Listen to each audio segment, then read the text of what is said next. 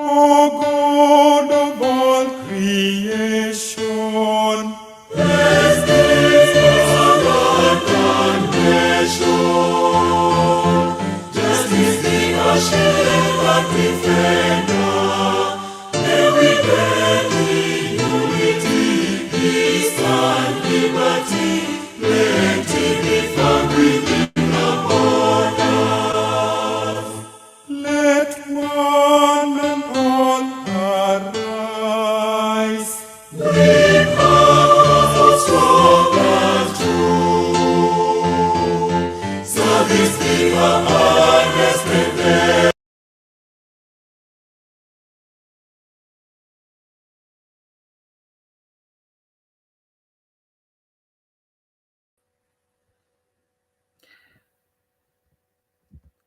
Good evening, good evening, good evening, good evening. Hello my people, hello ladies and gentlemen, mabibi na mabwana popote mlipo, habari ya jioni. Nice to have you, nice to see you, nice to be part of this lovely, wonderful show. The number one station in Kenya, Mtembei TV, where we listen to you, Mwananchi. Here, we allow you to share your views, your opinion, your comments, and we discuss and try to make meaning of what is happening in our nation. I wish to invite you to this great show. Karibisha mwenzako, allow us to be part of this beautiful show. I invite you to like, share, subscribe, guza your notification bell so that whenever we are live, you are able to be notified that we are live. Thank you for making Tembei TV your trusted channel to get informed and to have a moment to interact with us. Thank you for always choosing and making time for us. We love your company, and I thank you for making this your number one station. I want to begin by saying hi to the many who have already begun commenting. Naona wengi mshaanza. Let me know where you're catching us from. I see this lady has already begun by the name Faith Ndanu. Thank you for being part of the show. Asante sana. Moses Odoyo nakuona, asante umetujoin. Namuona nani hapa? Vincent Kipkemei. Thank you for being part of this show. Solomon Kimaru, asante sana nakuona. Naona Beatrice Namale, thank you for being part of this show. William Otieno, thank you so much. Monsieur Kawambua, I thank you for being part of the show. Lalei Anderson, uko ndani, asante. Valmasha Viona Johnson, thank you for being part of the show. Sam Wanjohi, I thank you. Nani mwingine hapa? Brian Kwamboka na kuona. James Alfred na kuona. Naona nani? Rosemary Abigail. Let me know where you're tuning in from. Naona Moses Bior anasema anatuona akiwa pande za wapi? Za Baringo. Namuona Faith, unasema thank you, asante sana. Alex unasema uko South Kajiado South na uko locked, asanti. Nani mwingine yako ndani? Beni Siyange unasema uko ndani. Felix Oyola unasema uko Nairobi na unasema kesho itaeleweka. Aha. Naona nani hapa? Junior Saddam, naona uko ndani, unasema kwani ni kesho? Aha, kwani ni kesho. Felix Otieno na kuona, unasema uko live from Kayole. Rosemary Abigail unasema uko ndani from Bahati. Nani mwingine yako ndani? Faith Ndoani unasema kesho ni kukimbia huku na kule kimbi. Aha. Joseph Gitao na kuona uko ndani. Nick Matesh naona uko ndani. Jamii mnaingia kwa fujo, nashukuru, asante kwa kuingia. Naona nani mwingine? Lucy Kamau unasema uko tuned from Dendero, asante sana. Eugene Kevo unasema uko ndani kabisa, asante. Lucy Kamau uko ndani na asante. Honorable zinaingia mbio. Honorable Milan Kiprop Koech ni aje? Asante, salama sana. Wewe unatusema unatuwatch ukiwa Kapsabet. Gabriel Akelo Oshie unasema uko ndani, asante. Ibrahim Mbilizi uko ndani. David Masha uko ndani. Ngare Junior uko ndani. Moses Bwayo unasema uko ndani, unasema kesho mko site. Aha. Didmas Neko uko ndani. Gidhua Dhago uko ndani, unasema uko Malindi lakini uko njiani. Johnny unasema sawa. Josephat Machika uko ndani. Aha. MC Kolonzo unasema uko ndani. Ronald Rono from Bomet uko ndani. Nani mwingine unatuwatch ukiwa wapi? Tuna mada moja kali, tuna show moja kali. Thank you for making Tembei where you tune in every hour from 10 p.m. every weekend. We make time to listen to you mwananchi. Asante sana Mtai Kili uko ndani, Dismas Neko uko ndani. Unasema we 100% love baba. Douglas keep to it. Unasema uko ndani from Tiati, asante sana. Kuch Muluk unasema uko ndani from Sudan, asante. Benson Maturuse uko ndani, asante sana. Kemboy Jaden unasema uko ndani. Keep on tweeting, keep on liking, keep on chatting, keep on commenting. Wacha tujue unatutazama tukiwa wapi. Nani mwingine? Abdalla Abdi unasema niko ndani from Nairobi. Ramadhan Karim Abdi. Nani mwingine hapa? Jimmy anasema following and waiting for tomorrow. Didmas Mumanyi Omurwa unasema uko Kilifi County, asante sana. Nani mwingine? Send in your comment, like, share, click your notification bell. Wacha to make hii show beautiful. Thank you for the panelists who are joining in. Kuingia kwa show ni rahisi sana. Una click hiyo link, utaona hapo, na itakuja na njia tatu. Itakuja kwa njia ya Mtembei TV, itakuja kwa Mtembei Official, na itakuja kwa Mtembei YouTube. Ukiclick hiyo link umetumiwa hapo, itakupeleka mahali panaitwa StreamYard. Hapo StreamYard utawasha kamera, utawasha mic, uunde jina yako. Si lazima iwe jina yako official, lakini zaidi ya yote ukishaunda hivyo unajikuta umeingia kwa studio. Ingia kwa studio, wacha tukujue, tukuone, usikike hapa live kutoka Mtembei TV. Patrick naona uko ndani, Brian Wekesa uko ndani, Chasengo Junior naona unasema following us from Uganda. Ezekiel Masongi na kuona uko ndani. Thank you for being part of the show. Dennis Okongo na kuona, asante. Patrick Muange na kuona anasema maandamano. Naona nani hapa? Namuona nani hapa? Endelea kutune in. Karibu kwa show ya leo.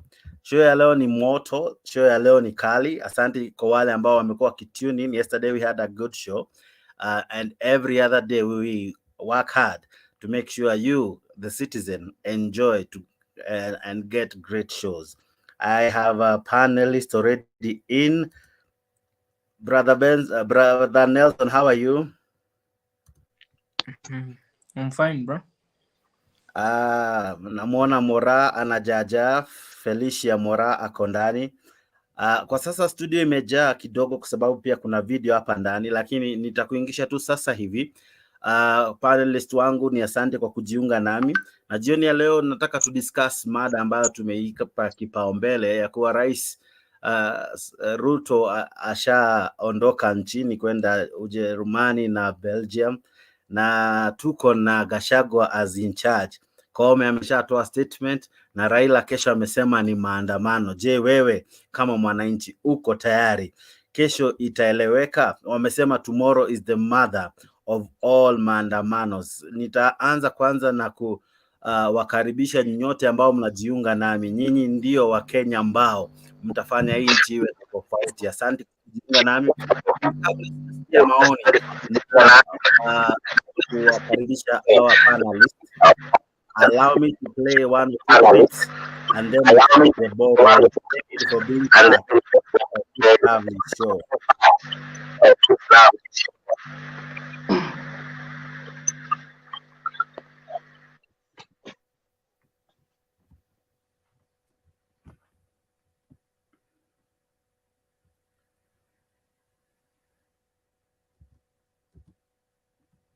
Okay.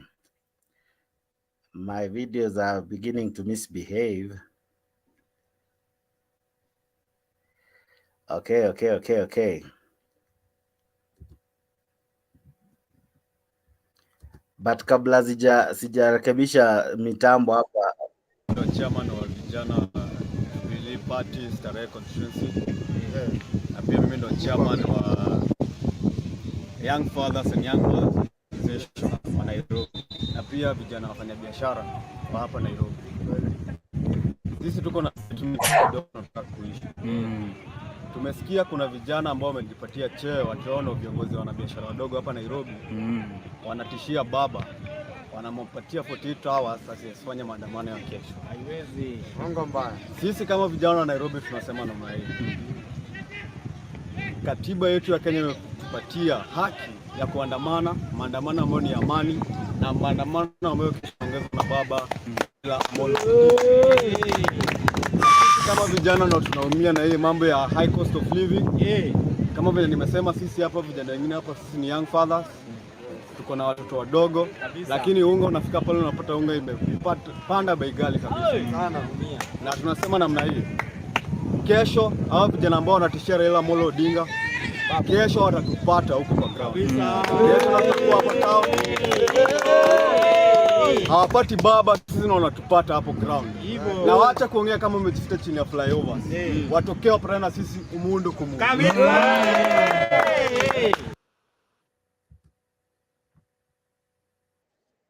Na katiba yetu. Katiba yetu katika fungu ya kwanza nasema mamlaka katika Jamhuri ya Kenya iko mikononi ya wananchi wake. Wanaweza kutumia hiyo mamlaka wao wenyewe moja kwa moja au kupitia kwa viongozi ambao wamechagua.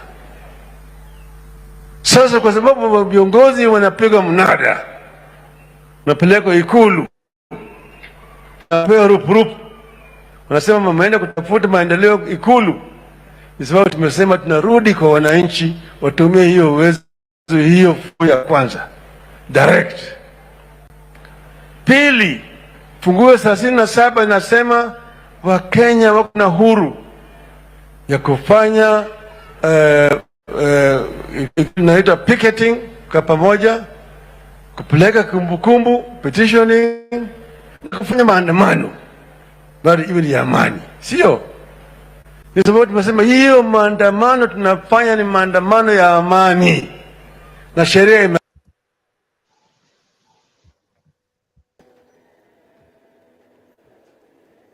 So waja kazi,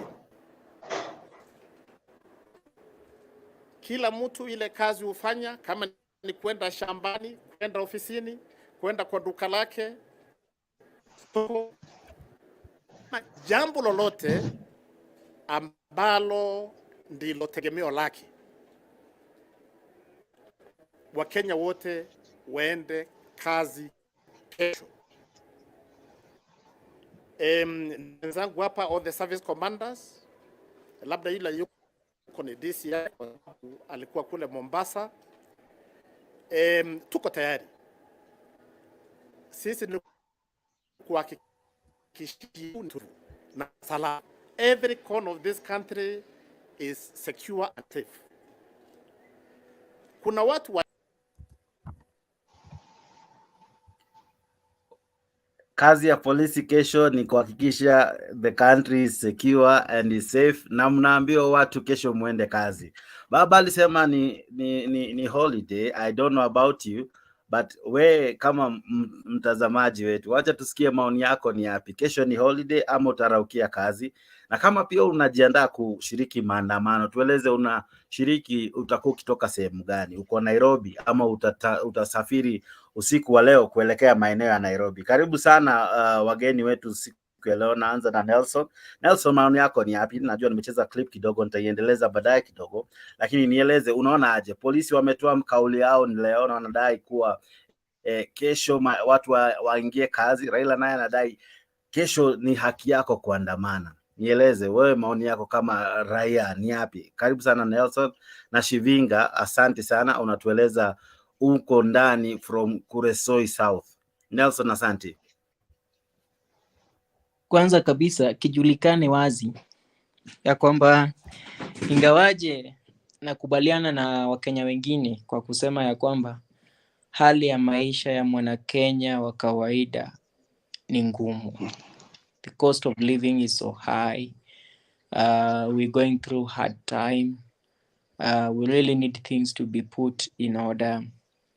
And we're really banking on our top leadership, both from the opposition and the government and the executive and the legislature and even the judiciary to come together and just have voices of reasons to reason on behalf of as Kenyans, the common mwananchi mwenye hajapata nafasi ya kukua ndani ya hizo boardrooms kubwa kubwa, kijulikane hivyo, cha kwanza. Cha pili, I still hold the thought that I have always been holding since day one that we started this conversation, that in as much as that is the only sound and the voice that the government will listen to, but then it is not the perfect one, Maandamano. So thirdly, I will not be going to town tomorrow. It is so sad that a young person who is just doing his own business to look for money for school fee and feed his family and feed the other people who are depending on him, like me, any other place, who is residing within Nairobi, Kakamega, Kisumu, Migori, and other parts of the country will not be able to turn up to work tomorrow. It is so laughable, the statements of Japhet Koome. So laughable. Why am I saying so laughable? First of all, Japhet Koome is talking as if he is some King Pharaoh somewhere.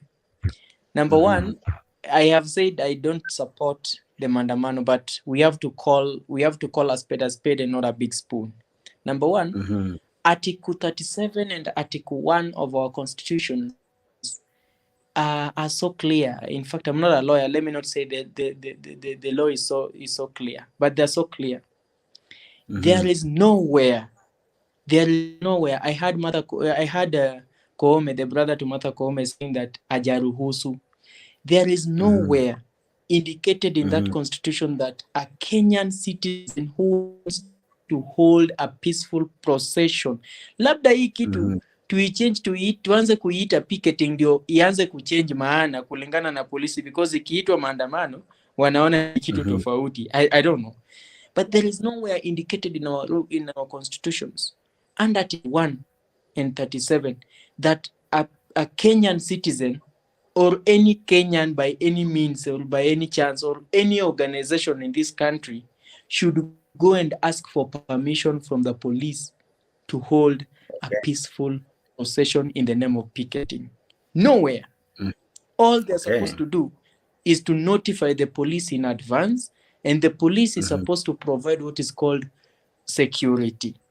Now, I don't know what kind of people or group the Koome is coming to deal with. And I said last time, Jakes, and you will forgive me, I will also repeat today. When we have bandits killing innocent Kenyans in the North Rift and they're not dealing with them, okay? I don't know who Koome is just thumping himself and he can't deal with me when he cannot go and deal with criminals somewhere else, okay? And again, the tone that he's using is one which is acting like a catalyst, other than helping, restoring peace, bringing order, ensuring that even giving an assurance to someone who wants to go to town tomorrow and do his normal things, he's threatening them. Another thing, allow me to point out, I know you want to bring in other people, but allow me to point out this. Even last time, Raila said public holiday. And the police said the government said there will be no holiday. The police will be out there to protect people and their properties. The innocent Kenyans should go around doing their activities and going to work and the rest. What happened? They are the same people, the police, who mounted roadblocks everywhere. Inspecting every car or every matatu that is going to town and telling people not to go to town. And yet, every innocent person who was going to town. The same thing will happen tomorrow. Koome was talking from two divides. One, come to town, do your work. Two, me Nelson, who will go to town innocently, just maybe dressed up in his jeans or maybe suit, nini. I will be seen like, one, a protester. Then they will start tear gassing me simply because they don't want town to be crowded out of fear that people might start rioting all of a sudden once they're inside within the CBD. So where does our police stand? Number three, last but not least, Jakes, last but not least, just one moment, why do we spend a lot of money empowering Sorry? Go ahead, nilikuwa najaribu kumute some people. Can I proceed? Yeah, and take a minute so that I can be able to have 1 minute, sir. Can I proceed? Yes, continue in 1 minute. Okay. Okay. My closing were okay. My closing points were actually there are 2 points of closing remarks. Maybe I start with one. Number one is at the end of the day, these people are going to talk at the end of the day.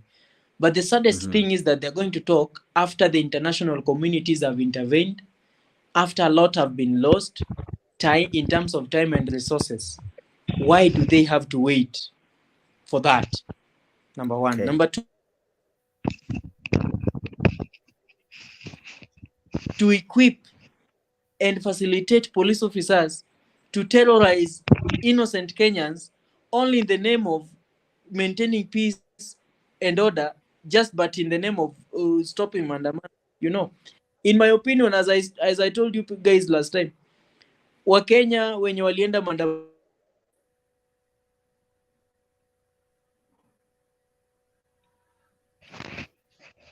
Oh, wow. Nelson kama amepotea. But the show continues. Thank you for continuing commenting. Naona ma comments zinaingia. Naona nani hapa? Simon Ngetich nasema hivi, hii ya Raila si maandamano, ni fujo. Mike Kipro nasema bana, hamkuenda last Monday State House, mlikuwa na mnajichocha hapa okay. Nani mwingine? Ngetish unasema aje? Shika hii watu wote, Roda, Nelson, Cyrus weka ndani. Maoni kali from our viewers. Send in your comments, let me hear from you. Wacha tusikie maoni yako. Karibu sana Shivinga, karibu sana Junior. Thank you for being part of the show. Roda, is always a pleasure to have you. Karibu sana. We continue with our discussion. There are comments coming in thick and fast. Karibuni sana, and I ask you kindly like, share, subscribe. Wacha to make Tembei TV the #1 station where Kenyans can talk freely.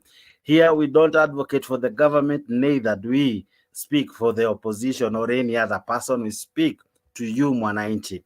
We thank you for listening to us, and we will listen to you. Nani hapa? Jamaa anajiita Elgo, nasema share link ndio hiyo iko hapo chini. Ingia kwa show. Frederick Gumu anakuona, unasema kesho vipi? Unasema kesho tunawangojea na hiyo maandamano yenyu. Huyo ni Mugo, ako tayari, yeye atakuwa miongoni mwa wale watangojea. Shivinga, maoni yako ni yapi? Shivinga, sijui kama mic yako iko tayari. Shivinga, can you hear me? Okay. You know, you cut me short before I even finished with your comment. I did, so that I can welcome them mbio. You know, when ni mzalendo wangu, so hawa ni wageni, kama Shivinga ni mgeni kabisa. Matthew ako ndani ni mgeni, so Shivinga, maoni yako ni yapi? Kwanza nashukuru sana kwa sababu mie ni mgeni katika Mtembei TV siku ya leo. Karibu sana. Nikiweza kuzungumzia kuhusu mambo ambayo yanaendelea katika nchi yetu tukufu ya Kenya, ni kwamba mambo mengi yanazungumziwa kila pande zote mbili. Kuna upande wa serikali na kuna upande wa upinzani. Na pia kuna sehemu nyingine ambayo naweza iongezea, sehemu ya sekta ya polisi. Ni kama taifa letu lina vitengo vitatu sasa, kwa sababu ambayo inatutia hati kila uchao. Okay. Hasa kwa sababu ya mambo mengi ambayo yanaendelea katika nchi ya Kenya, imewatia wasiwasi wa Kenya wengi sana mno, hasa wale ambao ni wanabiashara. Wanabiashara pia wanaumia sana na maandamano haya ambayo yanaendelea, na hata pia serikali inajaribu kila uchao kuhakikisha kwamba maandamano haya hayaendi zaidi, na hata upinzani pia inasema inataka maandamano ya amani. Lakini ukiangalia pia sekta ya wanapolisi nao pia wanasema kwamba watashughulikia kesho kuhakikisha kwamba maandamano yatakuwa ya amani. Na je, kwanza matamshi ya inspector wa polisi, matamshi yake pia yametutia kiwasiwasi sana sana, hasa wale ambao waandamanaji, kwa matamshi yake kwamba yeye yuko tayari. Na mtu akizungumza akisema kwamba yuko tayari, na ukiangalia kwamba hata viongozi wa upinzani pia wanasema wako tayari hata wakishikwa. Lakini ukifuatilia mengi sana kwamba ukijaribu kushika viongozi hawa ni kwamba taifa la Kenya linaweza katikati. Unajua mambo mengi yanaweza fanyika bila sisi kujua. Na hivyo kama sisi wazalendo wa nchi ya Kenya, na pia tunafaa kusimama na nchi yetu. Tusione nchi yetu kwamba ikiwa ina katikati sisi tunafurahia. Inafaa sisi sote tuwe watu wa kushikilia nchi yetu kwa maombi, na hata kuhakikisha kwamba viongozi wetu wa kidini pia wanasaidia katika kuwa na mdahalo au kuhakikisha kwamba tuna dialogue ambayo itasaidia hawa viongozi wa upinzani na wa kiserikali. Unajua kwamba viongozi hao wawili, haswa rais wetu William Ruto na kinara wa upinzani, unajua hao ndio wameshikilia nchi ya Kenya. Unajua wakijipiga kifua, kila mmoja akijipiga kifua, na hawana suluhu yoyote, ni kama kutuweka wasiwasi wanabiashara sisi, na pia wale ambao wawekezaji kutoka mataifa mengine. Na kwa hivyo utagundua kwamba mataifa mengine yatakosa kuwekeza katika nchi yetu kwa sababu ya maandamano. Maandamano yatakuwa kesho, mara unasikia itakuwa Alhamisi. Kwa hivyo taifa letu la Kenya halitaendelea. Na mambo mengine tu ambayo hataendelea kabisa. Lakini tukiweza kama viongozi hao wawili ambao ni wa taifa la Kenya wakiweza kutana na wakaketi katika meza moja na hata angalau kukunywa chai na kuzungumza, ni vizuri sisi wote tuishi kwa amani, kwa sababu sisi ni Wakenya. Sisi ni Wakenya na tuwezi sema tu tutaketi. Unajua pia maongezi ambayo yanaendelea sasa hivi, kwa mfano kama mida ya saa 3 hivi nimepigwa na butwa sana kwamba kwamba viongozi wetu, naibu wa rais, kwamba amekuwa na mkutano, na hata kuna majumba ambayo yamekizwa vile vifaa ambavyo vitatumika kesho kwa maandamano, na kuhakikisha kwamba maandamano hayatakuwa ya amani. Sisi tunaomba kwamba viongozi wetu waweze kutusaidia tuwe na amani, tusiwe tunamshike kila wakati. Tuishi kwa njia ya kupendana. Na hiyo tu ndio mimi naweza zungumza kwa leo tu kama Mkenya mzalendo. Maoni yako ni mazuri na asante sana. Zaidi ya yote zidi kukaa kwa shoni na maswali, lakini kabla nikuulize, wacha kila mmoja awe na dakika 2 ya kusema machache tu kulingana na mswada ambao tunajaribu kujadili jioni ya leo. Nitaanza chini nikirudi hivi juu kwa haraka. Sami, unasema aje? Maoni yako ni yapi? Kesho polisi Sami amepotea. Andrew, maoni yako ni yapi? Kesho polisi wamejiandaa, wewe umejiandaa kama raia, maoni yako ni yapi? Shivinga anasema hii itaathiri uchumi na itaathiri biashara. Wewe unaona vipi? Ni haki yako kweli kuandamana, lakini baada ya kuandamana, mwisho wa siku ni nini tunahitaji kama Wakenya? Andrew. Ndiyo, kwanza na wasalimu. Hamjambo wenzangu? Hatujambo. Kwa hakika mimi maoni yangu naona kwamba hii nchi yetu mahali tunakoelekea kwa hakika si sawa. Kama ukweli tunaweza pata viongozi ambao wanajigamba hawaoni wenzao kama ni wa muhimu. Haswa mwenzetu jamaa ndio IG Koome. Anatishia wananchi ambao wamemwajiri katika ile ofisi yake. Kwa hakika hiyo inaonyesha ni ishara mbaya sana kwamba nchi yetu imekaliwa na watu ambao wanajitakia wao. Kwa hakika sisi vijana saizi tunaona kama huyu mzee ambaye tunamzungumzia baba, watu saizi wanajaribu kuona kwamba yeye ndiye anakandamiza nchi ya Kenya yani haina mwelekeo. Lakini ukweli ni kwamba huyu mzee anajaribu kutupigania kwa kila namna, kwa sababu hawa jamaa wameingia pale wana siphon wanajaribu kusifa ni nchi yetu yani wote ni Wakenya, lakini sasa wao wanajaribu kujifanya kwamba wao ndio wanamiliki kila eneo.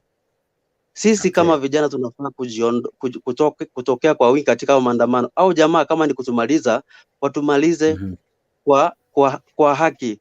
Wao wanataka kutuambia kwamba yani watu ambao tunatoka pale hivyo kwenda kufanya picketing haimaanishi kwamba tutaenda pale na silaha.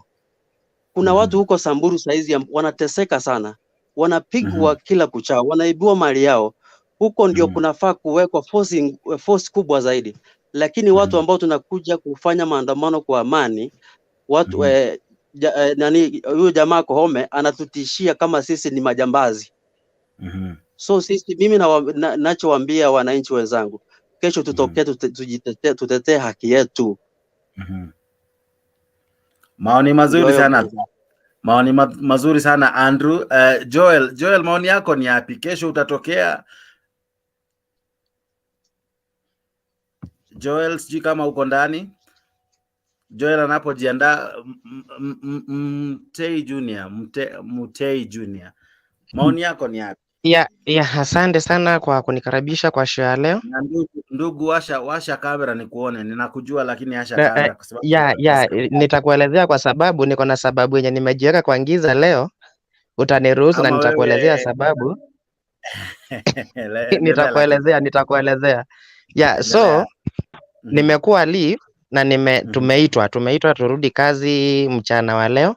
Ndio maana leo niko kwa giza, so nielewe tu tafadhali. Okay, endelea. Asante. Kwa hivyo maoni yangu leo, sina maoni, ni jambo nataka nizungumzie hapa na mwenye atanisikiza atanielewa zaidi.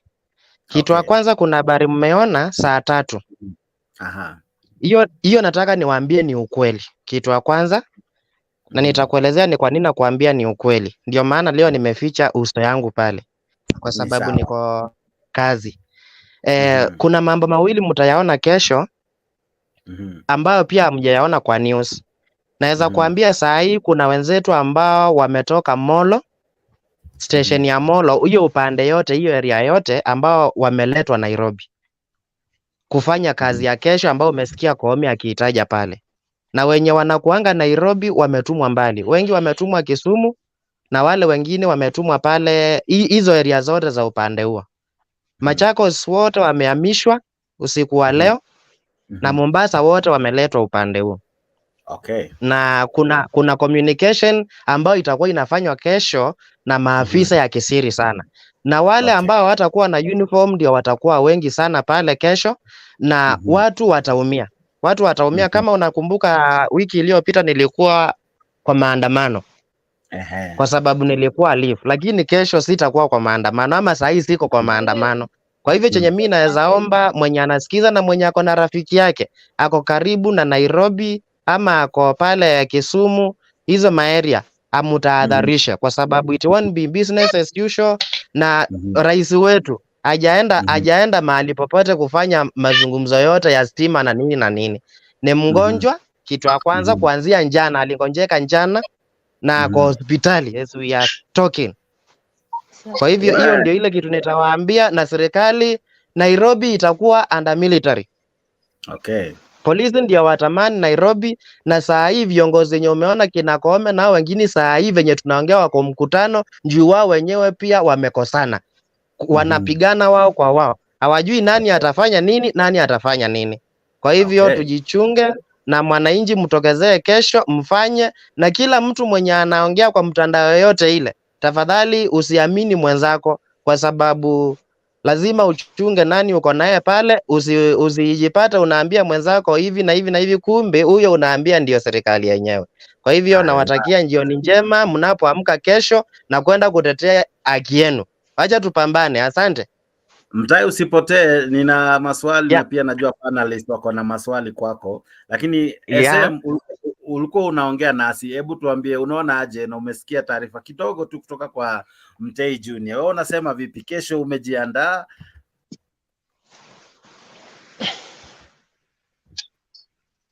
Sami SCH sijui HCS. Yes sir, nimekuwa nikisikiliza hiyo jamaa. Ehe. Na ile kitu ya maana sana katika hii nchi yetu ni umoja wa taifa. Na watu wengi huwa wanasoma katiba gani? Juu katiba imeongea kuhusu haki ya kuandamana, the right of picketing, lakini inamalizia na kusema lazima hiyo shughuli yote iwe. Now my question is, tunapoandamana na ni lungu mwenzangu akuje na mawe, we na wewe ukuje na kijiti ingine, is it peaceful?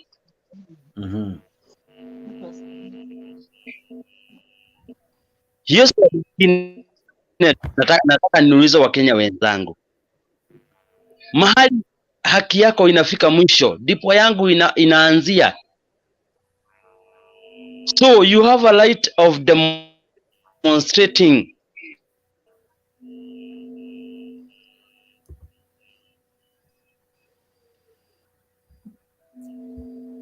Okay, ni kama SH amepotea.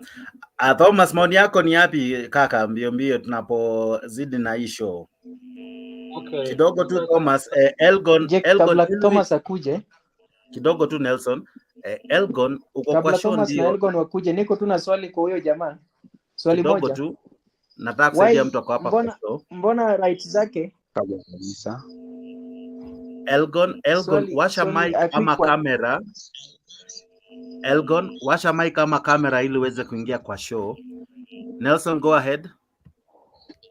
A quick question for any other person who is going to talk. Maybe perhaps they can also answer me. The gentleman who has just gone missing was saying something like, where your right ends, where your rights ends is where mine starts. Why should your rights wait until my rights ends is when it starts? Why can't it go concurrently?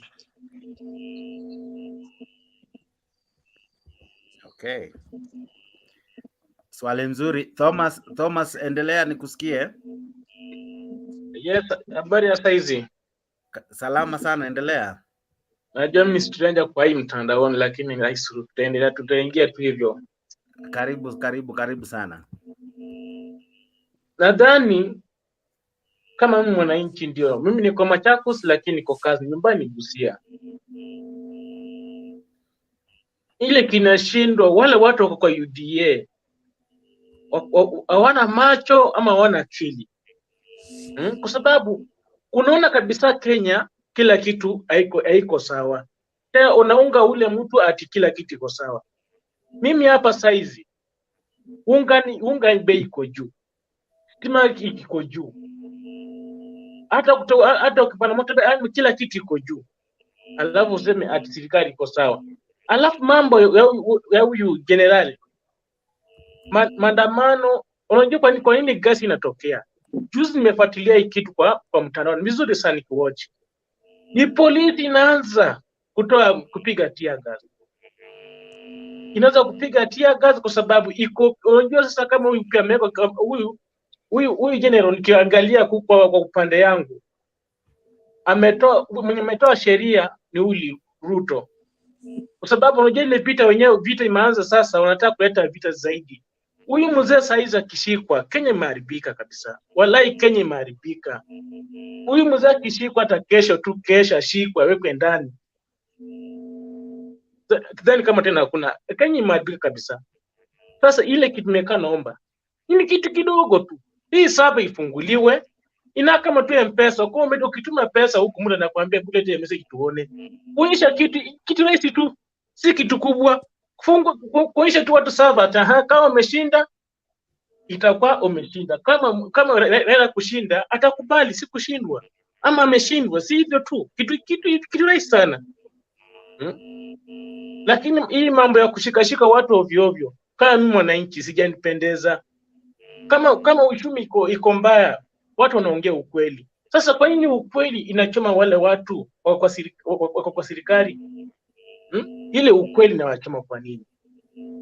Wale watu wote, wale watu wamekuwa wamestakiwa na mambo ya uizi. Hao wote hiyo kesi imetupilia mbali, wameingizwa kwa serikali. Sasa wale wanaongea ukweli wanataka wawekwe ndani kwa sababu ya ukweli yao. Kwa sababu wanatetea wananchi. Hata kuna pale pengine watu hata wajui hata mkate ni nini. Mtu anapika uji, anakunya uji kwa siku mara moja, alafu kesho pia ni hivyo. Kuna pale hata ukiangalia hakuna hata yani hii serikali tangu ingie miezi 7. Hakuna chochote wamefanya. Hakuna, ni kutembea tu tumefanya hii. Hadi kuna shule nyingine nimefungua pale Kisii. Na hii shule imekisha undwa wakati ya uhuru. Hiyo shule hata unaongelea si nani Magoga anashughulika mambo ya shule.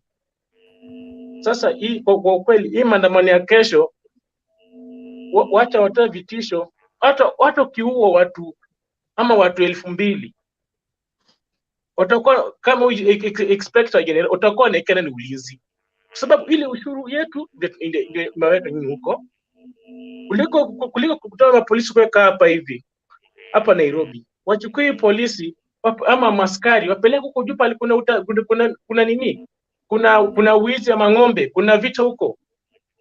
Alafu na kuita Raila ati mwizi, ati Raila ni mwizi ama ni terrorist. Hata tangu nizaliwe sijasikia historia ya huyu mzee ama amestakiwa na utapeli ama terrorist. Sasa mwanzo kumwita terrorist kwa sababu ya ukweli wake. Sababu ya ukweli wake. Huyu mzee anaongea ukweli yake, lakini watu hawaoni tangu mwanzo. Amejaribu kuongea ukweli.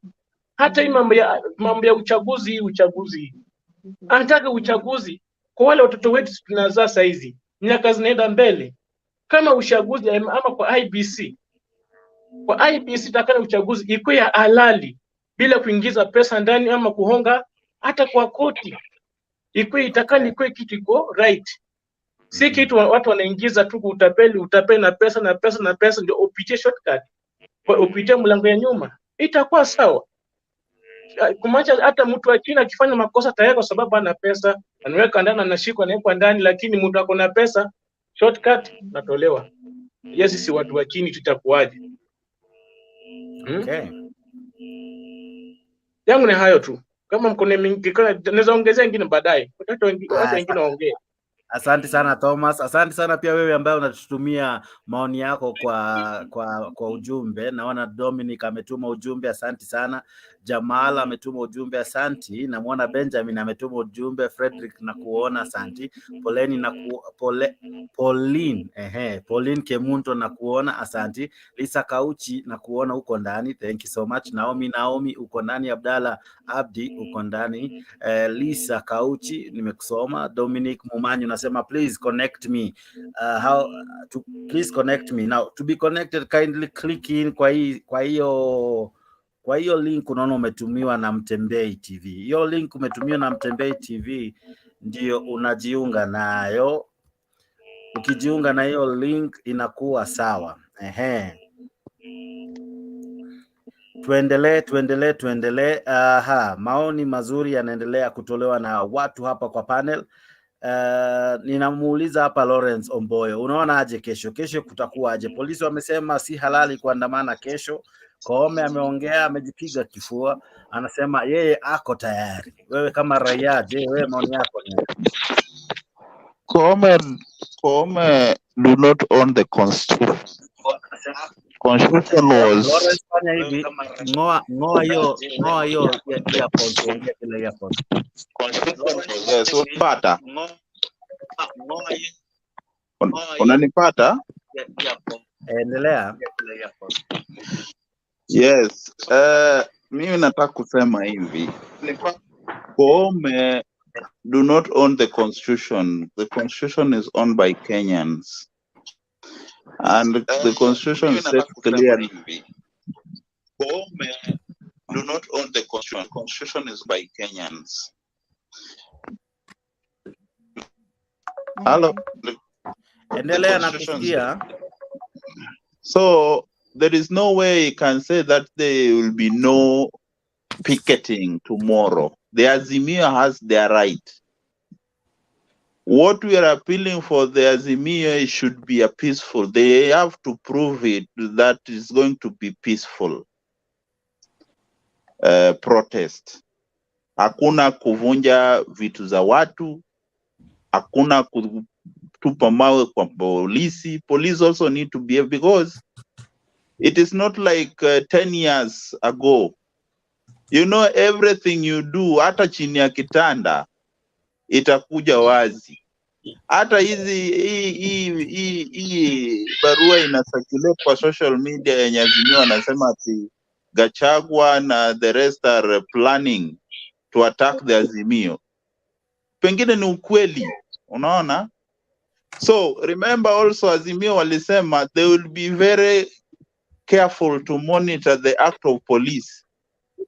They are going to have a team of experts to monitor the behavior of the police.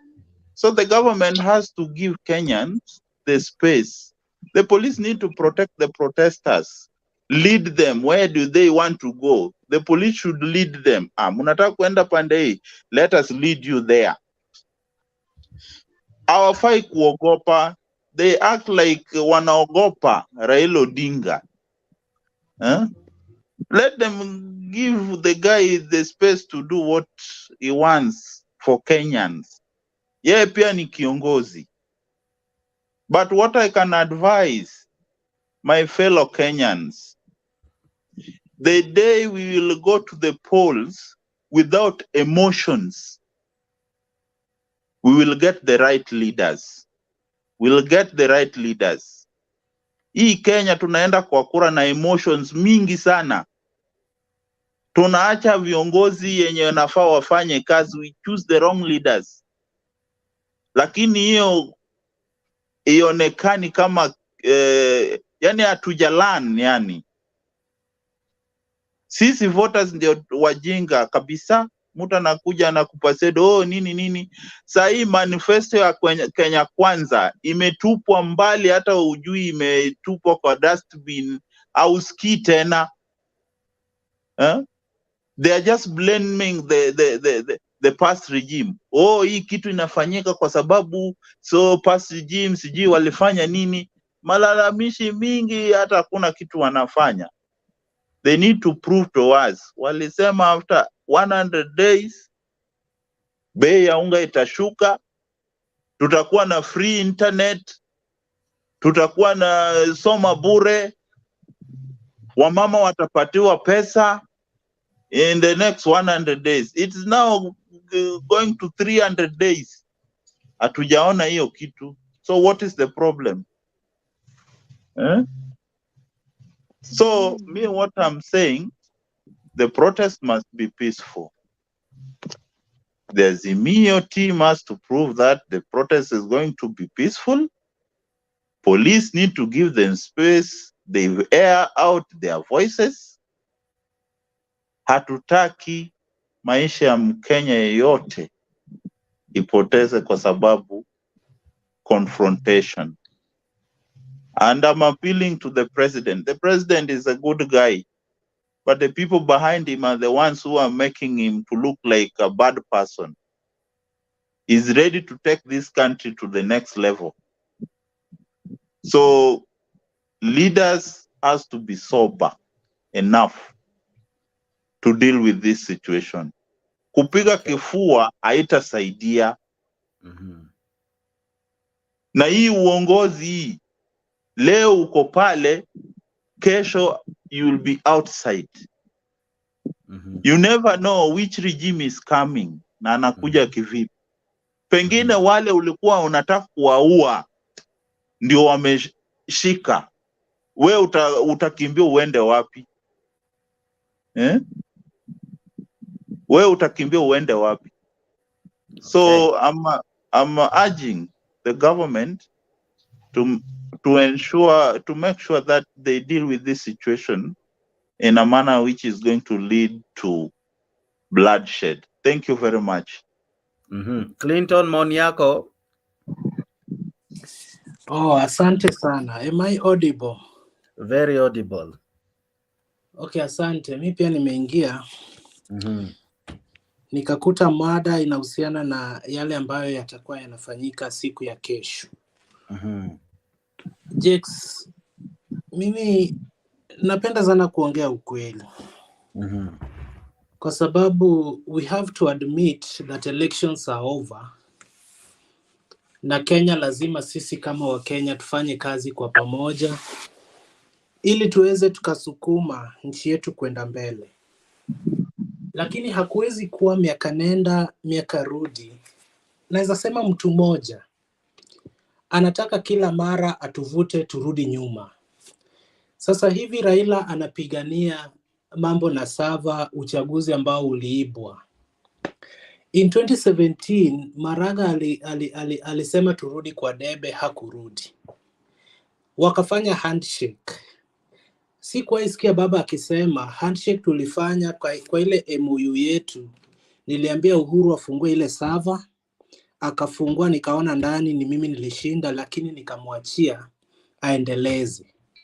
Unaelewa? So akisha pewa kitu anataka, mambo na sava hupotea, anarudi anatulia. So jamaa anatakaje? Ruto anasema hapa there will be no handshake. Because I don't think President Ruto is that fool who could have accepted to subject himself into all these constitutional processes kama amekuwa declared president-elect. Akapelekwa kortini, akaenda huko akasubmit himself. Akawait for his time ya swearing in. And he'll follow all those constitutional procedure. Alafu hapa baba anakuja anasema Kenya cannot move on.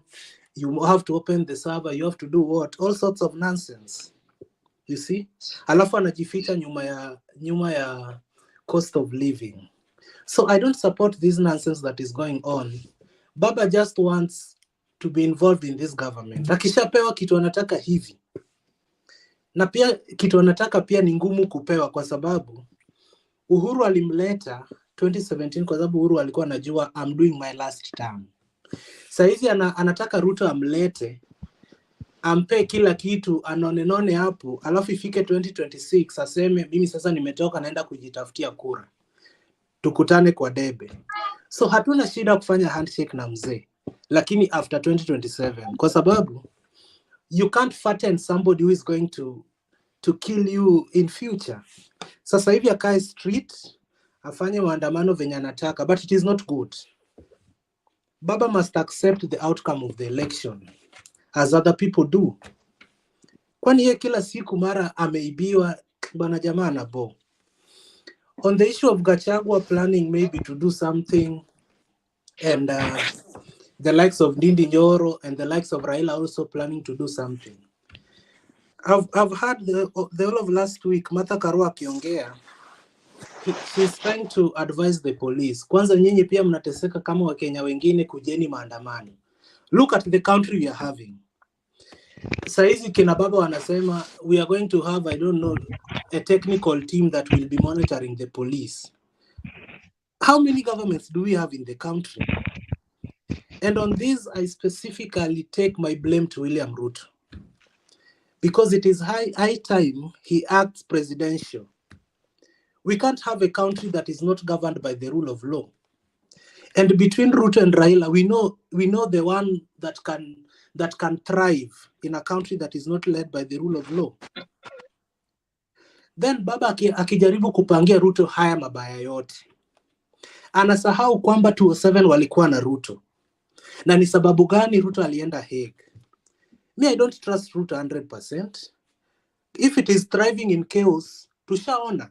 Tuliona 2007. Saizi ni president. He has all the resources. Anaweza panga kama raia wa kawaida. Anaweza tumia asasi za kiserikali kama rais kuleta hiyo fujo. Who will lose? So I don't think President Ruto is someone we have to approach with all the thorax, that we have the energy, that Raila is now the leader of the goons. Eti amewapea kofia nyinyi ndio sijui MD nonsense. Man, we will know the importance of peace wakati italipuka.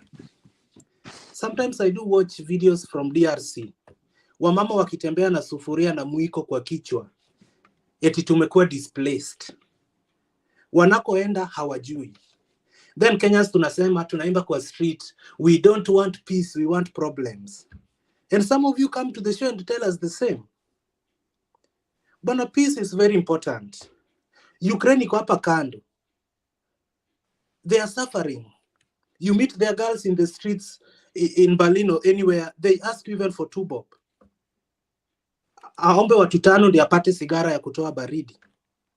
That's where Kenya wants to go to. Simply because someone has never accepted the results of an election. Bana tusichukulie Ruto kama ni mjinga. Clinton. I know the guy can decide to be dangerous. Saizi amefungwa tu mikono na katiba na pia ofisi ambayo amekalia. But kama ni kupanga njama ya watu kupigana, I think hajasahau. Kama kweli ile ya 2007 alipanga, sidhani kama amesahau njia ya kuifanya vizuri. So Baba should give us peace. Elections came and elections went. Angoje hiyo ya 2027 tuone atafika wapi. But what Kenyans should not play with is peace. The situation in DRC, sisi wenyewe tunalipa tax Kenya, over 4 billion inapelekwa DRC kuleta peace. And here Baba ametupeleka street, we don't want peace, we want problems. And when problems comes, ni sisi wananchi, si Baba na si Ruto. Ni sisi wananchi tutakuwa tunaumia. So the Azimio guys should be told the truth. And I want the president to act. Uhuru was acting swiftly. Murkomen anamtusi tu hivi. In 20 minutes unasikia arrested. Lakini Martha Karua anaweza apewe mic atoe macho venye anataka, aanze kuongelesha maswali. Ni kama ni jirani yake. It's not fair, bana. The president should bring order into the country. Jake, so you know the manner in which you go silent when somebody is talking against Azimio simply tells where you stand. And this is a platform where people should be talking with reasons and not lecturing people on what you think is right and who you think is wrong. Sorry, I think here we should be not Jake, no. If you want to be a good moderator, you have to give each and every side equal timing, and you should be in a position to tell so and so you are now bringing poison into the discussion, so and so you are now on a bad trajectory, you're on a good trajectory. Clinton cannot lecture us on what Raila should do and what he shouldn't do, yet he himself, he doesn't even know what Raila has gone through and what he has not gone through. He himself is enjoying the rights that Raila himself has been fighting for. This is my brother, this is my friend, but when he's wrong, I have to tell him he's wrong. Ruto and Raila are equal. They are in the same position. They know what they are doing. What we are here as Kenyans and young people to do, we are here to discuss which way can we help each other. Not like, and which way can we, what do we really think the top brass leadership should do? Actually, I wish he was here before that guy went off. The guy who said that he cannot show his face because that was very sensitive information coming from someone in uniform, being told here in a platform which is being viewed by everyone. I don't know whether Clinton was listening behind the scene. If he was listening, he should be bothered and worried of that, not pinpointing Raila want this, Raila. If Raila want that, what do you want? Why can't you want what Raila wants? Just one moment. I think Clinton and Jake, Nelson. The silence just you one take moment. when people are talking against Raila just and one moment. Side, you have spoken, I've listened. Simply tells where you stand. Nelson, I don't know if you are able to access the private chat. And if you are, I think I had asked for 10 minutes because I am on another call. If you're able to see, so I have not heard what Nelson has said, but I came in when you were addressing me. Now I'm listening. I don't know what Clinton has said. I've not heard. Nauliza Lincoln mwenye anaisha ako wapi? I have asked for 10 minutes. Can we be able to see? So I don't know what Clinton has done. Clinton, what have you done? But you see, I am not talking just with what has happened right now.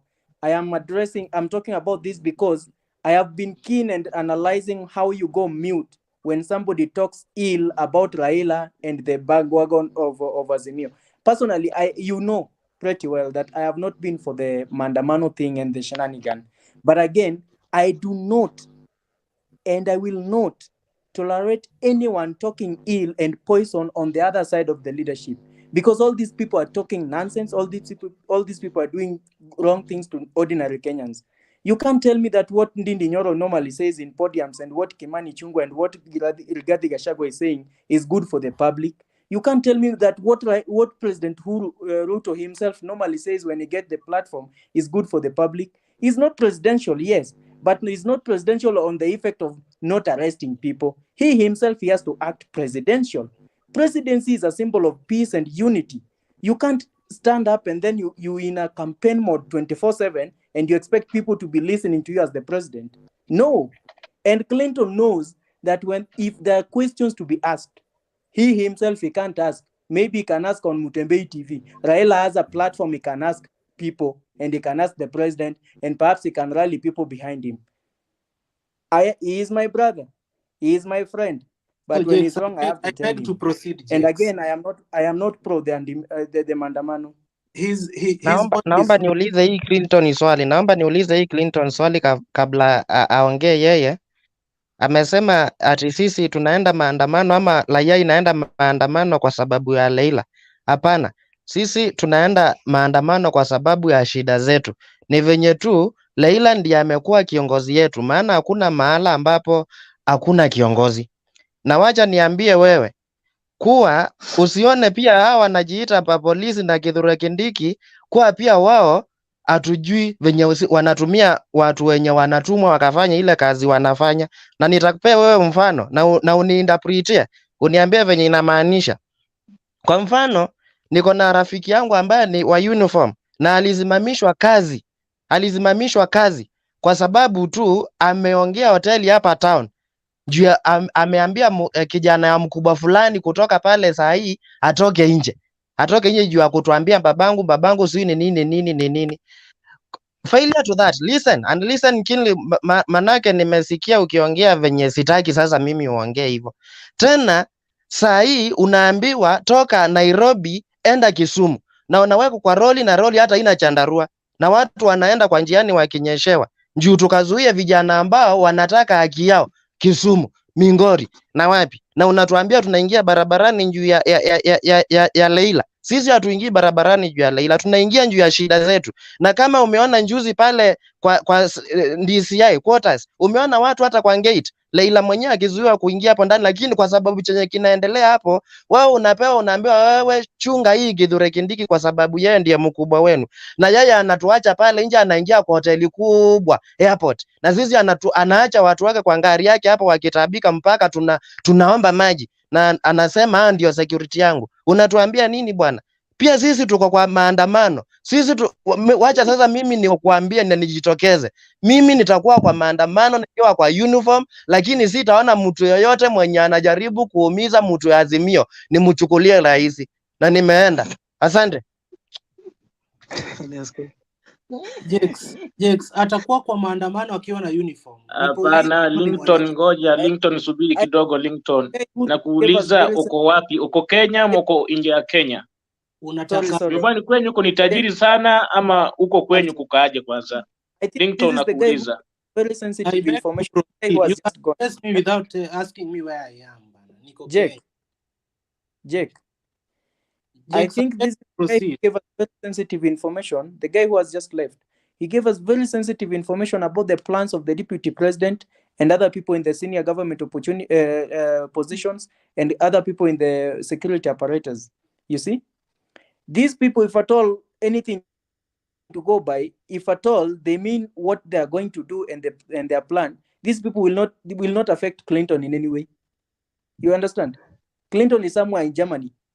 They will not affect Clinton in any way. Clinton anarusha mawe akiwa mbali sana. The least we can talk about Nelson, acha niambie wewe openly. Sisi kesho mimi tutaanzishwa kazi. Unaona? Kama sisi kesho hatutaua watu, tunaanzishwa kazi. tunaanzishwa kazi na hatutaipata kazi mahali pengine. Hiyo ni ile kitu tumeambiwa kuanzia saa 6:10 ya mchana mpaka saa 10:17. Tukipewa vitisho hapa na serikali, kwa lazima tufanyie serikali kazi ili niue mtu mimi?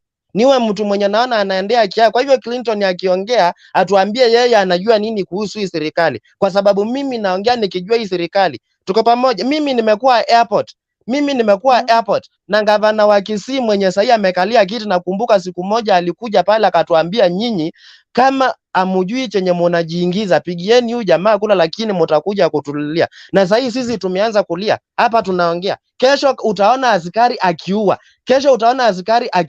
kesho utaona watu sasa hivi.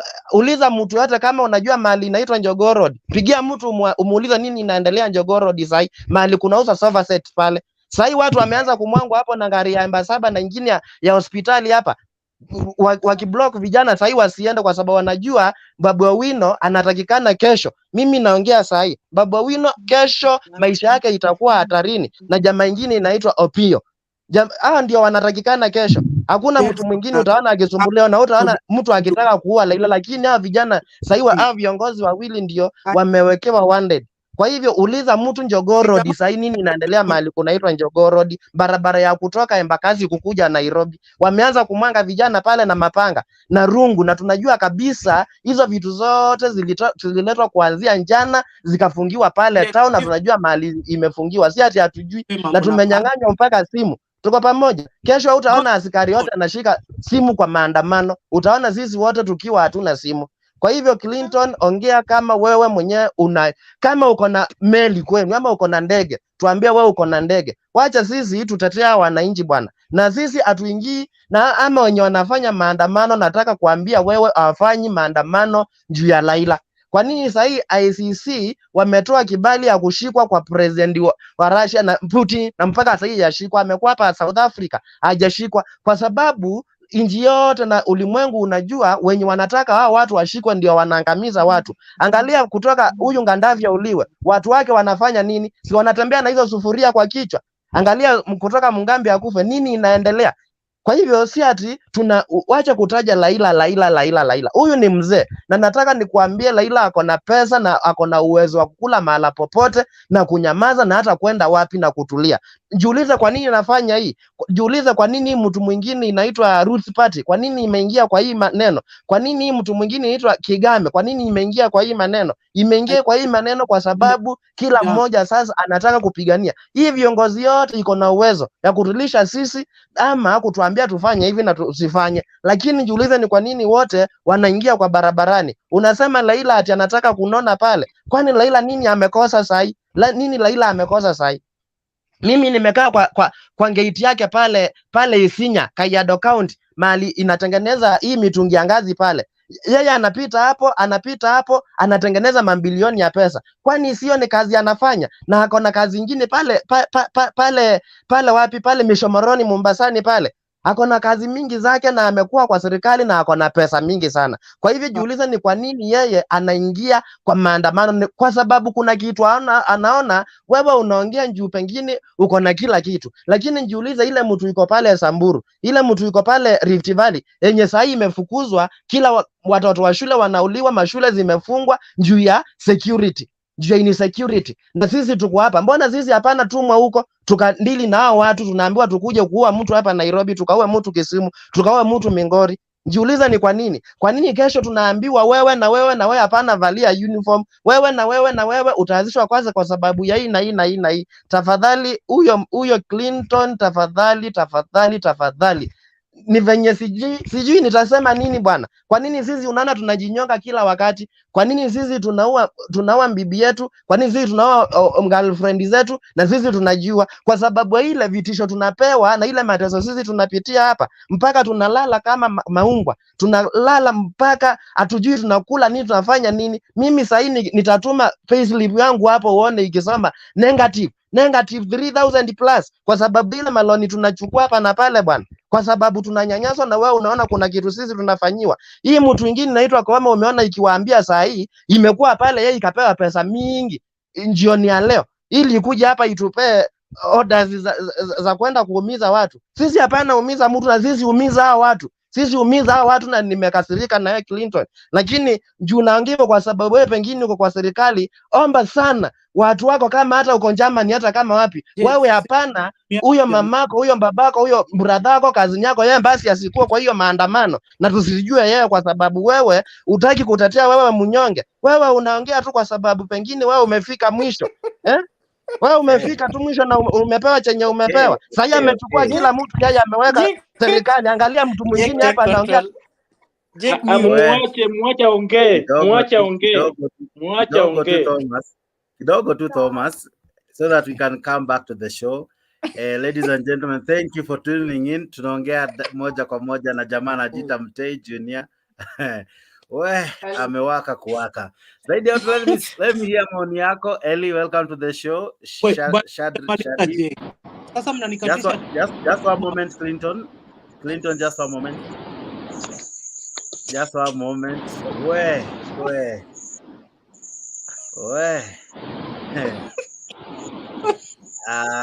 Karibuni nyote kwa show. Thank you for tuning in. We have great people here in the show. Thank you for being part of this show.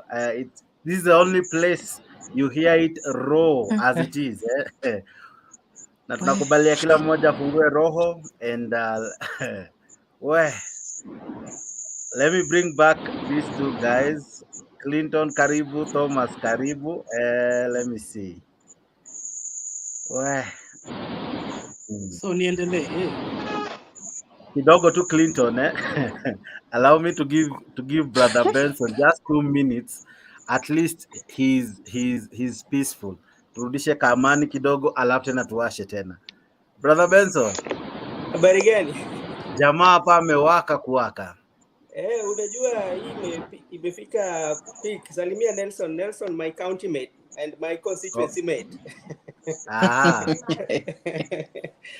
Okay, mimi kitu ambacho mimi nasema Jex, pali tumefika hapa inataka hekima na busara. We need wisdom. The place that we reach now, I don't think like even like if you call peace will solve it now. Because like if you see the way Koome talk, it needs a lot of wisdom. And if people kama watu wataenda na hiyo kibabe kwamba mimi ni hivi na hivi, Kenya itaingia pali watu hawatawahi rudi tena mpaka tupate hii Kenya ambayo sisi tunaona hapa tunaisherekea. Kwa sababu unajua mimi naangalia hivi. Kwa kweli kwa saizi mimi pali nazungumuza siko Kenya. Unaona? Pali niko I'm enjoying a freedom that was fought by somebody. Yeah? You see that? And sometimes I might not care, even if Kenya inaenda baka inaporomoka mpaka iingie hata hiyo nini ya Kongo. Kuna kitu Nelson amesema. Au maviongozi wote to let us go back and talk as statesmen. Let us be statesmen. All these political parties and political bigwigs, they are enjoying their time. Their time will expire, but our country will be there for the generation that is coming. Our kids will be having Kenya. But if we don't have that wisdom right now, our generation that is coming is not going to have a country. We might have a country like Congo. We might have a country. Tell me of any country that has undergone revolution and came back to its original status where it was. Tell me. And that's why, like, I'm just asking the leadership and everybody in the leadership, in Azimio, in the government, in the police, let us approach this thing with a lot of wisdom. Let us be wise. Let wisdom be our first priority. Because like we've been calling for peace each and every time. I'm not for Maandamano because I know people who are doing businesses, they're feeding their family, you know.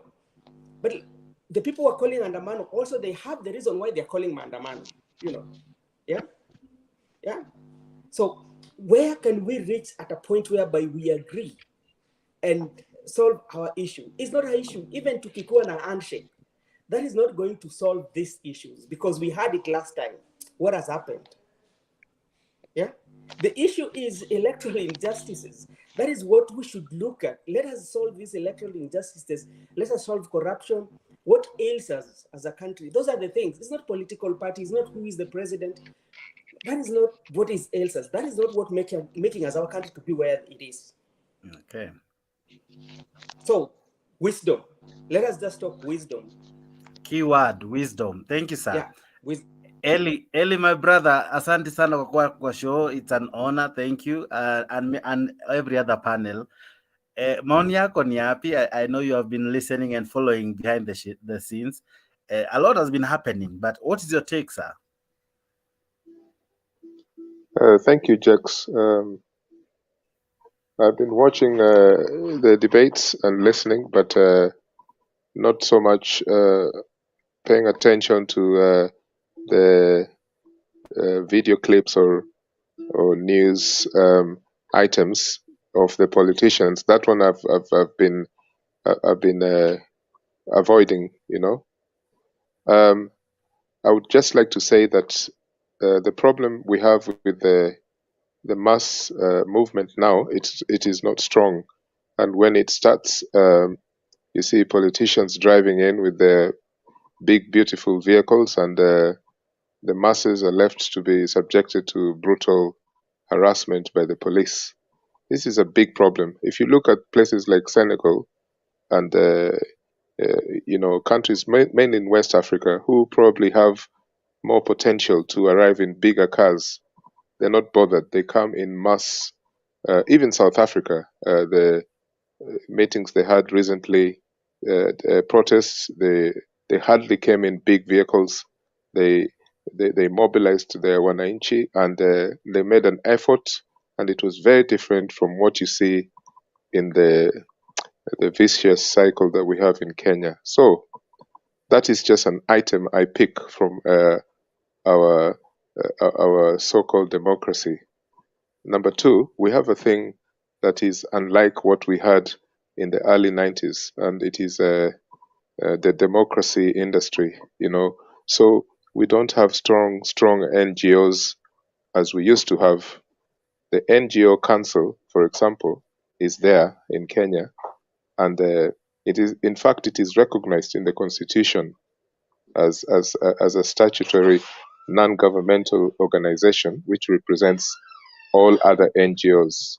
It is a toothless dog at the moment, and this is part of the problem that we have in terms of mobilizing wananchi and making wananchi think the same, not me, Kikuyu, Luya, Taita, and all that kind of stuff.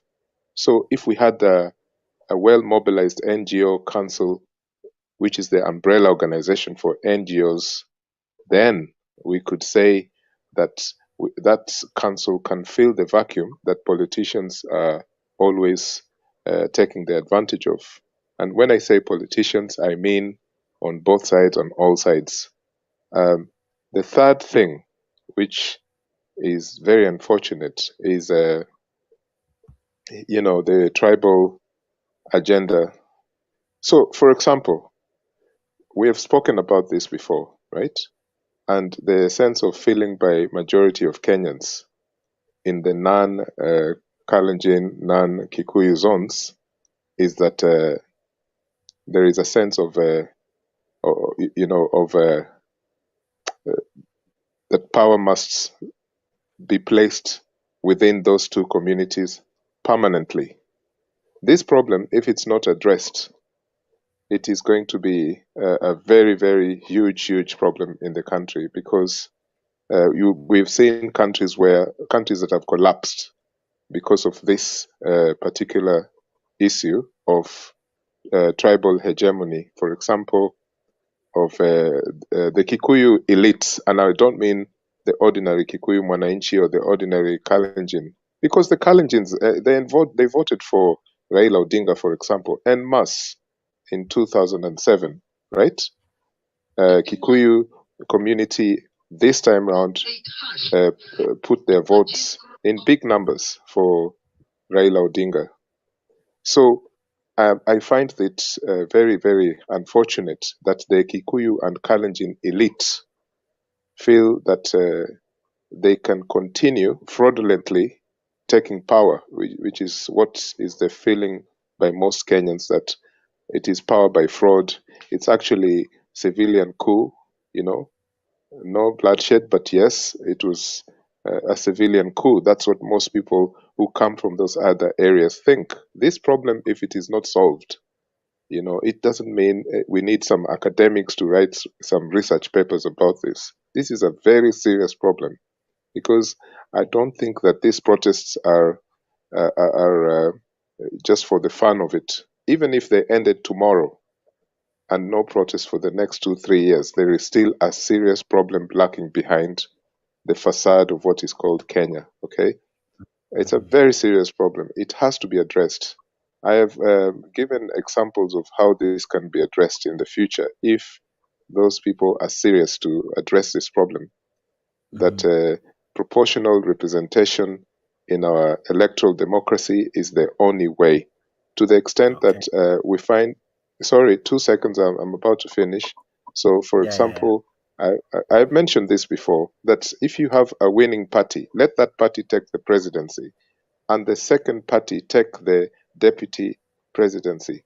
This is a very, very simple way of making sure that there is no political manipulation and hegemony by two communities. My last point is in relation to Clinton Okoth. You see, Clinton has his democratic rights to throw words about and say silly things like Ukrainians are asking for $2 on the streets of Berlin, which is a lie, because most European countries inducted Ukrainians into their systems. They have housing. They are not on the streets. That's a big lie. So don't try to give us some hypotheses that won't work, right? When we see the type of regime that is in power now in Kenya, right? Illegally or not illegally, right? And then Clinton says something about Ruto was with Raila in 2007. He ended up in The Hague and all that.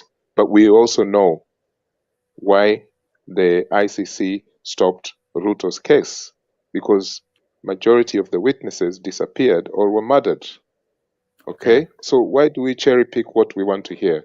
So listen, I agree with some of the things that Clinton said about peace and stability, but it is very erroneous to give us some, so Kenyans are smart enough to know what's going on, and I support the protests as long as they're peaceful and they have a good agenda in front of them to change what is going on now. Thank you. Wow, beautiful. Before I come to Rhoda, Shadi, you are there? Shadi Ranks? Shadi Ranks, are you there? Nimekuona umepotea tena. Shadi Ranks, are you there? Yeah, I am there. Aha, go ahead, sir. Oh, unanipata? Na uwashe mic. Nilikuwa nimekuona bas, endelea. Sawa. Mimi naitwa Shadranks. Nimekuwa nikifuatilia hapa. Na nimeona there are very many issues which it needs to be addressed. Nimependa vile kuna mwenye alikuwa anaitwa pro someone hapo. Si pro national. Huyo ameongea kabisa maneno yenye haongei akifuatilia hawa leaders wakisema huyu ni huyu ama huyu ni huyu. So mimi ningependa kutoa maoni yangu. Maoni yangu ya kwanza ningependa kusema sioni kwangu hacha ya hii maandamano. Kwa sababu swali yenye huwa tunauliza kila siku, yenye inaulizwa kila siku ni hii maandamano wanaenda kwa sababu ya paya. Kwanza I can simply say this maandamano has got no basis. First of all, wanasema hii maandamano ni ya paya, ni ya hali ya maisha imeenda juu. lakini ukifuatilia hii hali ya maisha ilienda juu wakati huyu Raila na Uhuru walikuwa kwa handshake, na Raila alinyamaza, kumaanisha hata saa hii tu ya Raila ni kuingia kwa serikali, si ati ndio. Shida ni hao watu wenye wafuasi hao, watu wenye wanafuata Raila ni watu wenye Raila akisema kitu wanakubali, wanachukua Raila kama yeye ni Mungu, lakini haitakani iko hivyo. So kila siku tu ukisikia hata vile hao watu wote wa Raila vile wao wanaongea na ile nguvu kabisa, wakitetea tu Raila, hata wajitetei, wanatetea tu Raila peke yake. Kesho Raila akipata kuingia kwa serikali, nyinyi tu mnabaki hapo nyumbani. So hiyo cost of living tuachie, mimi naona tuachie hii this government imeingia tu chusi, kila mtu anajua vitu yenye Uhuru, unajua kile ilifanyika ni ile hataki kuambiana ukweli. Uhuru vile aliona Ruto anaweza win wakiwa na Raila, wakasema acha tufanye hivi, tuchukue pesa nyingi hapa, tumekisha tunatoa pesa nyingi, ndio Ruto akiingia ikuwe ngumu kwake kuran serikali. Ikikuwa ngumu kuran serikali,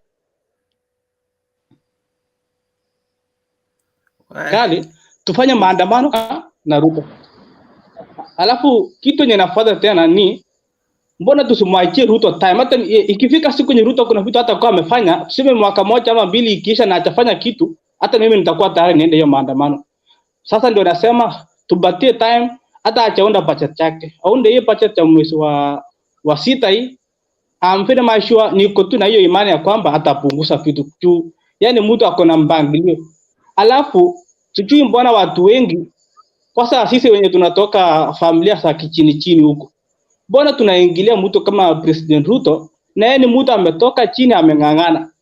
Inabidi tu tukifurahia kwa sababu inaonyesha kwamba hata watoto wetu hapo kesho watapita.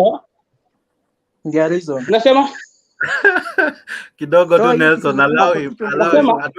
Nelson, hatuwezi fuanana, mkubalie tu, hatuwezi I'll give you time to respond. Mkubalie tu. Najaribu kusema Ruto ametoka familia ya chini, sisi wengine hapa tumetoka familia ya chini. Inabidi tufurahie uongozi yake, inaonyesha kwamba kesho hata watoto wetu ama sisi tutakuwa na hiyo uwezo. Mimi kitu yenye napikania kwa hii Kenya ni hizo familia kama ya Uhuru, ya Raila, ya Moi. Hizo familia ndio sitaki na sitaki. Niende tupate mtu mwingine, lakini si hizo familia. Hawa ndio familia yenye wametutesa. Hata mimi this time niliombea kabisa hii chama ya Ruto kwa sababu ya Ruto, kwa sababu hakuwa pati hawa destiny ngao tunamuingilia ati amefanya nini, lakini ilikuwa inabidi hii Kenya uwezi ongoza bila pesa. So lazima ufuate vile hao watu walifuata, hata kama wanasema alikuwa anaipa, alikuwa anafanya nini. Kama hangefanya hivyo, hangefika penyako, angefanya campaign na nini. Jaribu uombe kura bila hiyo pesa tuone kidogo kwa sababu tutaki tena kupotea. Unasema vitu mingi sana. Sawa. Kidogo tu. Swali yangu kwanza, wacha mimi nianze na swali alafu nikarudishe wengine. So wewe unakubaliana ya kuwa ni vyema angeiba ili awe rais, yaweze kutoa hizi? Mimi nakubaliana. Ndio kuja alafu sasa atuokoe sisi. Atakuja kutuokoa sisi baada ya kufanya hivyo. Kwa hivyo kwanza ipe kwanza. Sisi kama wewe hauwezi fanya campaign bila pesa. Utafanyaje campaign bila pesa? Hata wewe wanatetea Raila, wana familia ya Raila. Hawa kuna siku yenye walipa pesa. Familia ya Uhuru hapo na mashamba na walipa. Ile inanipamba tu uso yako tu venye tu naelezea, hata mtu ataamini. Sawa. Lakini endelea. So hii tangu furaha yangu ni kuona mtu kama Ruto ameenda mpaka amejikaza. Yani hiyo tu ni natakana ikuwe motivation kwetu ya kwamba kumbe ukijipanga na maneno yote alikuwa anasema ilifanyika. Watu waibe. Sio kuhusu kuiba. Kenya bwana, tabaki Kenya bure bwana. Si kwamba unajua ni kama mmenielewa vibaya. Sawa? Jieleze tena. Huyo yeye alikuwa anatafuta pesa. Unaona? Si uwisi. Unajua kila mtu hata kila mtu hapa hakuna mtu mwenye amepitia mahali mzuri yenye alisema amewahi ipa kitu. Lazima kuna mahali umeenda ukapata, na ukipata chance wewe unaambiwa utumie hiyo chance. Okay. Haitarudi tena. Kama Raila baba yake kwanza kuna chance alipata, kama angeshika uongozi ungekuwa juu. So hata Raila naye alipata chance 207. Yeye akalalia hiyo chance na haitarudi. So Ruto amekuja ngangana, amepata hiyo chance na amepitia hiyo yote, na tunajua wanasiasa wote wa Kenya tu wako hivi. Hakuna wenye ni mwaminifu. Hakuna mwanasiasa utamwamini. Hakuna mwanasiasa hata mmoja unaweza niambia huyu mwanasiasa achawahi ipa kitu, achawahi haribu pesa ya watu.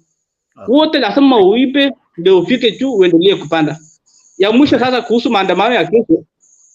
Ningeomba kuomba Wakenya wenzangu kesho ikiwezekana tusiende hiyo maandamano, kwa sababu vile hao watu unaona vile imepangwa, vile serikali imepanga, sichafurahia. Mimi wanapenda maandamano wakifanya kuwe peaceful, watu waende huko wafanye peaceful, lakini vile naona serikali imefanya mtu asiende, kwa sababu unaona mpango imepangwa vizuri. Imepangwa ya kwamba maandamano huwa ikifanyika wana blame president. President sasa ameenda. Gachagua alikuwa. Unasema? Auoni kama ni kutoroka ametoroka? Acha toroka, hiyo ni mipango yenye serikali imepanga. Gachagua hapa unajua wange blame president sana. Gachagua anajua vile atapanga. Kesho tu ukifanya makosa, na unaona mtu kama kuna huyo Kaucho na Nuru Okanga. Unaona hawa walishikwa wakuwe safe side, kwa sababu hawa wangekuswa ingekuwa very big issue, kwa sababu wamekuwa watu wanajulikana juu ya media. So hawa wakaonekana ndio tushike ndio wakuwe on the safe side, kwa sababu tukiwaumiza hawa italeta a lot of issues. So wenye wamepaka sasa, ukifanya makosa kesho, hawa wenye wanaiba vitu ya watu itategemea tu vile itaenda. So ni kwa hayo kwa sasa. Umesema pia wakiiba ndio unaweza kuwa rais. Sasa tunataka kitu ya maana.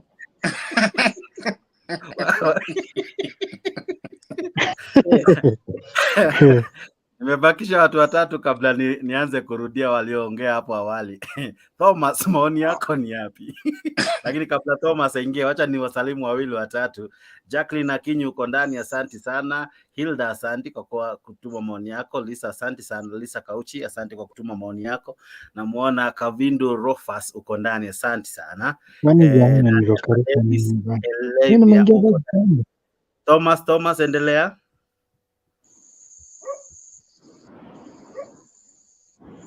Yeah.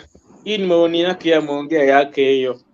Hiyo ni maoni yake, na kwa maana tumekubali. Maana tulisema hapa tunakubali maoni ya kila mtu. Endelea. Ndio. Kwa chonjo. Jina Raila inataja sana. Jina Raila hata mtu aweze kaongea kitu kingine kinahusu maisha hata ya mtoto wake kesho, lakini anaongea jina Raila peke yake. Ule mtu anazeeka anasema tu ni mtu mzee. Baongea kitu ya kesho, mtu anaongea mwingine jina mtu mwingine. Okay, tuachane nayo.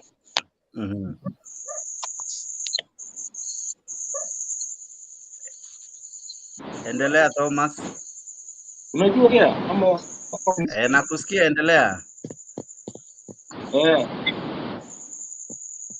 Lakini nauliza swali Linton. Je, hiyo swali hiyo sikumaliza Linton. Linton ameenda maako. Clinton ako. Anaishi wapi? Ako wapi kwanza? Ako nje ya Kenya ama ako Kenya? Acha tuseme kwa sasa hayuko karibu. Sababu kama mimi kama wewe uko sawa nyumbani kwenu, uko sawa, familia iko sawa, nadhani uchumi ya kwenu pia si mbaya. Mimi niko Kenya ndio, lakini najua vile kunaenda. Najua vile kunaenda. Unajua kama Ruto ngoja, kama mnajua ati nyinyi watu wa Asla, kama ndio Asla, kama Ruto amekuwa anataka hiyo jina isiharibiwe ama asifiwe zaidi, wakati amekuja akasema nikiweka Biblia kila kitu inakuja chini. Ile kitu amekana fanya cha kwanza kwa maisha ya binadamu, chakula irudi chini, bei ya unga irudi chini. Hiyo ndio kila kitu kwa maisha ya binadamu. Ndio jina yake pia ikuwe sawa. Chakula bei ya kila kitu kurudi chini, hakuna mtu atacomplain. Watu wana maandamano pale wapi? Ibidi sasa watu unajua sasa hakuna mwingine anaweza kufanya sisi, sababu sasa hiyo ukitoka hapo ufanye maandamano utawekwa ndani, utashikwa, utagonga, hata kukosa hata kutoka huko kwa gereza Sasa wale wanajulikana sasa wale watu wanajulikana zaidi kama huyu Raila na Martha Karua, Kalonzo Musyoka. Watu wanajulikana. Sasa ni wale wananchi wanasindikiza watu kuwatetea.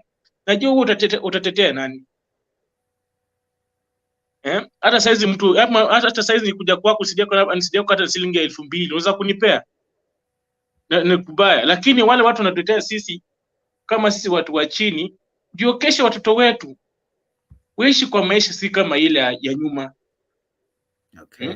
Tunaweza kuwa tunaongea kile mtu tunatoa maoni yetu, lakini mtoa maoni inajenga.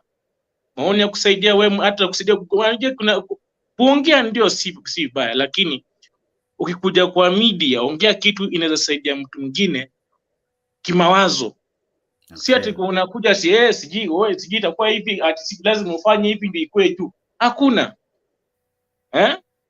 Kama kwako kuko sawa ni sawa, lakini sisi tunaumia zaidi. Okay. Hii maandamano nataka kama ikiwezekana kwa hata kesho nitaingia maandamano. Kesho naingia maandamano. Kama kukufu watu tukufe, kama ni kuuawa watu tuuawe. Na wengine wapate freedom wapate maisha ya kesho. Huyu tu mzee ama mnamuona huyu anatupigania. Anapigania mama yako, ndugu yako, yani watu wa nyumbani kwenyu. Si mimi peke yangu. Hata mtu wa Asala, mnasema Asala anapigania huyu tu. Anapigania huyu tu, hata juzi amekufa pale kwa maandamano. Huko Maseno. Hao tu wamevunja miguu. Wanapigania wale watu wajenda maandamano. Wanapigania wazee. Kuna wale wazee hata wajue maunga ama pesa watapata namna gani. Wanafanya omba. Huyu tu mtu amevunja miguu na polisi. Anatetea sisi wale hatujaenda pale maandamano. Okay. Asante sana. Wacha sasa tumsikie Roda, karibu sana kwa show. Asante kwa kuwa nasi na kila siku kujiunga pamoja nasi. Nashukuru sana. Zaidi ya yote maoni yako ni yapi? Polisi wamesema kesho wamejiandaa na wanasema maandamano ya kesho si halali. Maoni yako ni yapi? Unaona kama itawezekana ama First of all, I condemn the commander of chief. He need to step for work because katiba yetu inasema Wakenya wako right to do demonstration. Follow katiba yetu. I was expecting him atakuwa na message ya kukuja kuambia vile Wakenya watalindwa, vile barabara ziko watafungua zile barabara watu watapitia. That's what I was expecting, and that's the way the democracy work. He was supposed to address for the Kenyans. All the protesters, we open the road, this road and this road, and tutawachunga, kutakuwa na ambulance if something happen, na kutakuwa na gari za polisi if something, kwa sababu kuna watu wengine pengine wanakuja for their own mission. We will take care of you because that is a work of our democracy. We have freedom of expression, freedom to say how we feel, freedom to say how we think, and the protester, it's all over the world except the country non-democracy dictatorship, like for example, like Iran, when you do demonstration, they used to kill a lot, shooting and killing, because it's not democracy. But our country is a real democracy. They have right to protect Kenyans. When Kenya, they ask, because they gave the data for our political, but they didn't. They take for granted. The things Kenyans, Kenya Kwanza, they are doing things. They take things for granted. They don't take serious. How like me, if I work like government, whether I work like a MC or member of parliament, I'll take it very serious. You need to work in the government, you need to take care of the people. They take things for granted. I need to see like a country like a France. They are doing demonstration even now, and the police, they are still following them. In France, they do demonstration like crazy. You know those people are. But at Italy, wapi? I remember is one country is it Chile? They were doing, I think like 5 people, they were doing demonstration for the freedom. Na watu watano ndio walilete katiba mpya huko kwa sababu they were under oppression. They have a president who was dictator. And they came for freedom. So for me, I accept the protester I accept the protester tomorrow na hiyo protester ni ya watu wale wa chini, wale maskini. Watu wote maskini, wale wamefinyiliwa na serikali, watu wale wamesikia mimi nimefinyiliwa, sina chakula za kupatia mtoto wangu, sina chakula za kupatia watoto wangu, sina chakula ya kulinda familia yangu, sina school fees, niko jobless, sina nini, sina hope. Hii democracy, hii nini yako. Hii inaitangwa aje? Kama vile unaona vile Senegal walikuwa wamevaa kila mtu, kama hata huko South Africa watu walikuwa wametoka Soweto, slum za Soweto, huko umetoka slum yote, umetoka Kibira, you are welcome, umetoka Mathare, umetoka huko Eastland. Hii ni ya watu kwa sababu hii serikali ni ya watu rich. Hii si ni democracy, hii ni si ya watu rich. Wewe huko umetoka Mathare, si Nairobi ni ya kila mtu, enda Nairobi. Ukitoa umetoka huko villages, enda ufanye demo protesta. Hii si ya watu wale rich, hii ni ya watu wale wa chini, wale wana kwa sababu watu wengine wanakufa na njaa, watu wengine wanakufa wana school fees, watu wengine wanajua wenyewe kwa sababu hawana pesa za kulipa school fees. Wanajua baba wengi wanajua, wana hope. Wanasema sasa mimi nitaanza nini? Nitaanza wana nyumba. The cost of living is getting high. Unajua that is your right to express. That is your right. Unaandika pahali the cost of living. Watu watu wanachukua mabango, wanasikia the cost of living. Serikali inanifinyilia. That is your own right. That is our democracy. Na mjua hii katiba ni Raila alipigania. You have to know this 2010, it was 2010 voted. Ni katiba, it need to be respected. Now we need to protect this katiba. This is not the time to pray the game. Let us protect this katiba, and democracy. Our constitution must be respected. Mimi ningeuliza police commander, please take care of our protester. While we are doing the most, you have a responsibility not to go and bring problem. Okay. Because Baba, our leaders, our political leader, he say he wants peaceful. And that's what he said. He doesn't have problem. Lakini wao ndio wanaleta problem kwa sababu ni walisema watatulinda. Yani kulinda ni kusema they will protect us, they will open us, that we feel peaceful. Lakini wanini. Lakini hata mimi, I don't care whether it will be peaceful. I don't care. For me, as long we get the victory.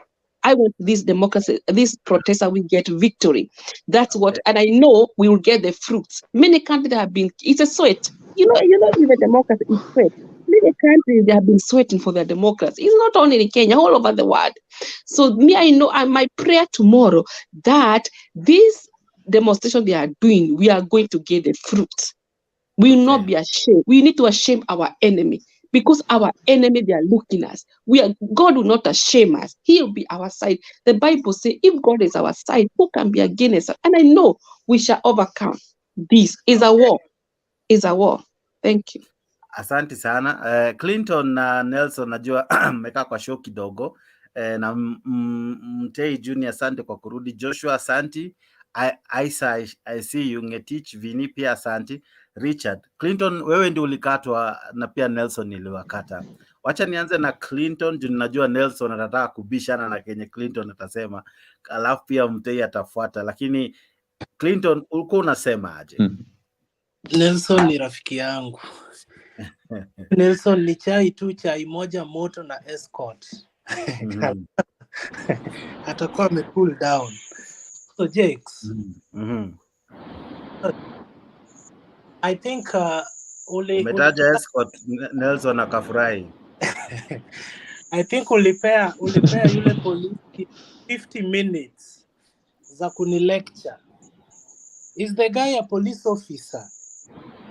Na mbona ananiletea hasira zote za account yake? Mara kuna negative 3,000. Am I the causative agent? Surely.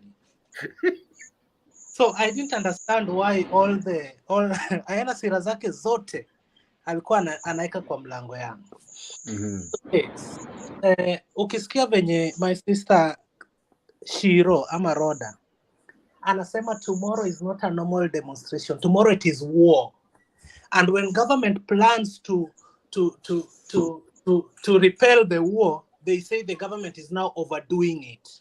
They are not coming for demonstration, they are coming for war, according to Roda. And she is even supporting it with a Bible verse. So I support the government, yes. But we have intelligence. If our intelligence tells us that tomorrow is not a normal demonstration, it is war, then we have to prepare to face the warmongers. Yeah. So, Rhoda, thank you for telling us that you are not just demonstrating. It is a war you are planning against the democratically elected government. So, tukutane kesho. Did I say like that? Did you say? Did I hear say like that? Kidogo tu Did I say Rhoda. like that? I say tomorrow is war. Ndio niendelee. Kama nimesema uongo naachia hapo natoka. Umemaliza? Sijajua umeachia wapi. Nilikuwa nakuambia ameuliza swali, did she say tomorrow it is war? Ama nilisikia vitu zangu.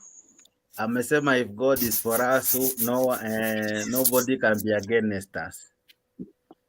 And tomorrow it is and tomorrow it's about ule kila mtu aende ajitetea. Akasema ule ako Isili atokee kesho, yule ako Kibera atokee kesho. Akaita kila mtu atokee kesho kwa sababu kesho ni siku ya mtu kwenda kujitetea na haki yake. Na I think maybe sijui kama labda wewe ndio ukumuelewa, mimi nimemuelewa hivyo. Yeah, alikuwa na explain hivyo lakini kuna the word war alitumia. That's what I'm saying.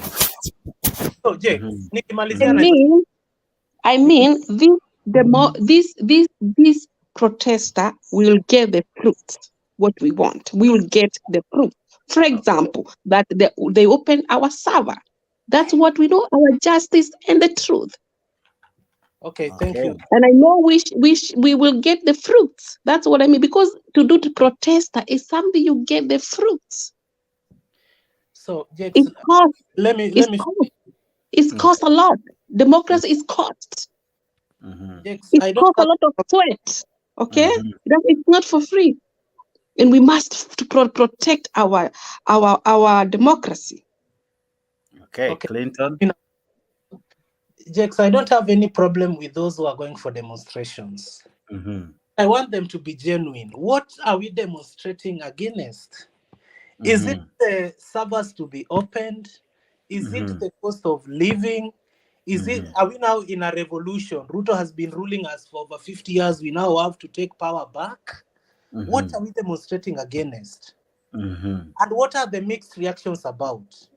Okay. Do they want the server opened? Do they want to march to State House to install? I mean, tomorrow to us to do demonstration, we are not the first one. Cuba, they have done. Brazil, they have a big demonstration. Brazil, some month ago. So it's not our Kenya is not the first country. Kenya is a country need to be respected. Not people they do whatever they want. Rhoda, we have right to say how we feel. We have right to say how we think. Rhoda, I agree with you, Rhoda. I agree with you, but allow Clinton to finish. Nelson, you're saying something? Yes, Nelson. I'm just reminding Rhoda that Clinton is asking a question, and the question is, what is the agenda for the Maandamano and demonstration? Rhoda, are you trying to say that Kenya should have a demonstration and Maandamano because Brazil and Cuba is doing it? Do you have an agenda? Do you have a reason? Agenda for me, reason for my own behalf. If I do demonstrate, like if I'm going to be in the road to the marching, I know what I want, because this government is do things without non-constitution. Like, for example, like the way they bring a lot of they're called EAC. They're called what? 50. It's not constitution. 50. That is unbelievable.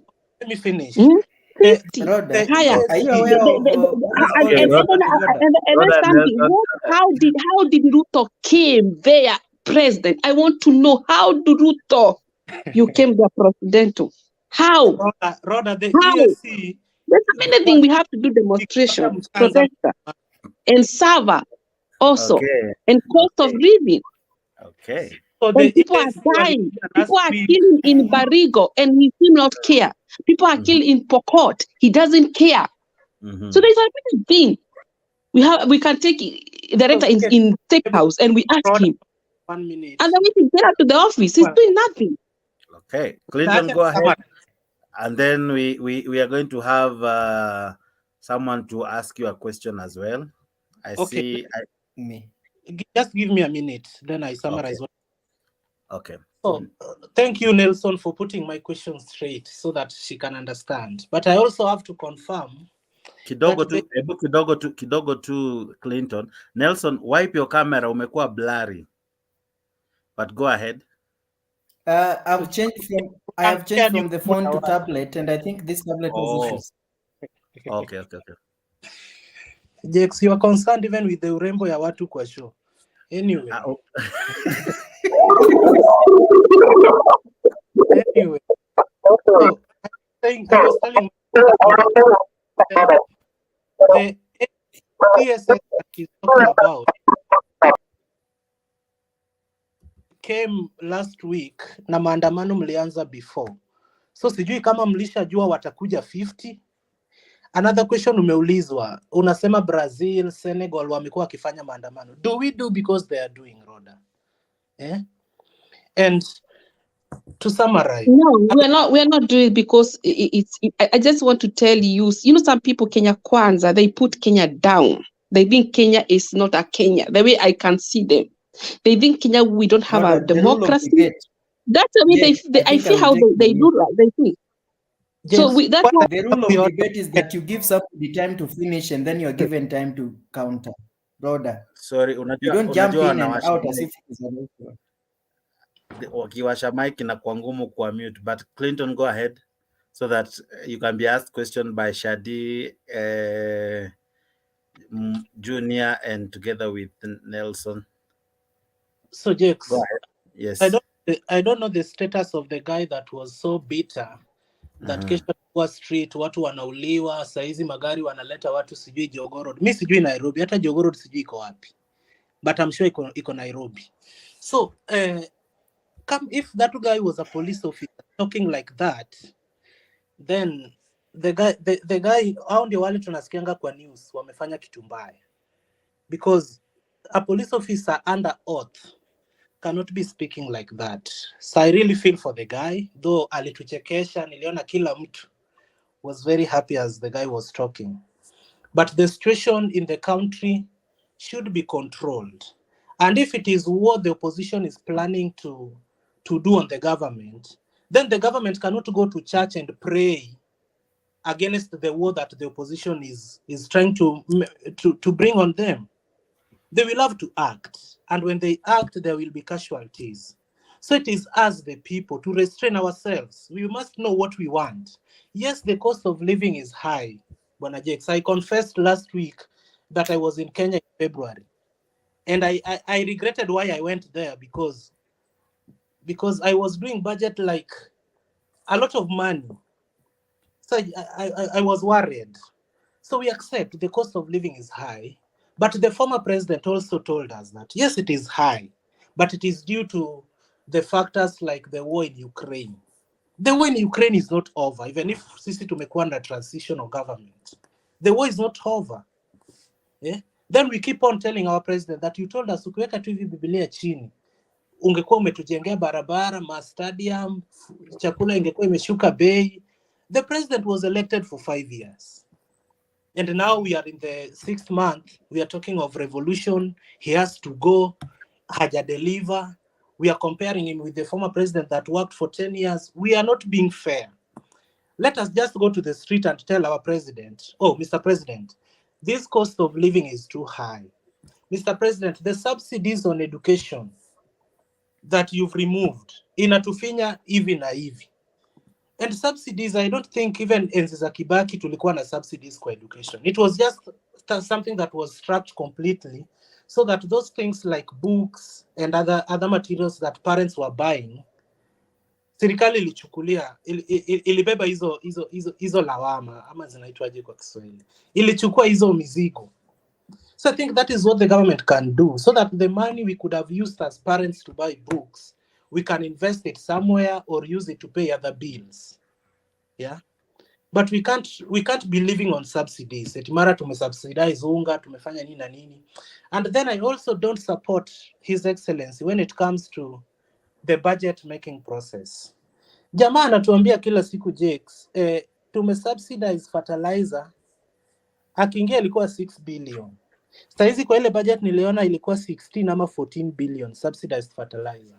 And one thing I'm sure of, Jakes, even though I support His Excellency, ni kwamba Ruto is the biggest farmer in Kenya.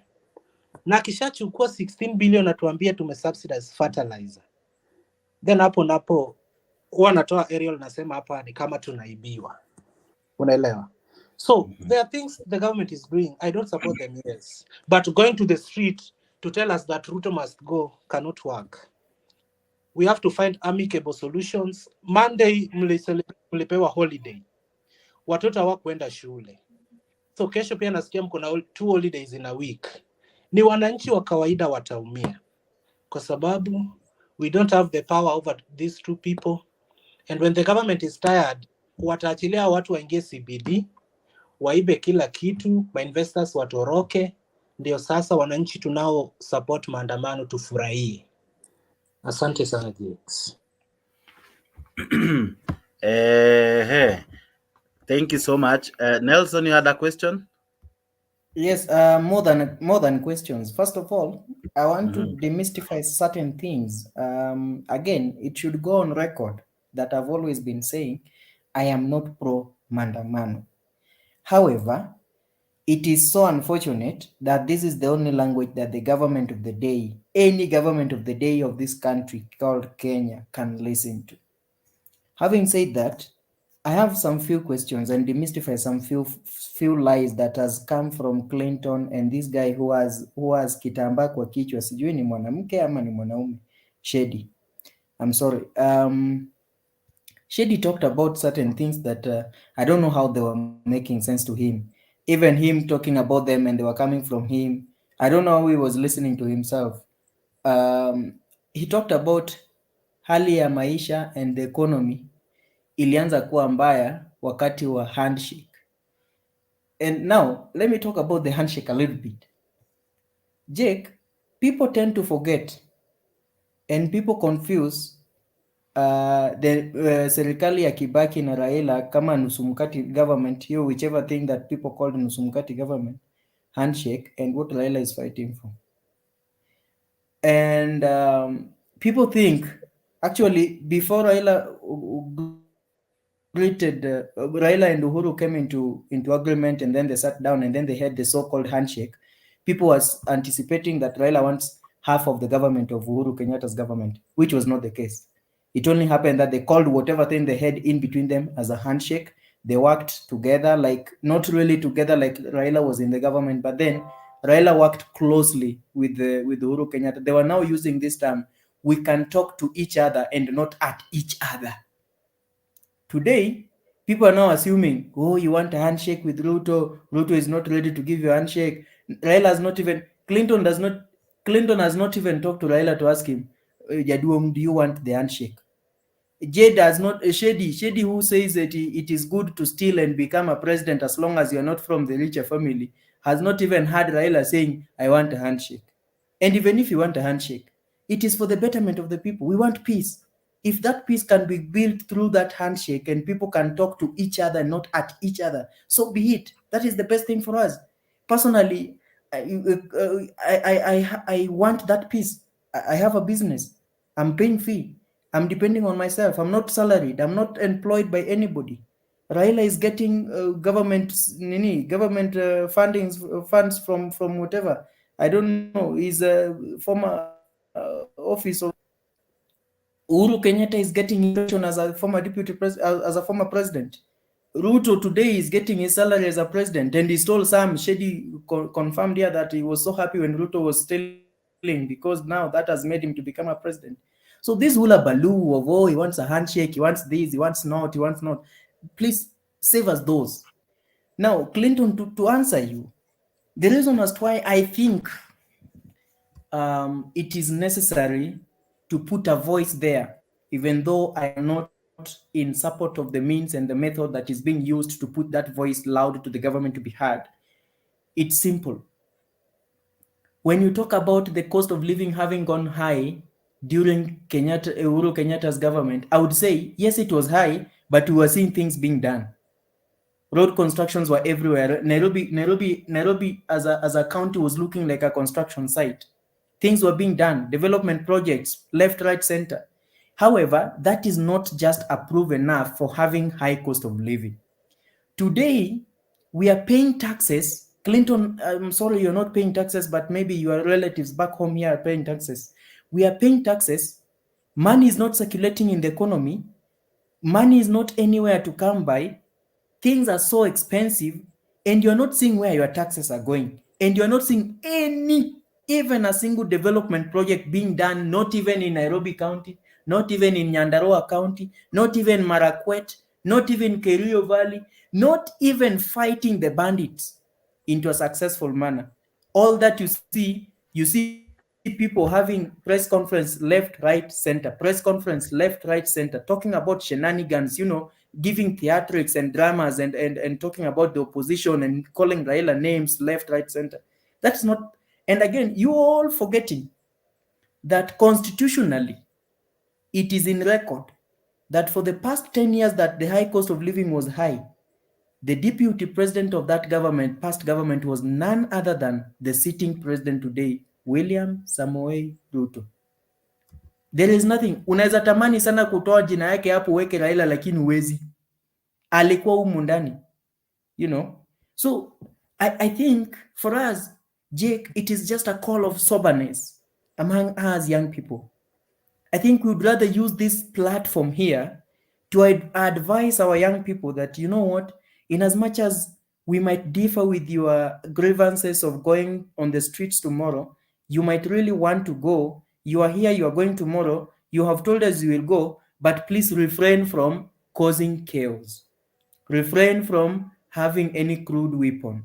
Refrain from following these people blind. I think that is what this platform can really help us, but not justifying certain things that do not really make sense. You understand? Not justifying certain things that only benefits Ruto and the co, Raila and the co. Nelson, because honestly, it doesn't make sense. Nelson, Yeah. just a minute. And the guy is also borrowing left, right, and center. Alafu akikuja kwa press anatuambia we don't want again to go into borrowing that deep. And Jack, can I say something? Hajengi barabara, hajengi shule, hajengi nini. So unajiuliza, pesa zinaenda wapi? Hata leo hii ako Berlin. Niko sure atatoka na Cologne. Na unajua Uhuru used to borrow like ametoka UK amepewa 20 billion, unasikia hii inaenda sijui kwa CBC education something, lakini hapa jamaa in 6 months niliona kwa NTV ameborrow like 5 times but nothing. Even in Eldoret town completely no, hakuna barabara inajengwa, hakuna. Sijui ana save alafu akuja to surprise na maendeleo kila mahali mpaka hakuna njia tutapitia ama. I'm still thinking about it. Maybe let us give it time. Thank you. Yeah. Budget ya kununua magari ndio zina explode. Rigiji ndio anavaa magoggles. Watu ndio wana flaws na mabunduki.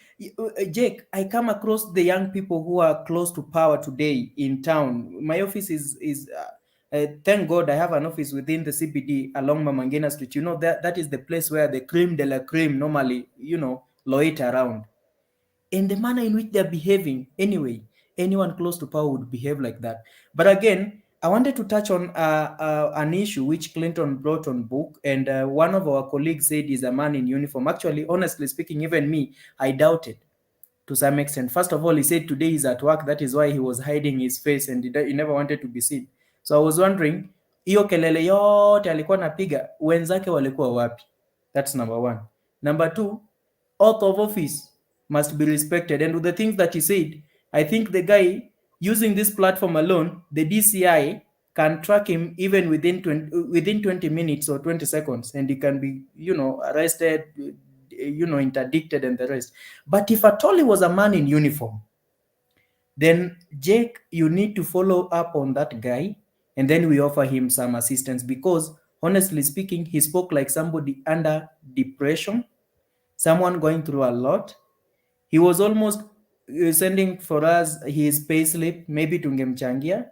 He had a negative 3,000, and that guy talked with a lot of pain, which I really think, as a person and as a young person, we need. If Jake, you can And that's follow why, him, and that's why I said, we allow Yes. everyone to speak, because at times a problem shared is a problem half solved. So him ventilating was good. So to me, I allowed it, and with no form of, because by the end of the day, some of these things, if whatever he says is true, we will see it tomorrow. Kesho iko mbali, actually it's today, so we will see it. So at some of these things unasemanga tu, we will let it play out. So just allow him, and yeah, just allow him. I don't know if you're through. I want to bring Harrison na wageni, niko na wageni, ndio kwa maana Nelson, unaona sasa zingine ninakuvamia. Niko na wageni, unaona hapa tuko na wageni, tuko na Richard mgeni, karibu sana. Tuko na Harrison mgeni, karibu sana. Honorable Dave, habari ya saa hii, karibu sana. Isa amekuwa very patient, karibu sana. So allow me to begin with Harrison, and I'll pay 2 minutes each, so that I also have many of you talking. But before Harrison you speak, allow me also to keep on congratulating those who are, or rather to acknowledge those who are sending their messages. We see them, and we appreciate them. Hilda Hashini, that is the correct word. Asanti sana. Unasema tomorrow tuko ndani kabisa. Asanti. Lisa Kauchi umesema ni aje? Violeta Ondieki, yes. I don't know what you're saying. Violeta Ondieki umesalamiwa hapo na Lisa Kauchi. Alice J na kuona, Elena Arimi na kuona, na Alice J pia. Harrison, endelea. Asante sana Jake. First of all, poleni sana kwa kuingia late. Leo nilikuwa caught up somewhere. But before niseme any other thing, the last time tulikuwa hapa niliongelea mambo ya honesty. The problem yenye tuko nayo na the current Ruto's regime ni lack of honesty. So when even, let me sympathize with the Inspector General of Police. I know most of us listened to his statements. Ukiona the more as inafika an extent yenye now the police inataka kutake control ya kunyang'anya watu democratic rights. But at that point unajua tu everything is wrong. This Kenya Kwanza government started on a wrong note. If you remember, 2 days ago I said here, as the youth and as the citizens, truly misunderstand the concept of bottom up. They played us very nicely, tukaingia ndani, tukasahau the concept. And their real definition was kila kitu iende up. See, so even if we are going to streets tomorrow, we don't expect anything to go down, because what those guys meant in real essence was everything to go up. As we speak now, some of us are dying hungry. The parents, we don't have school fee. How many people are enjoying themselves in this country? Look at Gachagua. Look at Onesmus Kipchumba Murkomen. Look at President Ruto and all the failures around him.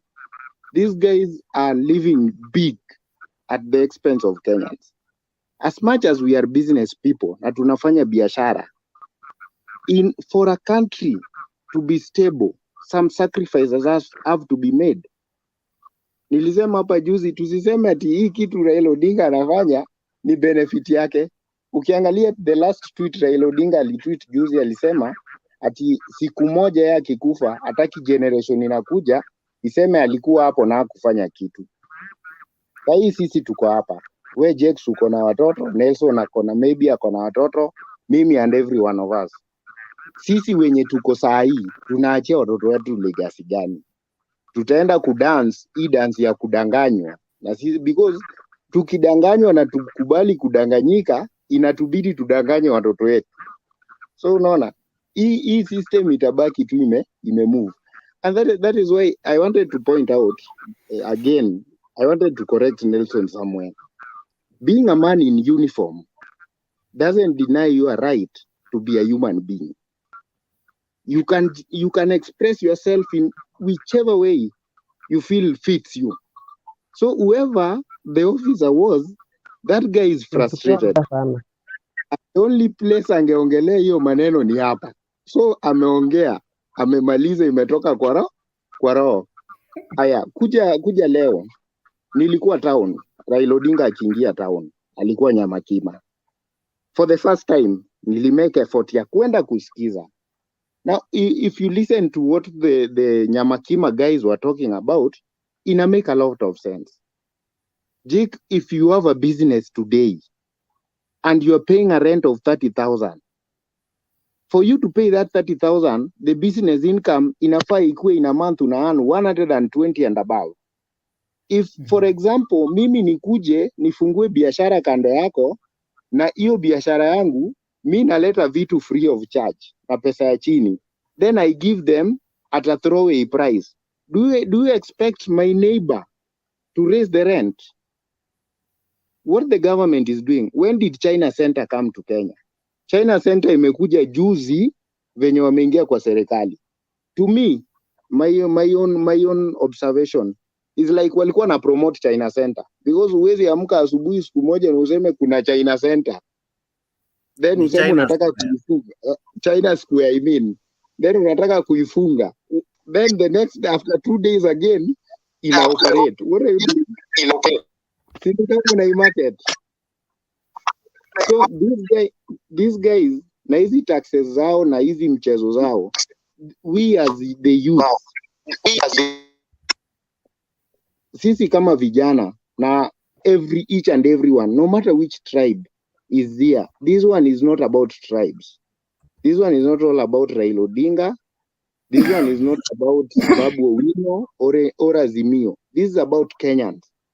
When the taxes are high, hii tax iangalii ni Mkikuyu, ni Mjaluo, ni Mkamba, ni Ugani, ni kila mtu.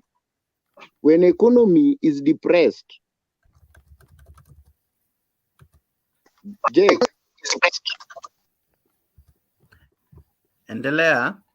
Yeah, sorry. When the economy is depressed, the whole nation is depressed. So okay. As we speak now, I am very sure that Kenya ndio nchi yenye iko na the saddest population in the whole of Africa. Because seriously, we are dying.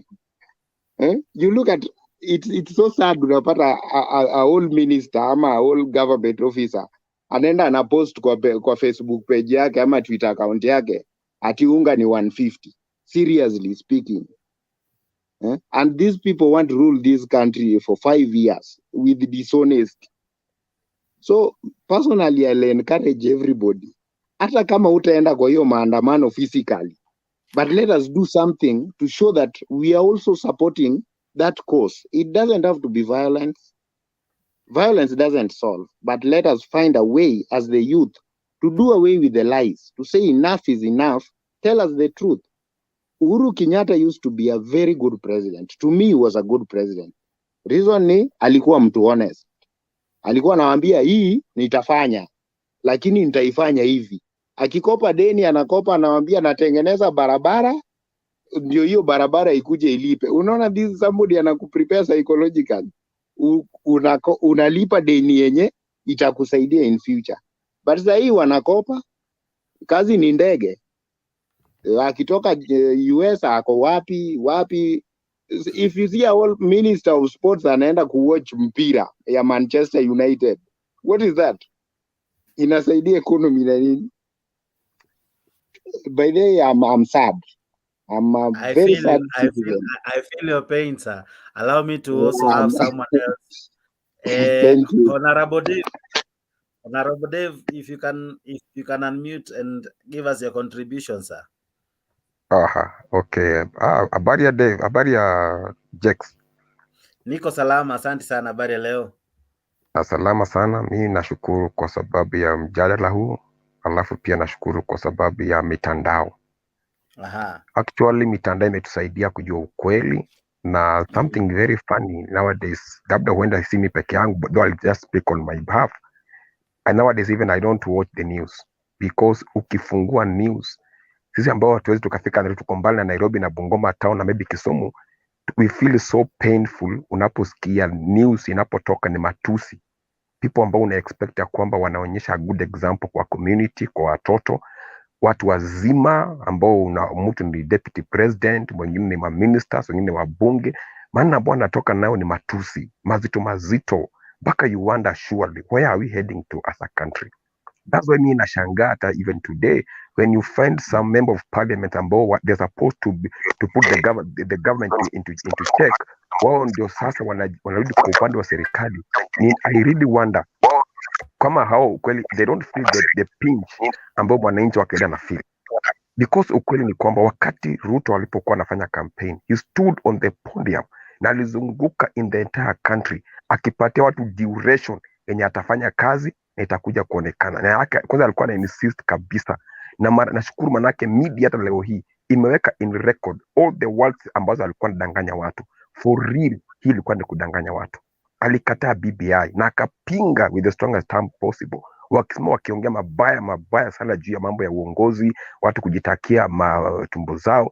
I'm telling the truth for sure, people, watu wengi Kenya, hata kama sijui ni Sinovet inatoa percentage fulani ati ndio wenye wanaunga maandamano, hiyo si ukweli. Percentage kubwa inaunga maandamano. Manake ukweli ni kwamba wale ambao wanasafa huku chini pasipo kutoa sauti yao ni wengi sana. Yenye wangekuwa na access kufika Nairobi to say the truth, hata sidhani kama kuna mahali ya umaskini hata wangesimama bishana na umati wa watu ambao wangebishana na wao. So hata anybody akiwa kwa group hapa ambaye anaona kana kwamba serikali inafanya sawa, tuwaachie nafasi wafanye kazi yao, it is true, ni sana nafasi tupatie nafasi wafanye kazi yao. But the truth of the matter is this: wakati president alipokuwa anafanya campaign, he stood on the podium akiambia watu namna gani, alikuwa anaambia watu kwamba after 100 days nikiweka Biblia chini. Hizo wordings zilikuwa zinaweka katika mioyo ya watu. Leo watu wanapo protest, we don't protest kwa sababu ya Raila Odinga. That's not the truth.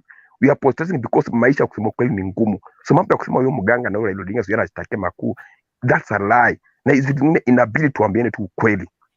Na nimegundua pia kuna Wakenya pao wanasema pia wanaroa kipumbavu, manake wanajua ukweli na yetu wanataka kutetea kile ambacho si sawa. Tunapoongea ili mambo ambayo tunaongea malapa, tunaongea because we are feeling the pain. Right now nikikwambia ukweli, mimi hata some of my kids sija manage kurudisha shule because hata mtoto wangu ambaye ako college wali deny help.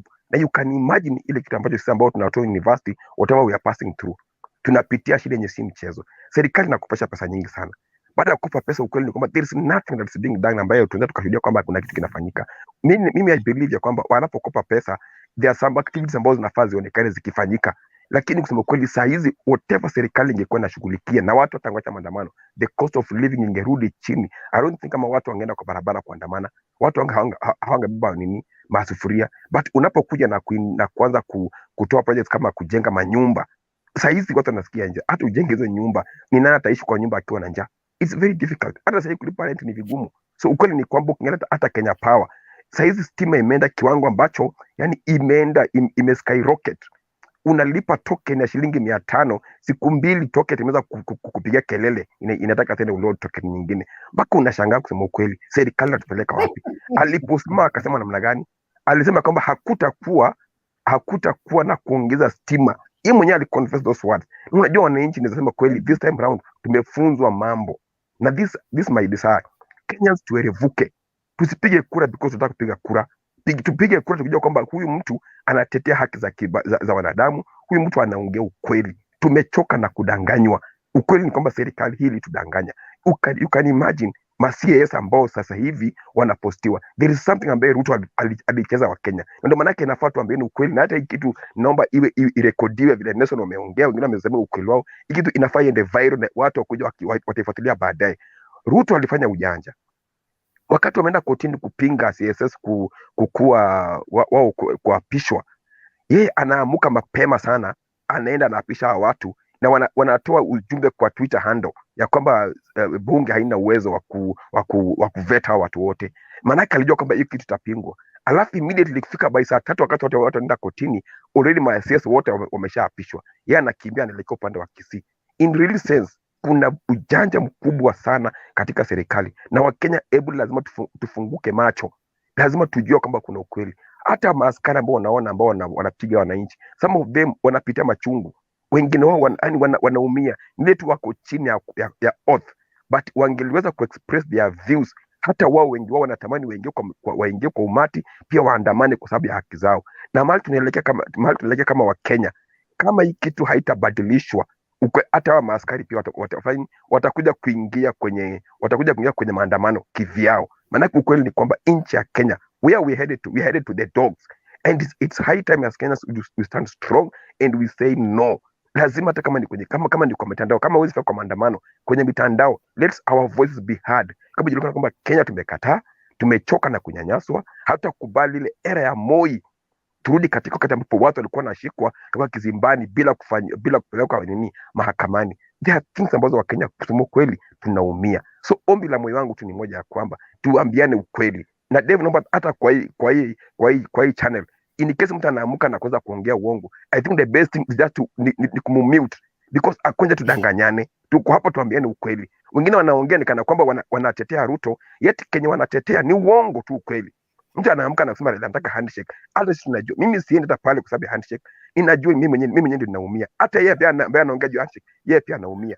Raila hataki handshake, na hata sisi watu wazimio hatutaki Raila achukue mambo na handshake. Tunataka kila kitu iwekwe sawa, kusudi tu mwananchi wa chini pia aweze kupata haki yake. Aliposema bottom up, aliongea kila upande na kutukana watu wengine vile wao hawajui kuongoza. Amekuwa kwa uongozi kwa miaka 10. Manake nienda alikuwa deputy president. Mambo ya kusema kwamba Raila pia aliharibu serikali, hiyo ni uongo. Saizi wanapanga njama ya kutuma vijana katika mitaa ili kesho kifika asubuhi wajiingize kwa watu wa maandamano kusudi waweze kuua watu. Nataka niseme hivi, Mungu tunayemwomba pia halali. Kama wao pia wanaomba Mungu, hata sisi pia tuna Mungu. Na I believe kama Mungu wao ni Mungu wa kweli, then hata kesho Mungu wetu ambaye sisi tunamwabudu atasimama na atatutetea. Na ukweli ni kwamba waliiba kura. Tunajua ukweli jinsi hali halisi ilivyo. Na kama wanajua kuiba kura, hii server ifunguliwe. What's the big deal na kufungua server? Si ni kufungua tu na kila kitu wekwe sawa. Mbona wanang'ang'ana? Mbona wanakataa? Mbona wanazuia? Ati election ilishapita. Some things ni vitu za kuweka tu wazi, na I think mambo itakuwa laini kabisa. Hii Kenya hata kama inaenda kutokea vita, serikali ndio yenyewe inaenda kuhusika, vita vitolewe. Mwananchi akiwa na njaa, ukweli ni huu. A hungry person is a angry man. So sisi pia tuna hasira yenye tungeweza hata kupata sipesi pa kupewa binduki na kwambia ukweli Jex, tungeingia mtaani tutetee haki zetu, but because we are peace loving Kenyans hatutaki kwenda katika barabara hiyo. Lazima serikali iwajibike, na kesho watu wakiuawa, serikali ndio inafaa yani take responsibility kwa maafa ya watu. God bless you all. Amen. Umepanda WM kutoka swali hautaulizwa wewe. Wacha mimi nitajibu akiulizwa. Kidogo tu ndakuuliza. Nitajibu. Naona Shadia ana jambo. Ni sawa. Subiri tu hapo kidogo. Isa sijui unatufuata na maoni yako ni yapi? Asante kwanza kwa kuwa mtulivu kwa show. Maoni yako ni yapi? Good evening, listeners. Thank you, sir. It's disappointing watching the government that came to power in the pretext of saying that it's going to support the youth, the underprivileged, and then they turn around to oppress them. look at you, all of you, if I can see, most of us, I think, we are young in the sense that we have young families, or if we don't have young families, we are starting families. Those people who think that we follow Raila Odinga blindly, I can tell them here and now that we are not stupid. Raila Odinga is not a god. It's not a cult.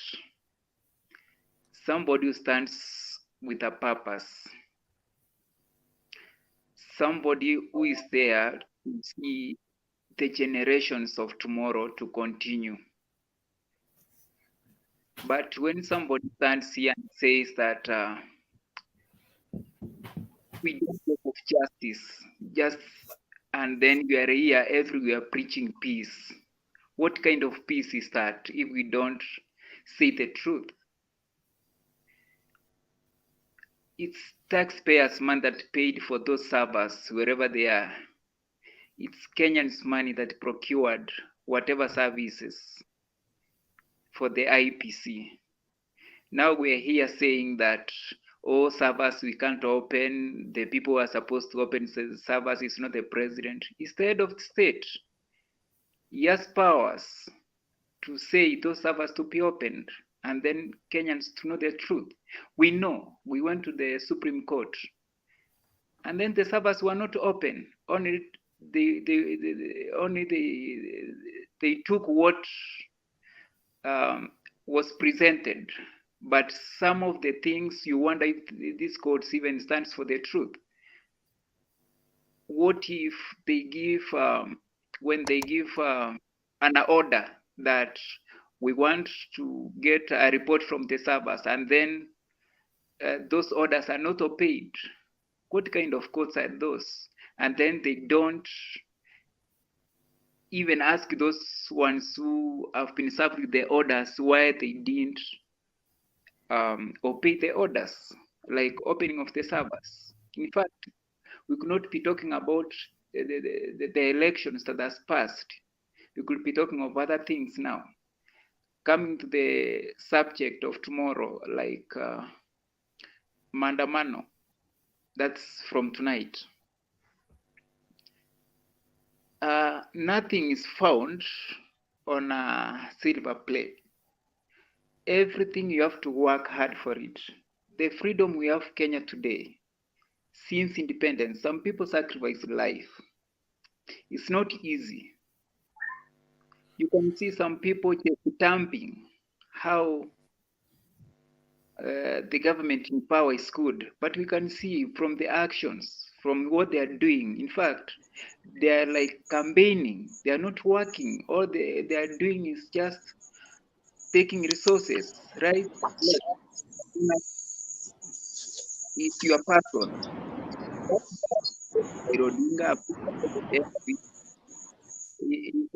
Is what campaigns, but I do listen to him. He talks a lot of sense, and no one has come out to stand out so that we follow him. Raila Odinga started his journey way back many years ago. If we have very good students of history here, way back many years, not even his father helped him to start his journey. He followed what was right, and that's why Kenyans are following him. Many Kenyans are following Raila Odinga, whether you like it or not. You are not paid to follow him. He doesn't pay people to go to his campaigns. But the thing that they keep on saying that he was in the handshake, Raila Odinga, everyone knows. He had no position in the Kenyatta regime, but all he wanted was peace. That's what they were extending to Ruto, and Ruto did not want, because he wanted to use the opportunity to rally the masses so that he could win the way he has done now. But see, what are the repercussions? What are we having now? Or I'm saying, or I'm urging the young people, speak the truth, say the truth all the time. You have sons, daughters, or young family you're bringing up. If you keep on being blind on things that you can see. What are you going to tell your son, your daughter, your young siblings? Let us learn to say the truth at all times. It will help us. Just to make a summary of what I have, I don't have to say much, but mine just to urge young guys like me who are there to be truthful. Like the Gachagua says, be a truthful man. And things will be okay. But you keep on being a puppet to someone because he's from your tribe or so and so, it will not help you, my friend. We're going to be here some years to come, if God allows. And if we keep on lying to ourselves, tomorrow we are going to regret a lot. Thank you. Mlawi, the best there is, nakono kwa simu. Are you a truthful man? Yes, I'm truthful. Isa anatuambia ni vizuri watu wawe truthful men. Maoni yako ni yapi? Polisi kesho amesema utaandamana at your own risk. Me, first of all, I don't think whether the IG, the Inspector General of Police, is independent with whatever he was saying. Because he knows what's happening in the Republic of Kenya. He has been a Kenyan. He knows Raila very well.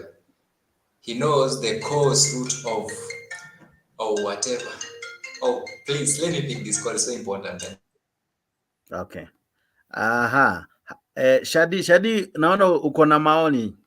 Endelea kidogo kabla nani arejee. Mlawi. Sawa, mimi niko na maoni na nimesikia watu wengi wakiongea hapa hivi. Wacha nianze na mimi huwa napenda kuongea vitu yenye inafanyika, si ile yenye unawekelea tu iko hivi. Na shida, mtu ukiongea ukweli, mtu angependa aseme ile yenye haifanyiki hivyo. Ile yenye anaona hii inaenda vizuri. Kuna ingawa ametoka, kuna mmoja alikuwa anaitwa Roda. Alikuwa anashangaa Ruto alikuwaje president.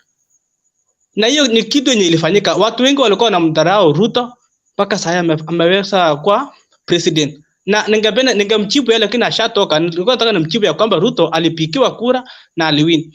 Alafu kuna kitu mbaya inaitwa ignorance. Kuhusiana na hiyo kitu inaitwa safa. Safa si kitu yenye president ni mtu mwenye anatoa hiyo wafungue safa. Alafu pili, kufungua safa, there is a reason why hawafungi safa.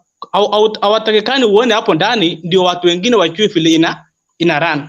Watakuja kusumbua. So ya huyu Raila ni si hata hii anajua Raila peke yake anajua alishindwa, lakini anashindwa atajipanga aje 2027 tu anajua. Sasa wacha niseme ukweli hapa. 2027 watu wanasapika kura na Ruto anaweza shindwa, lakini lazima ataiba. Kwa nini? Sasa yako na hiyo safa. So Raila yake ni kuangalia hiyo safa vile inakaa ndio waweze kuingililia. So that is why hiyo ndio ya Raila. Na Raila anajua the only time Raila aliwin kusema ukweli ni 2007 na 2017, lakini aliipiwa, lakini yeye yako kangana. So safa si kitu ya president kufungua. Afuate ile mahali penye nitakana ifuate vizuri, afike kufungua safa. Alafu jambo ya pili, nasikia watu wanaongelea handshake as if Raila hakuwa kwa serikali wakati wa handshake. Raila alikuwa kwa serikali wakati wa handshake na bei ya unga ilipanda. Si kitu ya kwamba watu tunakuja kusema hapa ati hakuwa na powers. Raila alikuwa na powers. Bei ya unga ilikuwa more than 230. Mbona hakufanya maandamano wakati huo? Mbona akakuja akafanya maandamano saa hii? Kwa ati saa hii anaona sasa Ruto ni president. Alafu kitu ningependa kusema kwa wengi wetu wenye tuko hapa, hata hapa wenye tuko hapa, hawa wakubwa wengine, wengi wako na kitu inaitwa chillers. They are chillers of how Ruto became president. Wanashangaa huyu mtu alikuwa chini, alikuchache. Chillers ndio inaua kila mtu, hata sisi hapa hiyo chillers. Lakini mimi ningependa tufurahie wakati wetu itakuja. Kidogo acha nimalize chillers. Acha nimalize kidogo tu. I allowed you to speak. Acha tu hata yaongee. As I said, kila mtu amekubaliwa. Wacha niongee. I know watu kama Martha, mtu kama Martha Karua hiyo kitu inamsumbua sana, ndio maana huwa unaona anaongea. Uliona hata Raila alikuwa anaongea vitu zingine yenye mtu mkubwa hawezi ongea. Raila ni kama grandfather, alikuwa anaongea vitu zingine zenye si nzuri. So kuhusiana na SAFAs si kitu ya kufunguliwa. Raila ameokopa 2027. Alafu sasa ningependa kuambia tu kweli, sitaki nifiche hii. Kesho kama unapenda maisha yako, mtu usienda maandamano, lazima vita itatokea. Hiyo lazima askari kesho watatumia police force, kwa sababu hiyo yenye ilipita askari walifukuzwa tu kama kondoo, na ilibidi wakimbie. Lakini sasa wamerudi na wameamua this time hakuna kucheza na watu.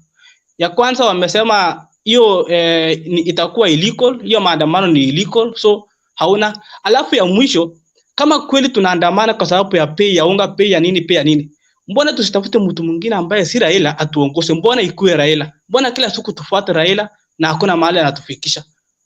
Mbona asiamusha? Hata kama ni Papu Owino amuke ya campaign tungefuata. Lakini Raila intention yake sio hii. Mnakumbuka 2017 vile alishindwa 2013, kwanza akaanza maneno 2017 akakatata hiyo kurudia kura, alafu akasema nimekubali Uhuru akuwe president, lakini nitamsumbua. Uhuru kusikia hivyo, na takati ya Uhuru ilikuwa kwamba amtoe Ruto, ikabidi amuingize Raila. So Raila akaingia sababu na akanyamaza, hakuwahi ongea, hakuwahi sema hii serikali na Samaya alikuwa anasema ni mbaya. Nakumbuka 2007 tulikuwa tunataka tumtoe Kibaki. I'll give you time 2007 2007 tulikuwa tunasema Kibaki ni mbaya, mpaka tukamvote out, ingawa alikuja akaipa. Sasa hii tunasema Kibaki was the best president. Ni kama tu sasa hii last year, hata mwaka mmoja haijaisha, tulikuwa tunalia huyu Uhuru ni mbaya. Sasa hii kuna watu hapa nimesikia wakisema Uhuru alikuwa nzuri. Hata huyu Ruto tutakuja kusema alikuwa mzuri kushinda wote. Na mimi ombi langu nilikuwa nataka Ruto akuwe yule president mwenye atakuja kuwakanyakia hawa watu wa dynasty. Mimi kitu yenye napikana nayo ni dynasty. Nilikuwa natarajia na naomba Mungu tuwahi pate president mwenye atakuja kuwanyang'anya hawa madynasty mashamba warudishe kwa watu. Kama hii familia ya Uhuru wako na mashamba kubwa, ati wanadai hawa ni shamba ya Kenya, kama Raila ati ni mtu mwenye kwa above the law. Raila anakaa sifa kwa above the law. Sasa kesho naomba, kama shida simwamini Gachagua, siamini penye alitoka, nikichunguza hivi siamini Gachagua. Lakini Ruto angekuwa na ile Ruto anajua penye alitoka chini akakuja mpaka juu, yeye ndiye angekuja akatuokoe. I make sure in the next elections tutakuwa tunafanya fair and fair. Kila mtu hata unatoka which tribe, ile tribe ndogo ama tribe kubwa, uko na uwezo ya kukuwa president. Na hiyo itawezekana kama tutampatia. So Ruto tumpatie nafasi around 2 years. Tuone vitu yenye atafanya, na ninajua atafanya. Tusikimbilie ati last year pay ya unga ilikuwa juu ya hii yenye iko sahi na hatukufanya maandamano. Mbona maandamano sahi? So naomba mnijibu hiyo vitu ya maandamano. Mbona tufanya maandamano sahi na hatukufanya last year wakati wa Uhuru? Mbona mnataka tufungue SAFAs na sio president anafungua SAFAs? Mbona mtu mwingine atongoze maandamano, mbona ikuwe Raila? Asante.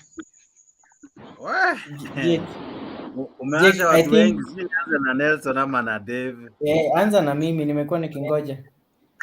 So I think my brother Shadi here, mimi bado nitarudia, ni kama hii kitu ameweka kwa kichwa inamfunikia ni information. Sasa anaenda kuongea.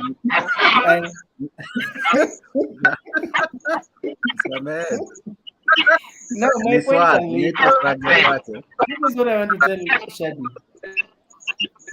Shadi, if you're talking about Raila alikuwa kwa serikali, he was powerful, maisha ilikuwa juu.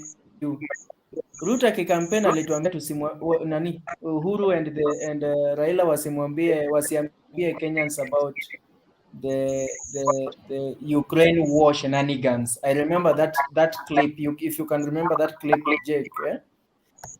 3 weeks after swearing in, he was the one now crying that, Ukraine war has put our economy in jeopardy and the rest, something like that. I don't know what you will say to that. Another thing, you are asking, can someone else lead the demonstrations? Shadi, can you lead the demonstrations? Because you're too much obsessed with Raila. That's another question. The other thing is, I think the problem we are suffering as young people is that we take politics too personal and into our hearts, kabisa. If you listen to Shadi reasoning, Shadi is giving you is depicting the most clearest picture of another young person in Eldoret, Elgeyo Marakwet, Nandi, Nakuru perhaps, and other parts of the country which are considered to be the strongholds of Ruto. He is talking, in fact he was talking about hatred, watu wako na chuki na nini. Yeye ndiye ako na chuki yenye hata jui mali imetoka na hata haezi define chuki yenye ako nayo. The problem is mimi ni mtu, when somebody talks I pick points, and when it passes hata naisahau. So hata sahi I'm just responding overviewly. I've already forgotten the things that you are yapping about. But one thing I want to tell you, Shadi, my brother, is this. Stop being too much preoccupied by Raila Odinga. Be preoccupied by your life as a young Kenyan. Picture the life that you should be living. No, I'm not talking about Raila. In fact, anybody else here can attest to that. I have always been giving my points independently. Be preoccupied by yourself as a young person. At that point of time, you will be reasoning on my behalf, on Jake's behalf, on Issa's behalf, on Malawi's behalf, on Honorable Dave's behalf, and Duncan's behalf, and the new guy here, Deck's behalf. But the moment you lose the grip and start saying how Ruto did a good thing, becoming the president, he's not a dynasty and the rest, you are losing it. And I repeat, I beseech you, toa kitambaa, upepo itakugonga, utakuwa na information and knowledge. Honorable Dave.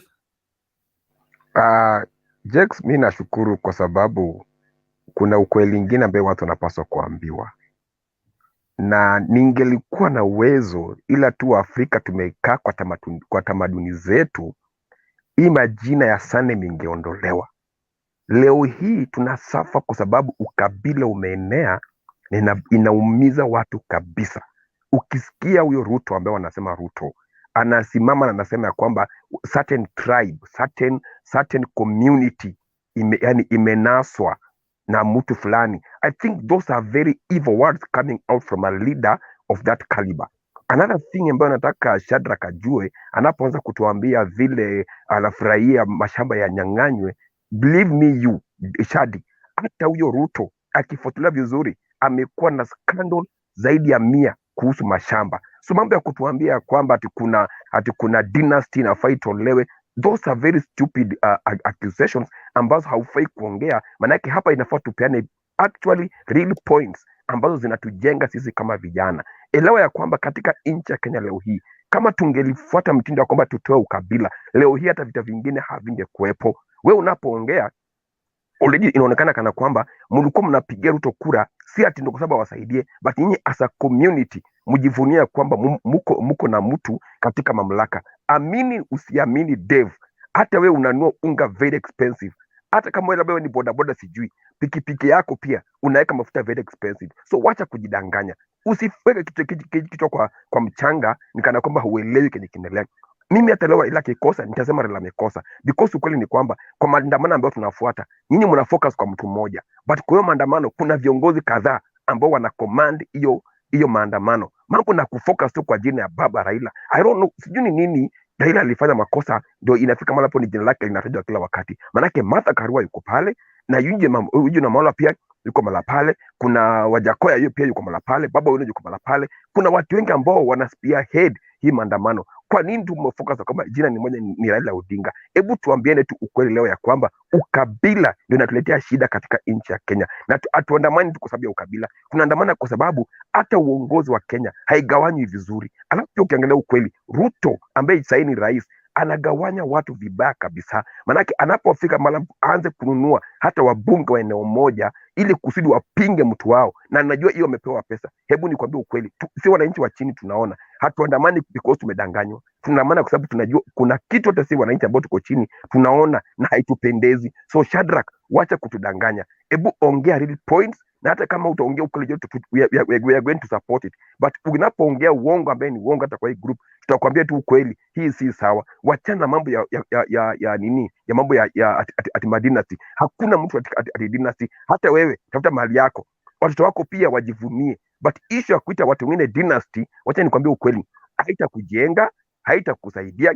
It will never even bring food on your table. Me right now I'm struggling for my family, ili one time wajivunia kwamba pia walikuwa na baba aliyefanya bidii. Tunajivunia baba Raila, tunajivunia baba ya kina Ruto, na baba ya Uhuru. Hatujaisema ya kwamba wao ni madynasty, but what we understand, hao watu walipigania nchi ya Kenya. Ukisikia Gachagua anaongea juu ya Maumau, ati ni mtoto wa Maumau walipigania haki za Wakenya. Maumau hawakuwa wanaua Wakenya wenzao, but wewe niambie, Maumau mgani huyo ambaye anatafuta silaha ili auwe Mkenya mwenzake, ati kwa sababu tu kuna ukweli ambayo inatafutwa, alafu mnasimame kwa jina ya mtu mmoja ili onekana kana kwamba argument yenu iko genuine. Argument ya serikali si genuine. Hebu tuwaambie watu ukweli ya kwamba kama ni kusema majina, wataje jina ya viongozi wote ambao wana spearhead hii maandamano, na si pia tutakubaliana na wao, but issue ya kufocus kwa one community, hebu tuachane. Mimi niko katika eneo la Bungoma, na si huku pia kuna mipango pia ya maandamano, na amini usiamini, kuna viongozi wa Bungoma ambao kwa serikali, mmoja wao ni Mudavadi, mwingine katika mji huu ni Wetangula. In fact gavana wangu hapa pia hasupport maandamano, but ukweli ni kwamba wananchi wa Bungoma we are really suffering. Hatutembei kwa jina ya viongozi wetu ambao katika serikali, maana ukweli kwamba wameenda pale kwa sababu ya tumbo zao. So tuambiane ukweli kwa hii group, tukitaka kupenya kesho. Hata wewe Shadrack, wakati Raila ambaye jina lake unalitaja ya kwamba ni dynasty, akifaulu kukomboa nchi ya Kenya, utasherekea hata wewe mwenyewe, na najua kesho yako pia utamsifu. But issue ya kusema ati Ruto alitoka chini, hata wewe pia ng'ang'ana, toka tu chini na uende kwa haki, uone kama utafaulu. Then mambo ya kutuambia kwamba kule ilienda kwa njia sawa, haikuwa sawa. We know the truth, and the only thing that will set us free ni hiyo sava ifunguliwe. Mambo yenye Ruto anasema na kuanza kuwadanganya ati si anafungua sava. Wacha nikwambie, kama kuna mtu mjanja kwa nchi ya Kenya, nataka nikwambie ukweli, na is a good orator. Maneno yake usipokuwa mkiafu litakudanganya. Vile alitangulia kusema mambo ya bottom up, ni huyo Ruto. Ruto ana lugha tamu sana ya kinywa, na anaweza amka ajitetee kitu ya uongo na iframe kana kwamba ni ukweli. So let us be all careful. God bless you. Duncan.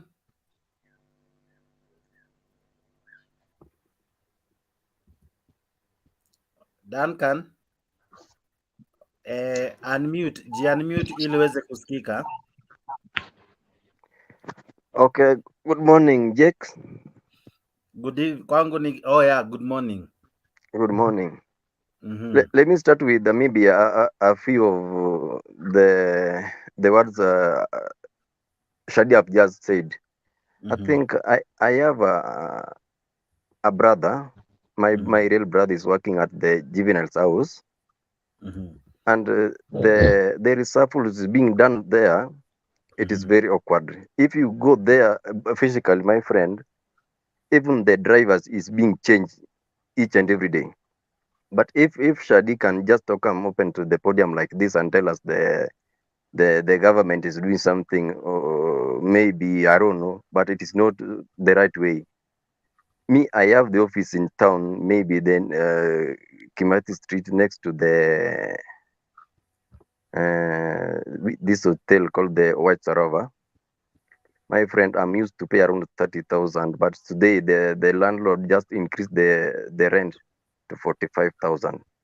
But the tax, my friend, can we just pick the reality? This government is not ready to work. You see, it is only those who are in maybe the people, they may what do they call us, the bottom. We are the bottom, because those who are the ups, they like the Mudavadi. Let Ruto don't cheat people. During the campaign, Ruto used to tell us we will use the free internet. We will call people free when you are in the market. You see, till now we are still waiting for those things to come.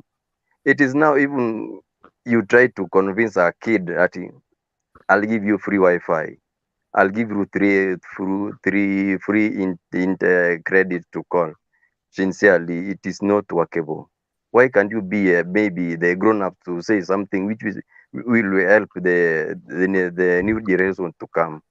Like when you go back to let's go back to the education.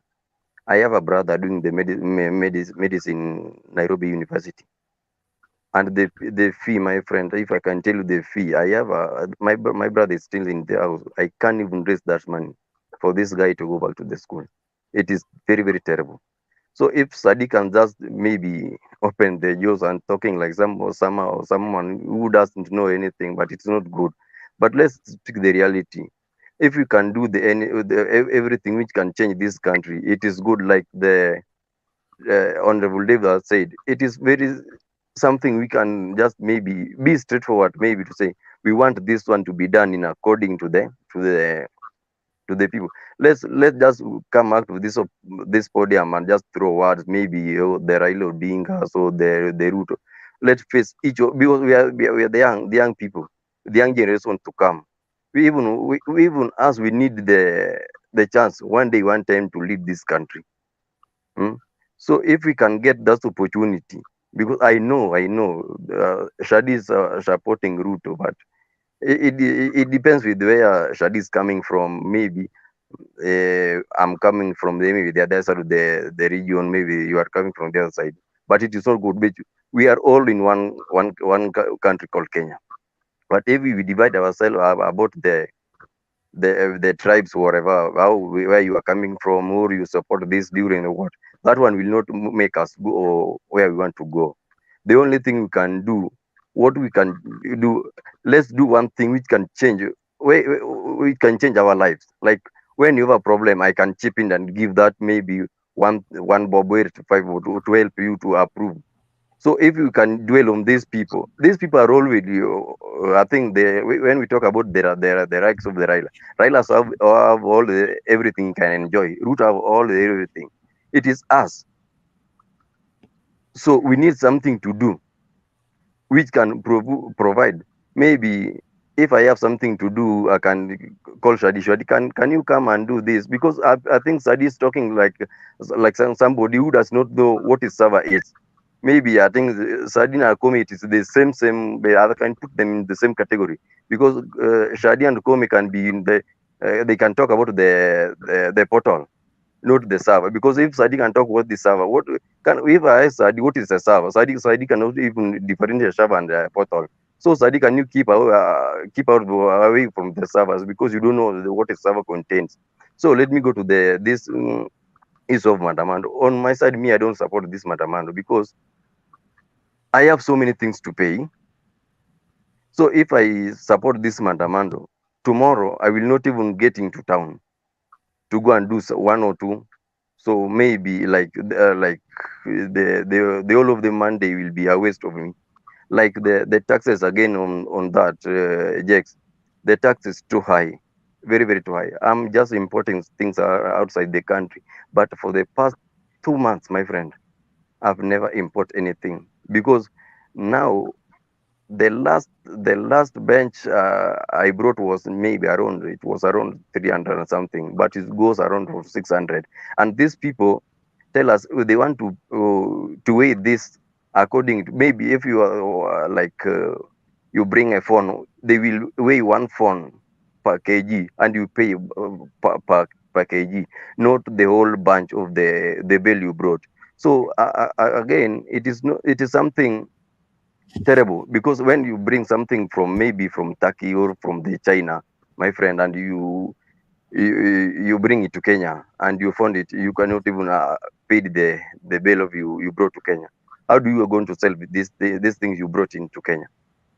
It's very, very pathetic. So on my side, I think the government will revise the tax policy and give maybe the traders some leeway to purchase things. Thanks you. Okay.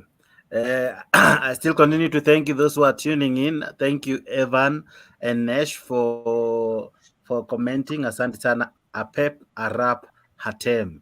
Faith Kamau, I see you. Thank you for commenting. Lynn Rina Moresh, asante sana. Gitash, asante kwa kucomment. Asante sana Janet Amoit. Aha, who else is there? Frederick Mugo, asante sana. I see you. Nawaona. Mr. Black, I see you. Thank you for being part of the show. Studio Imejaa, I would want to have as many as possible, but Studio Imejaa. Hey, before I go to Shadi kidogo, allow me to, kuna wageni wengi wameingia. Ninaona Richard ako ndani, Melchizedek amerudi, alikuwa jana. Asante kwa kutujoin. Mzalendo part 2, tuna mzalendo wetu, mzalendo mwingine amejoin, asante sana. Namuona Ruto must go. Sawa. Ako ndani, karibu sana. Wacha nimsikize Richard kidogo before nikuje kwako Shadi. Richard. Richard amepotea. Melchizedek. Habari zenu? Salama, habari ya leo? Salama sana, nashukuru. Maoni yako kaka? I just want to say some few things regarding what is happening. Yesterday I talked something, but most of us were not here. But I just want to repeat it so that other people to understand, because I think wherever we are or whatever we are doing for our country. We as youth, we are the people to change our country, not the old people that already have what they have already got. That's the first thing that I want to say. The second thing that I want to say, that people are talking about the server, people are talking about Baba, people are talking about Ruto. I would like to request you, if you don't mind, if you can, if you have the clip for this tribunal that this guy went to say a statement. You remember Chebukati? Could you please, if you don't mind, can you play that only clip so that this guy called Shadi to understand what happened? Because if you are the one that have a good mind and a good heart for Kenyans, then you can understand what happened. In that clip only will tell a lot. It's just a request. I'm looking for it, but go ahead. Yes. When you are looking for it, go ahead. I will carry on. My third point is all about Maandamano. I think this issue of Maandamano, if it's not peaceful, then we are going to lose a lot, especially those who are doing business in Nairobi. Because the more we are doing this Maandamano, the more we are destroying Nairobi. Because one day we lose a lot because people are afraid, maybe watu watapigana, vitu wataibwa. So I think this issue of Maandamano, people should see it in another way around, because we as citizens or we as youth, we are lacking a lot in our life and also in family. So sometimes mtu alikuwa nauza maji ili kesho ile jioni aende apeane chakula, that day imeenda hivyo. Just imagine kama uko na watoto na wamelala njaa because Maandamano. Okay, people think Maandamano will bring a solution. If you see 2017, Maandamano ilikuwa watu wakakufa. All of a sudden, everything just went like that. We don't know what will happen to this one that is coming, because we don't know their mind, what they are trying to bring up. So I'm not against Maandamano, but it's just a request. I'm not against Ruto, I'm not against Raila. Me, I'm talking individual. Me, I want to be someone in the future. when Kenya become Kenya. Because when we are talking about the leaders, we are the people who is losing. Even when you are here, you are talking about Ruto Nebaya, Raila sijui ni nini. What are you gaining? You are gaining nothing. It's like someone who went to the garden to dig with a hoe which is not well sharp. So you find yourself that hoe is damaged, then unarudi ukibeba hiyo kinini kake, alafu unasema mimi nimechoka. So I don't want to talk much, but I just want to make something which is very sensitive, that each and every time when people are talking, let us say the reality and let's speak the truth. That's the only thing that will make us to grow and make our future. Okay. Mzalendo. Okay, thank you, Jake.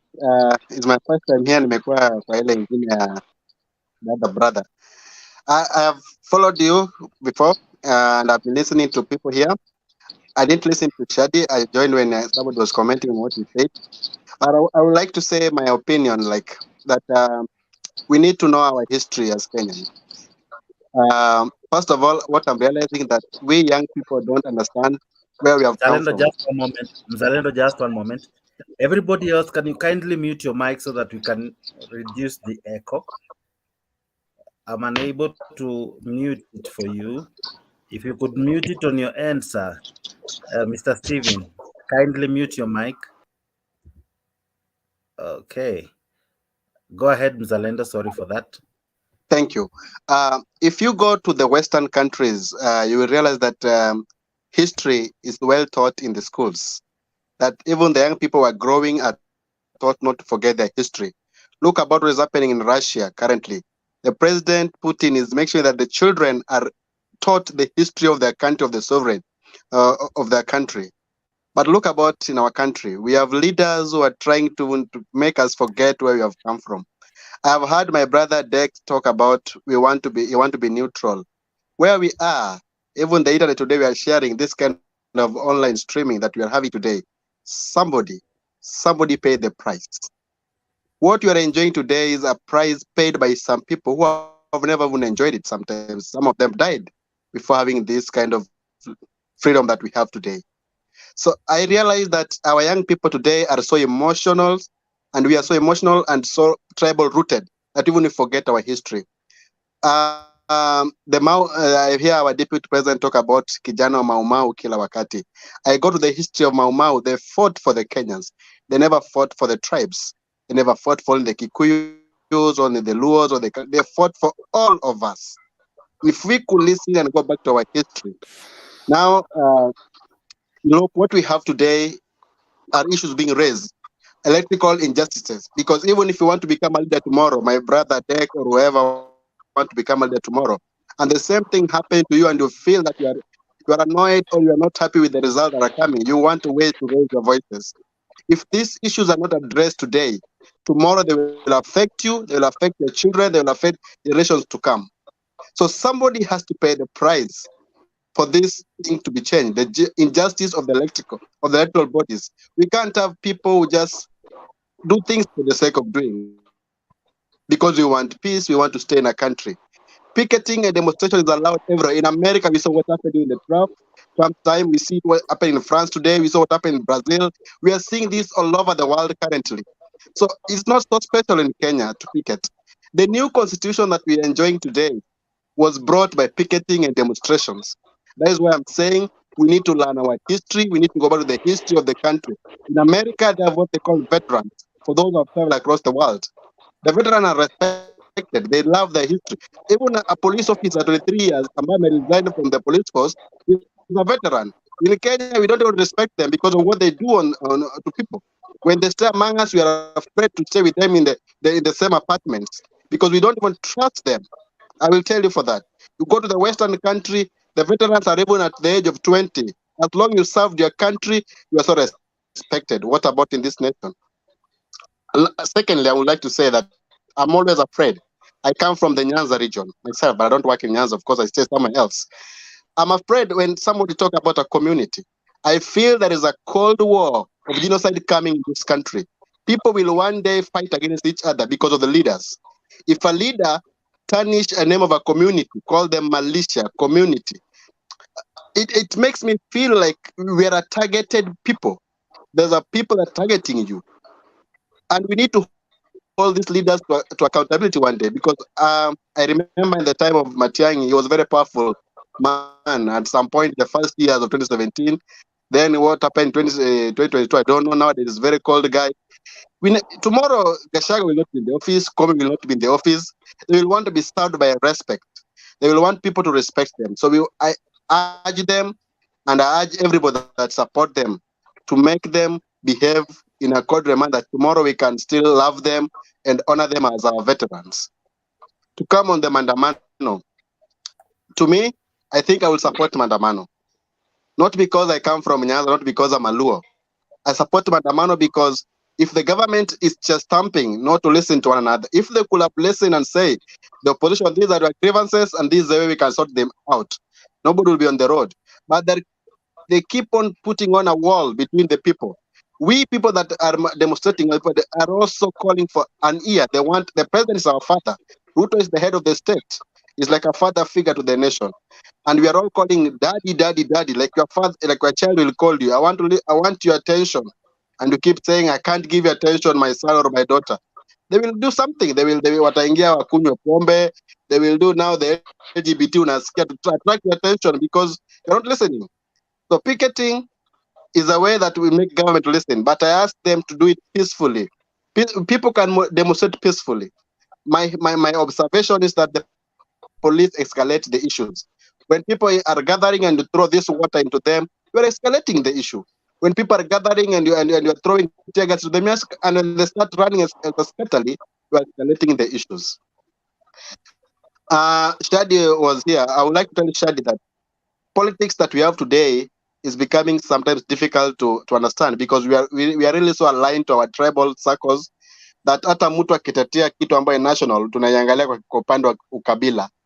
I don't know this will end in Kenya, but we pray one day this should come to an end. I think is all I have to say, that we need to pray so that ukabila ishe Kenya. Otherwise we'll be there and there. Asante, my brother. Allow me to bring in Jacqueline Akinyi. I don't know if you're in. I was having a challenge having you. Jacqueline, I just want to add something, please. Just one moment, Melchizedek. I'm coming to you. Jacqueline, are you in? Unmute your mic. Jacqueline, you can unmute your mic and then continue. I can see you, but I can't hear you. Jacqueline, kama unaweza unmute, hata nikusaidie nione kama nitaweza nikiwa hapa.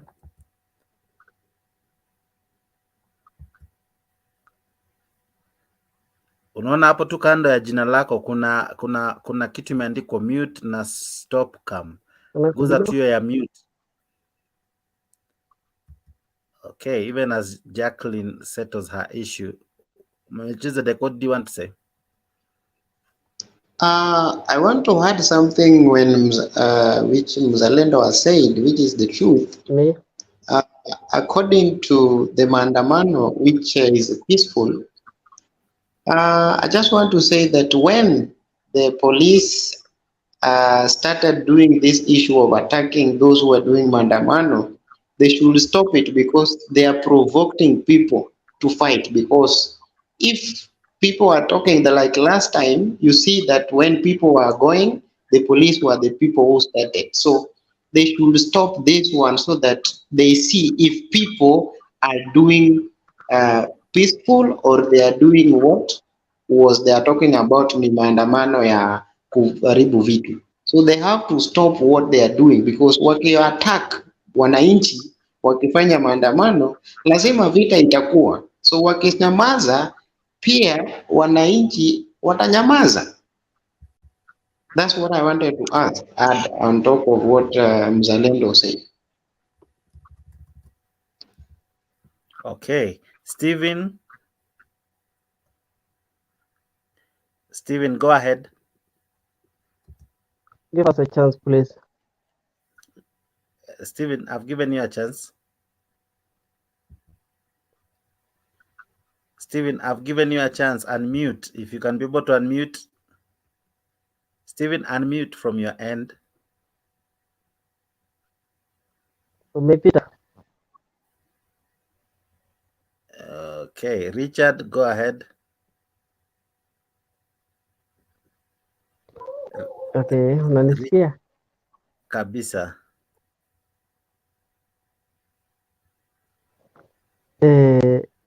Mambo ya maandamano si mbaya sana, lakini tunafaa tufikirie kama watu wazima. Ni siku chache tu tulikuwa na drought ambayo hatujaisikia tena ama hatujaiona tena, na kando ya hiyo tulikuwa na vitu mingi tu mbaya ambayo zimepita kama corona. Hizo vitu zote zili affect ulimwengu. Kwa hivyo kama watu wazima tungekaa chini tujue ni nini na imetu affect hivyo mpaka tukakosa vitu kama chakula, na suluhisho ni nini. Mimi nikiona suluhisho si maandamano. Suluhisho ni kwenda shambani, kwenda kulima. Again, if you see what have happened in recent days, you will see that it was the masses who are provoking the police. Kama vile mahali tumeona wanarushia polisi mawe, hata polisi walikuwa mpaka wengine hata unaona wakimbia. Kwa hivyo tunaomba Raila na watu wake wachague upande wa dialogue.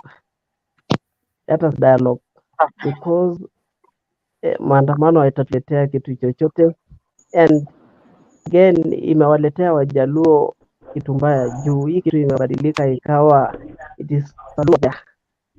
Wakenya wengine hakuna hata kabila lingine ama sehemu zingine zimeingia kwa hii maandamano. It's only Luos. So imewachafua jina.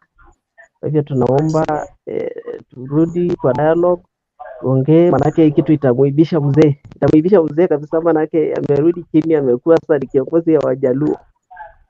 So hayo ndio nasema kwa leo. Ni asante pia because this station is not biased. Sisi watu wote, kuna wakati ingine watu wa upande wa serikali au kuwa napata nafasi, lakini saa hii shukuru imebadilika. Thank you very much. Asante sana Richard. Bernard.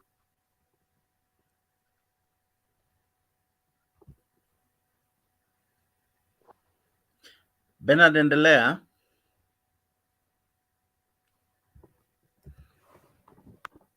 Bernard, jaribu kuji-unmute ili nikusikie.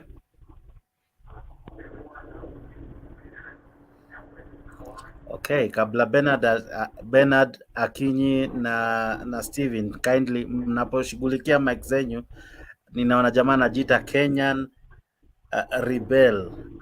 Habari saa hizi, how are you sir?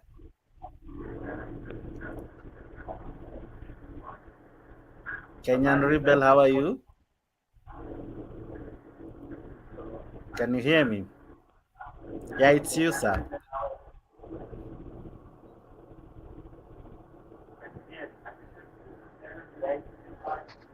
Hello? Hello, I can hear you. Go ahead. Sorry, my audio is not let me come back. The audio is not working. Okay. Can I say something? Please do. As we wait for them to come back, I've heard Bernard or Richard talk about mzee amekuwa kiongozi wa Jaluo. It is the same notion I was talking about here, my brother Jakes, that we need to learn our history. Maandamano sio Wajaluo. And if it's Wajaluo, let it be, because I think this far we are as a country was brought by this kind of activities. And if it is that design that this people need to pay for the price, maybe it was designed that Wajaluo should pay for the price Jack can host us here this evening, free, without nobody supervising what we say here or pinning our mouth. Let it be so, Mr. Richard. Kaa kwa upande wa serikali, enjoy the suffering, we're suffering together, because I don't want it that the Kenyans, that we are equal. Where I stay, I have business. My clients are from every tribe. I go to people's business of every tribe. I've never seen nikienda kwa duka ingine naambiwa wewe ni Mjaluo, enda kwa ingine. Ama nikienda kwa Mkikuyu anaambia wewe si Mkikuyu, enda kwa ingine. Then this stupidity of bring everything to Jaluo is the smallest discussion I will entertain in this kind of platform, my brother. These are the people that we need to just to say no to them. So that is the roots of ukabila. Na ukianza hivyo hata mtoto kwa nyumba anafunza wewe ule ni Mjaluo, huyu ni Mkikuyu. If I can go to an hotel ya Mkikuyu at town and eat my mokimo and go home in the evening, we are all Kenyans. But akisema mzee amejiregesha kuwa kiongozi wa Jaluo is okay. Let it be so if that is what you think. But if this Maandamano brings something good out of it, he will also enjoy. The freedom is speaking today. If we talk about Moi alikuwa amefinya watu, lakini leo tunaweza ongea because Maandamano ilileta hii freedom yote. Sasa is okay. We are ready to pay the price if it be. Yeah. Okay. Allow me Jex, can I talk? Just one moment, Isa. I'm coming to you. I see people in the comment section wanting to join. Now, this is what you do. I've just sent in a link. The link that you join the people in the panel will read from Tembei TV, Tembei Official, either in Facebook or in YouTube. Click that link. That link sends you to StreamYard. StreamYard will allow you to create a studio, kinda. You'll put in your name and then you activate your camera and your mic. Then you click enter. As simple as that. When you hit that link, you are in the show. Faith, thank you. I can see you. Karibu sana. Jacqueline Akinyi, I don't know if you are able, if you have activated your mic, but Isa, you wanted to say something? Jack, can I add something? Point of interjection. Somebody saying that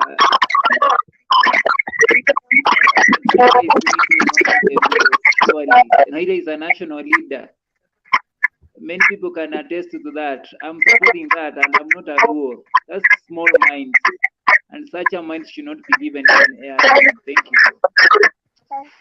Just one moment. Allow me to try to minimize the echo.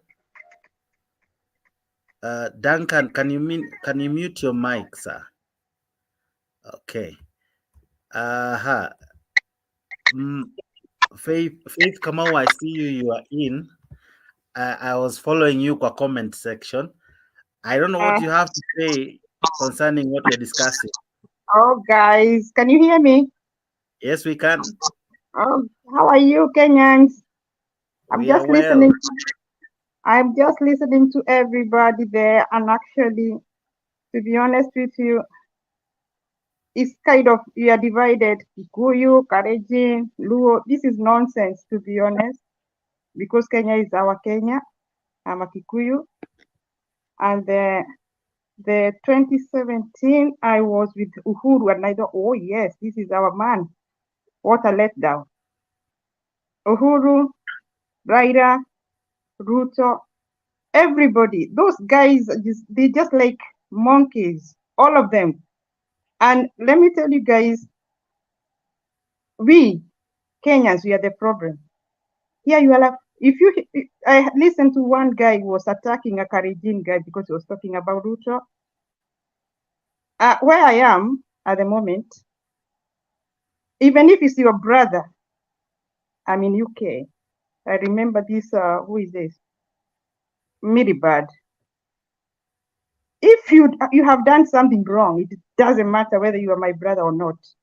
And let me tell you guys, Kenya, we are going to die with the problems, and Kenya will never change. Now you're talking about Maandamano. That's fine.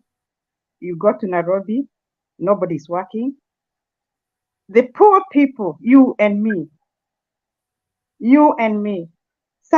Let's say about 60% of Kenyans, they are the people who are just go to work to get unga to eat that day. Raila, Karoa, especially Karoa. If you listen Mother Karoa, I think now he got all the money. These people, we are thugs, all of them.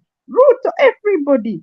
And the time, guys, we will realize that then Kenya will be better. But that is, I think, is about 100 years to come when we are all dead.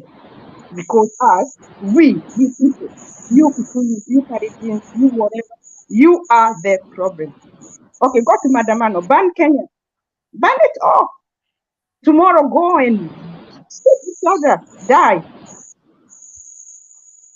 Who are you helping? Okay, you are talking about Safa. I don't know, open, whatever. That is all nonsense. I don't care whether it's Ruto, I don't like him. I don't like Uhuru. I don't like Raila. I don't like anyone. You see them, they go to the church. Oh, church, the priest will preach and then, oh, these mau nonsense. They are all nonsense. We are talking nonsense. And unless the time we realize that we are the problem as Kenyans. You see, how many kids, they go to the uni? They got PhD, whatever, and you get them going to Qatar. I'm a mother of 2 boys and a girl. They are all age 30, 31, 29, 28. They cannot get any good, like I don't even know what I'm talking about right now. I'm so mad with you guys. You are all of you, you are young, all of you, and we are talking nonsense. Nonsense. Because at the end of the day, those guys, how many millions? I think the half of the Kenya money, maybe half. Those guys, they have half Kenya money. And the common man, me, you, everybody there, we are just surviving. Let us ban it. Tomorrow, let's go to Maandamano. And then what? And then what? You know what? These white people, like, when there is let's say we got a prime minister now who is an Asian. Everybody is quiet just to see whether he's going to deliver. Don't care whether he's an Asian or whatever, But as tribe, and I hope, and I sometimes I think is the best thing could have happened is all of us speak Swahili.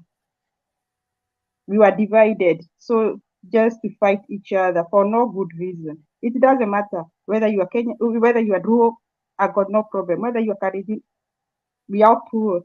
We are here surviving ourselves, working so hard, not knowing, even if you got money, you don't know how to invest in Kenya at the moment. Bye-bye. Someone else can speak. Maybe I'm talking nonsense.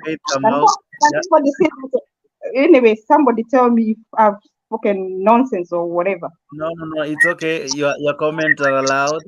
Allow me to now check in Kenya. Just a moment, David. Watch out to speak, especially the new ones.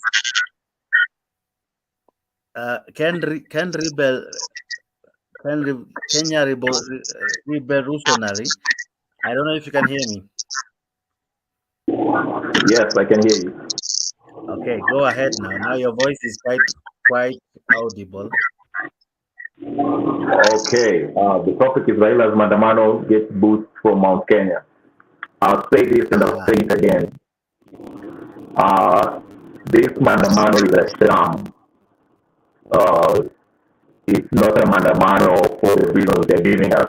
They're telling us they want the servers open. The servers were open when the issue was taken to the Supreme Court.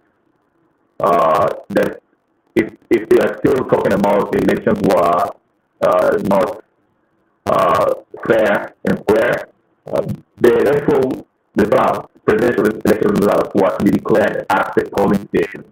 All they need to do is go add up all those numbers from the polling station and they can determine who is the president. That was done at the Supreme Court, so human Asia. high cost of living. That's the issue, right? It started 5 years ago. Why was Raila not telling his friends and his supporters to go on the streets and demonstrate about that while Uhuru was the president? That was simply because he was in a handshake. He never mentioned anything about his protest plans then. 2017 was gunned down, baby Pen or baby Mora. And if Mr. Kenyatta left, now he wants to come and tell us how it's cost of living. Okay, Ruto is now the president. Ruto can do something about high cost of living. But if you know anything about economics, and I'm sure some of you know something, it won't happen in one day. It takes time. So let's give him time. Let's come back next year and see if there's any difference. Okay, Just let's one moment, compare. sir. Yes. Just one moment. I don't know why it is a lot of. Actually, I've tried to remove everyone, but they are still in. I don't know if it's your laptop. If you can remove the jack from it or something. The voice coming back with a lot of echo. Echo? Okay, sorry. Let me see. Is it better now? No. Okay. All right. Let me come back in. Get somebody else. I'll fix this. Okay. Okay. Please do. Please All do. right. All right. Thank you. Even as Kenyan Rebel is working on his mic. Mzalendo, good to see you. Habari. Mzalendo, are you there? Unmute yourself, sir. Sorry. Niko hapa, my brother Jex. Nice to see you on Sunday evening. Yeah, same here, bro. Habari zenyu all the panelists. I hope you're all doing well. The lady who has just spoken, Faith, she has spoken so well. There are 8 million Kenyans who don't feel like Ruto should be in power or Raila should be in power, and they didn't participate in the elections. I think you represent that group of people. They felt that Kenya should move into a different direction. But Faith, we need to work with the current leaders that we have. We don't have any other avenue or any other means apart from the election to elect the kind of leaders that we really desire. So it's a process. It's a process. Even where you are, if you are abroad, it was a process. You gave up an example of Britain. It's a process. It is a process of self-identity. It is a process of finding out who we really are as Kenyans, and forget about looking at each other as tribes. I can give you a story. Where I went to school, I learned with almost all the 42 tribes, including Indians. Today in Kenyan politics, you don't find Indians participating, and they were Kenyans. So we used to eat together, we used to laugh together, we used to speak one language. And the language was either Kiswahili, Sheng, or English. That is what joined us. The issue of mother tongue was not there. But to the mothers, they also identified, they also taught us a bit of tribalism. They are the biggest problem. Faith, you are the biggest problem. You started it, but now you created a monster which you can't deal with right now. So you don't have to blame us so much because you are part of the problem. You are part of the problem. You are part of the problem that injected the issue of tribe. You identified your tribes as a Luya. You told your kids to identify themselves from where they come from. And that is where we are. Yeah, that is where we are. We are not a nation. We are small tribes. And look at Kenyan's economy. These are tiny little economies that cannot even drive the world. They cannot even, the world cannot be attracted to the Kenyan economy. Do you have any minerals? You have nothing. Zero. This is an economy that depends on taxes. So what do we need to do? We need to elect the right kind of mindset. You give examples of countries like Singapore, where we were at par with them. But when their politics was going wrong, what did they do? They went to look for a leader who is outside the political circle. Outside the political circle. And that is the reason why they are where they are. And the leader who came in said, me, I don't know the politics of tribe. I don't know. Me, I want to build this nation to compete with the first world countries. So what are Kenyan standards? Our leaders are not even competing with the first world countries. I don't know whether they're competing with anybody. We are just there. We are still glued into small tribal politics. Wewe ni Mjaluo, kesho maandamano. Look at the maandamano.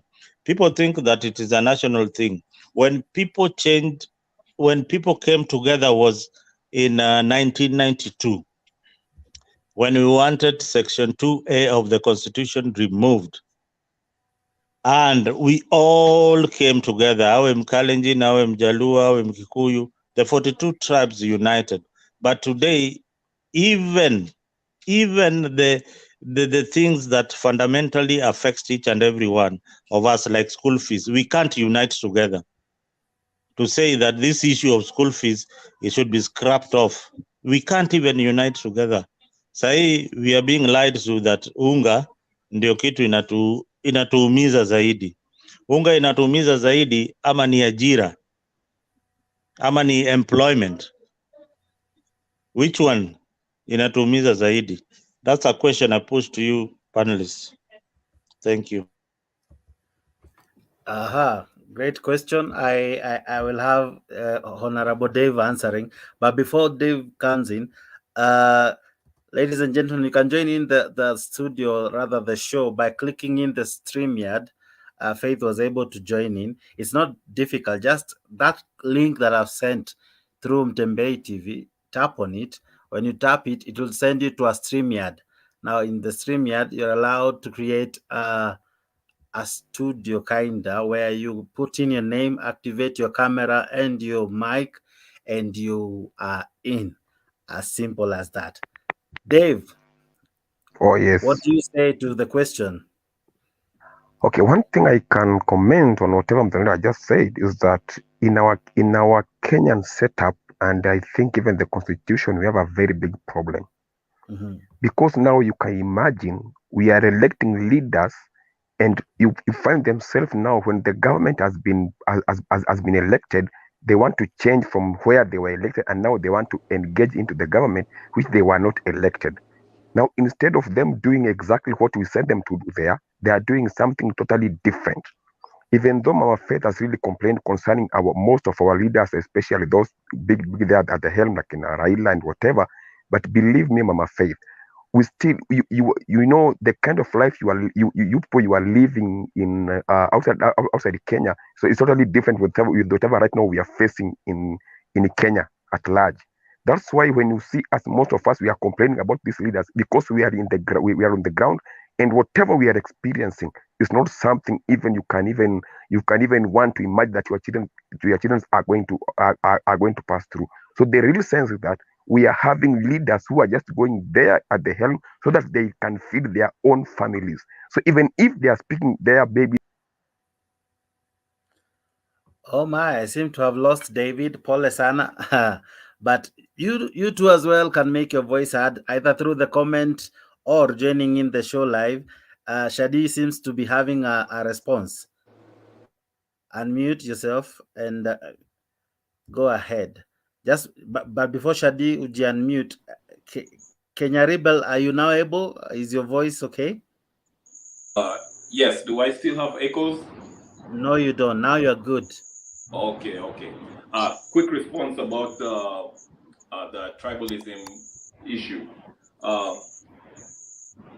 I had faith in Zalendo said, we are to blame ourselves, and Zalendo is saying we should start by blaming our mothers. I disagree with both of them.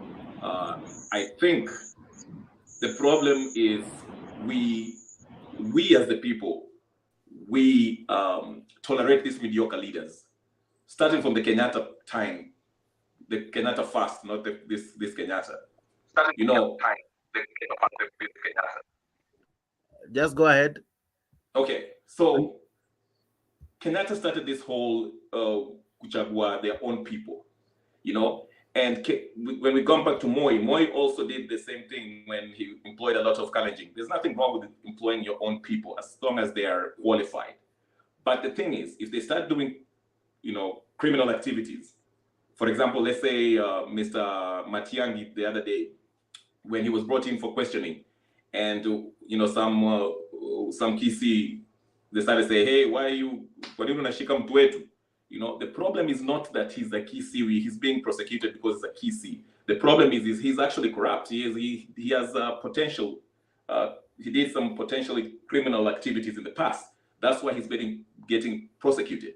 So how do we do with this? We need a real leader. The people we have are not leaders. We need somebody who can stand there and, kama mtu amekosa, kama ulishikwa umeiba pesa, we shall prosecute you. Whether you are a lawyer, we need a leader like that.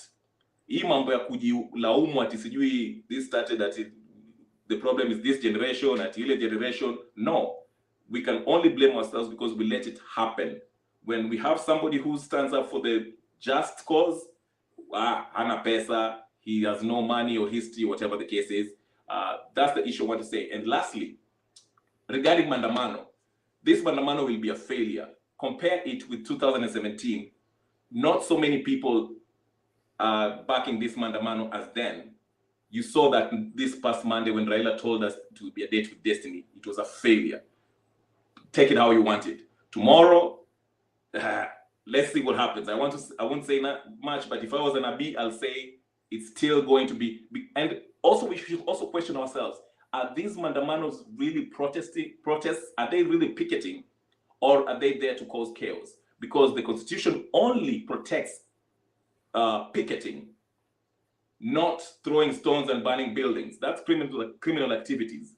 And if Raila is vouching for that, then he should be held accountable. Now, arresting him is another case. I won't be that, I won't go that far, but the government should be very stern with these ODM leaders or as a mere faction. I'll leave it at that because I know we are so many people and we all want to be heard. So if you disagree with me, please do so. That's my 2 cents. Thank you very much, Mr. Jakes. Thank you for being part of the show. I know there are questions arising from our panelists. Revolutionary, I see you raising your hand, sir. I don't know what you want to ask. Mic testing 1 2 1 2. Nanisikia? You are good. Okay. Good morning. Is it morning? It's morning. It's afternoon. It depends from where you are. Yeah. So as you can see from my name, personally, revolutionary. Go ahead. So from my name, you can see what my interests are in a society. I'm currently a student, a law student. I'm currently at the Kenya School of Law. Personally, I don't have hopes for employment, but I'm just going to do my own. Just one moment, revolutionary. Kenyan, okay. You can wear your earphones, but go ahead. Sorry.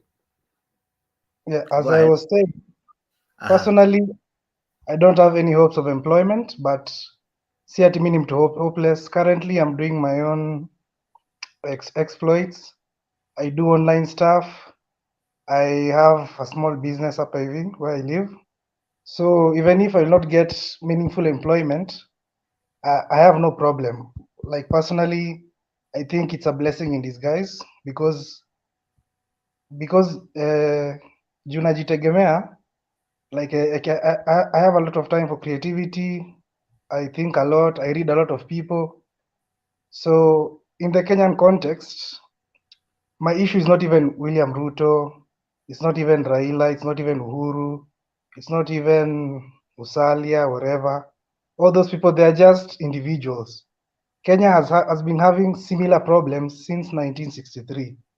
In 1963, the current players who are in the game right now were not like mature. Maybe they were, if they were born, they were too young. If they were maybe not young, they were not like the heads. So my issue is not with the leaders. And then also in 2017, Uhuru and Raila joined forces. Kenya, like the tensions went down a bit, but after some time, the problems have come back again. In 2007, this William Ruto that I see is protesting a lot. He was in KICC screaming that elections were rigged. Martha Karua, who is now apparently with Raila, was swearing in Kibaki at night. So on my part, I don't even look at Uhuru, Ruto, Raila. I just look at the issue. That's why if you look at my title, my only interest is change. So when I analyze Kenya, I want to know what is the problem that is ailing Kenya. The problem is not Kikuyus, it's not Kalenjins, it's not Luos, it's not whatever. If you look to 07, Kalenjins and Luos, they were together. In 2012, Kikuyus and Kalenjins joined forces. They were fighting for the earliest periods of Kenya. They were always in clashes, 92, 97. There are always problems. So the problem is not Kikuyus, Luos, Kalenjins. There is a deeper problem. And I think one of you mentioned is that people are using our tribes to get into office. So you see, the problem with that is if the system is fair, even if someone tries to use their tribes, like good will prevail. So for example, if there is tribalism, the rest of the country will try to vote that leader out because tribalism is bad manners. So, but the problem now comes in when, let's say, in 2007, the people of Kenya decide we are not in support of tribalism. We're going to vote this leader out, even if he's maybe doing good development, and that leader rigs the election. That's where the Kenya's problems come in. But if the systems were clean, if let's say we are comfortable with the process, even if someone is tribal, it does not matter. The problem now comes in is someone is tribal and there are no consequences for their actions because they know that maybe they'll rig the elections. And personally, I don't want to get into rigging because I don't know about rigging. The only rigging I know is 207. The others I'm not even sure about anything. But I think what we must do as Kenyans, we must sit down and ask ourselves, what is the problem? Because when I walk outside, I don't even think about anyone's tribe. I was born in Nairobi, raised in Nairobi, everything I've done in Nairobi. I'm a mixed, I come from two communities, Kisii and Kalenjin. My mother is Kalenjin, my father is Kisii. In 2007, we had a lot of relatives who were affected by the post-election violence. So to me, tribe does not even matter. It makes no sense, but I know that there is an issue of tribalism in Kenya, which is the big issue we must talk about. If we make sure, let's say, that elections are free and fair, we make sure that if a president comes in, he must respect regional balance. We make sure some things are non-negotiable. Let's say, if you look, let's say in Rwanda or many other countries, they have rules to protect against tribalism. If we do that, all these issues will not be a problem because we will be voting with our heads. We will know if this person A is elected, he must follow the constitution on issues of regional balance, blah blah blah. So whoever comes in, the issue of tribalism will not even matter. So if the most important thing we must do right now, let's not even condemn our leaders. Let's not condemn other tribes. There was a guy who came in and said Raila is a Luo Nyanza leader, which personally I was very offended. And I'm not even a Luo. As I've said, I'm a Kisii and a Kalenjin. So throughout the elections, I have family members who are on both sides. In 2007, most of Kisiis were in support of Kibaki. In 2013, the older Kisis were in support of Kibaki, the young ones were in support of Raila. 2017, because the young people are increasing, more young people supported Raila, older people supported Kibaki. In 2022, this last election, majority supported Azimio because of Uhuru and Kenyatta. So when I sit here and hear someone saying Raila is a Luo Nyanza leader, I feel very demoralized, because if you say that, then what is Rigathi Gachagua? Is he a Kenya deputy president, or is he a Gikuyu deputy president? So personally, I was very offended with that, because that shows the problem in Kenya is people think with their tribes. If they, maybe Raila is a hypocrite, of course, we know that. He was part of the handshake. He did not say anything, he did not do anything. And that's why a lot of people are very disappointed with him. But if we are to criticize him for whatever he's doing, let's say there was a guy, I think Shadrach, he said, why is it Raila who's demonstrating? And I think the host, I don't know whether it was the host, you asked him a very good question. Then why don't you lead us? Lead us in the demonstrations. You should lead us then. Because personally, if Raila becomes president or not, I do not even care. As I told you, my interest is, I want a better Kenya, because when I'm interacting with my friends, I don't even think about their tribes. But when it comes to election, here. Pardon? When it comes to elections, that's when I start hearing things about tribe, and I'm very disappointed. When I go to my shopkeeper, he's a Kikuyu. Whereas, let's say the person who delivers my items is, let's say, a Luya. The person whom I go to watch football is a Kamba. So I always wonder, why does it come to, when it comes to elections, that's when we start talking about tribalism. And so I think that's what we should be honest about. I want to conclude. The final thing I want to say, just one more thing. We must admit that we are tribal. Most of us, okay, personally, I'm not tribal. I don't think I am, but most of us are tribal. So let's say, instead of you criticizing maybe Ruto, you must accept, or let's say you must concede that you are against Ruto because he's a Kalenjin. And then now you may state your points. Maybe your points are correct, but first of all, you must admit you have that bias.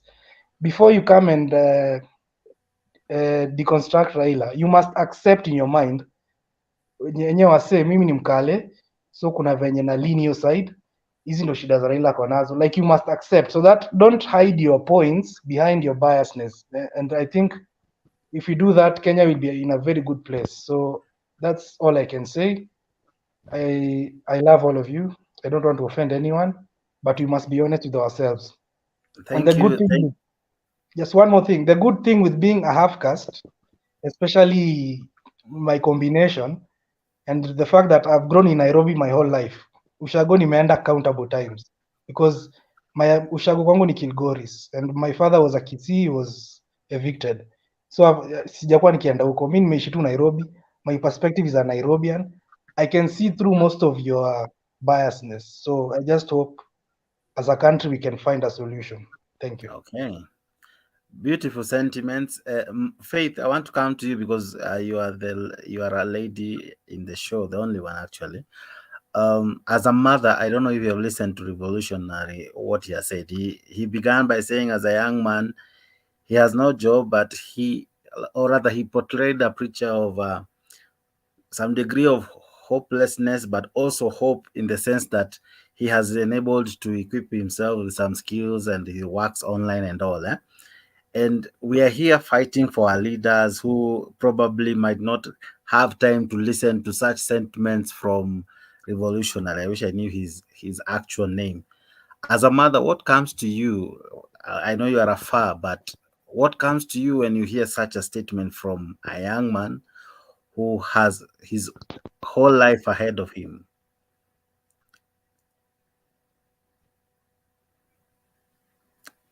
Unmute yourself.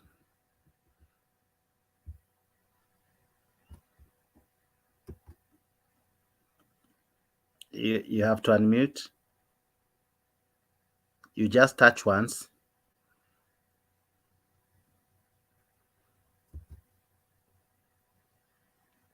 Okay.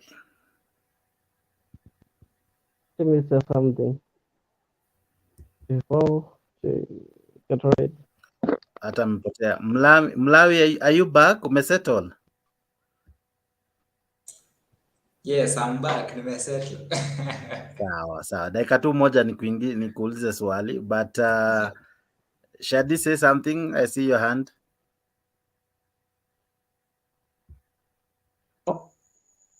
Good morning, first of all, once more.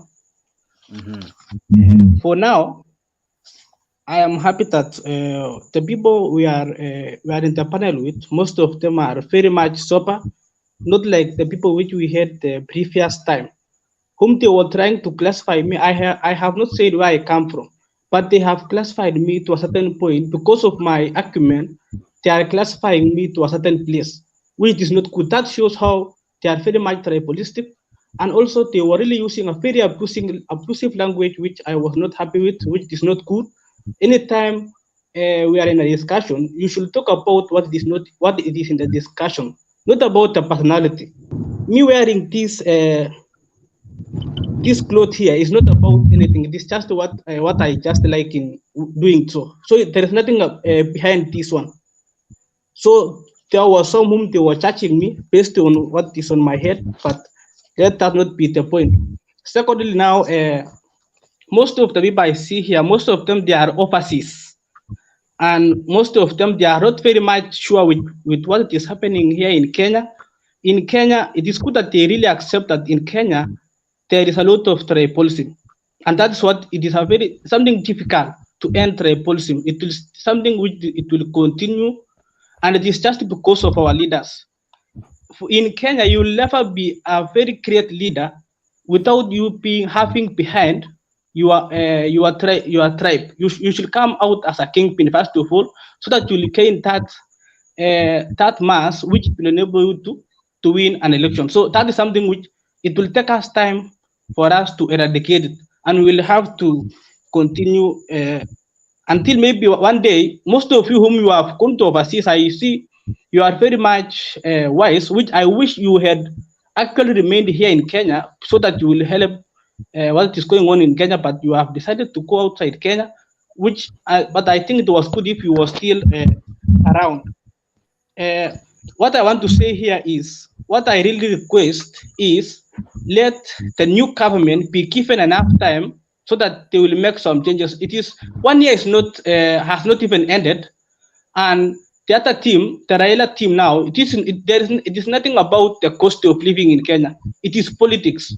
Raila has felt that in 2027, Ruto is going to win. What is he going to do? So he has decided to lead people based on the cost of life. The cost of life went high last year, even before the election, and Raila kept quiet. That's why I was requesting, if we had another person whom could lead this demonstration, but not Raila, I could be behind that person. But Raila is just for his own sake. So there is nothing like a very the intention. This demonstration have got no basis. It is just about Raila. So that is what I have for now. Thank you. But can I ask you a question? Yes.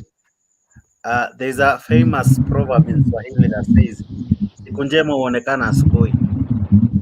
And at times when we look at what is happening, it has been 6 months, and many Kenyans may be feeling there's nothing to smile about, especially with the current regime, with all its blunders and mistakes.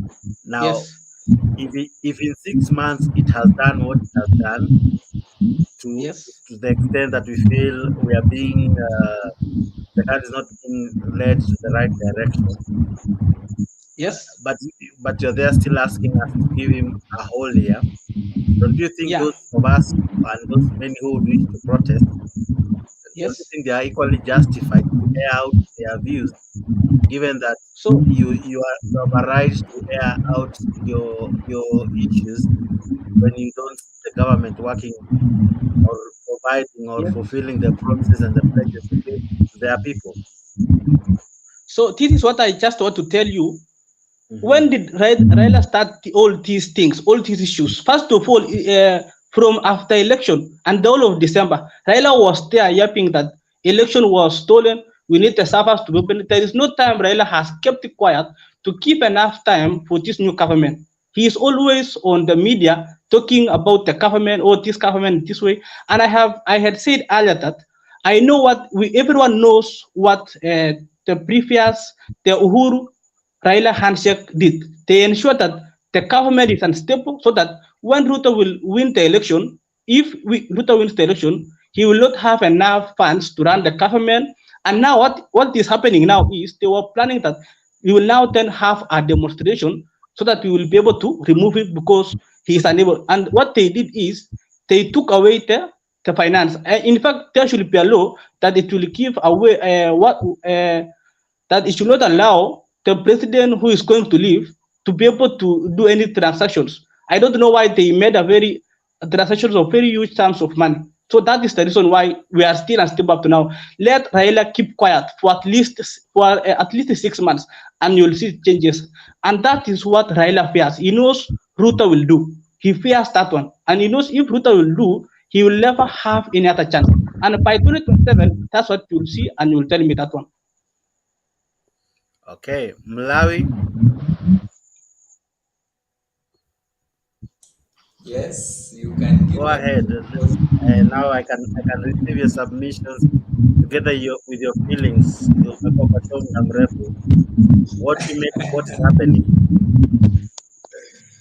Okay, where I am, things are okay. I'm looking back to Kenya, where Raila Odinga has declared Monday and Thursday to be days of running battles. So for me, I support Raila Odinga. I am behind him because I know if any regime is not checked, it means that that government will act lawlessly and maybe end up hurting its own people. So the only thing that drew my attention today is the statements of Inspector General Gachagua Koome, who said that he's going to arrest anybody, and he's going even to arrest Raila Odinga. He's going to arrest anybody who breaks the law. So I really I followed back on who Gachagua Koome is because I'm not used to him. He must be a new person in the Kenyan police administration because I've never seen him. Anyway, so I realized that that guy was not himself. He was speaking something that he has been told by an order from above. And I suspected Rigathi Gachagua for that because you see, in 2018, William Samoei Ruto was subjected to a test like the test Gachagua has been given today. When Raila Odinga went to swear in himself at Uhuru Park, Uhuru Kenyatta had gone to Ethiopia, I think so. So after Raila had sworn in himself, that's when Uhuru came back. So the person who was in charge of the country during that time was William Samoei Ruto. William Samoei Ruto knew it was a bait. It was a trap. And that's why William Samoei Ruto removed all the policemen from the venue where Raila Odinga was swearing himself, and he let it to happen in peace. Now it has happened that today or yesterday, William Ruto jetted out of the country to Berlin. He was going to Berlin and somewhere in Belgium, I don't know. So it means that the pinnacle of authority in the Republic of Kenya right now is Gachagua. And you've seen Gachagua now talking from IG Koome. You see, that was Gachagua speaking. It was not IG Koome, because I listened to his previous speeches to see if he has been such stouch, if he has been such adamant, and if he has been such rude. I realized that the guy has never been rude. So what makes him become rude when Gachagua is the one in charge of the country? It means he has been given orders from above. And has he thought about the repercussions of whatever action or whatever he said? Whatever he said was just to anger Raila Odinga. And I have seen my friend sending me a video of Raila Odinga now retaliating telling IG Koome that don't send police, just come alone and I deal with you, man to man. You understand? So IG Koome is too junior to confront Raila Odinga. But Raila Odinga, because he's fighting for a good cause for Kenyans, he has given the Inspector General a challenge to come and arrest him, because at some point, Raila Odinga knows what normally happens in the police service. So, that one aside, before we talk about maybe how things will go on. Malawi, just a moment. Allow me to play that clip you are talking about. All right, just play the clip.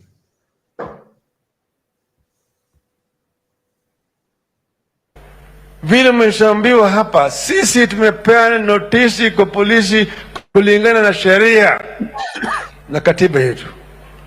Katiba yetu katika fungu ya kwanza nasema mamlaka katika Jamhuri ya Kenya iko mikononi ya wananchi wa Kenya.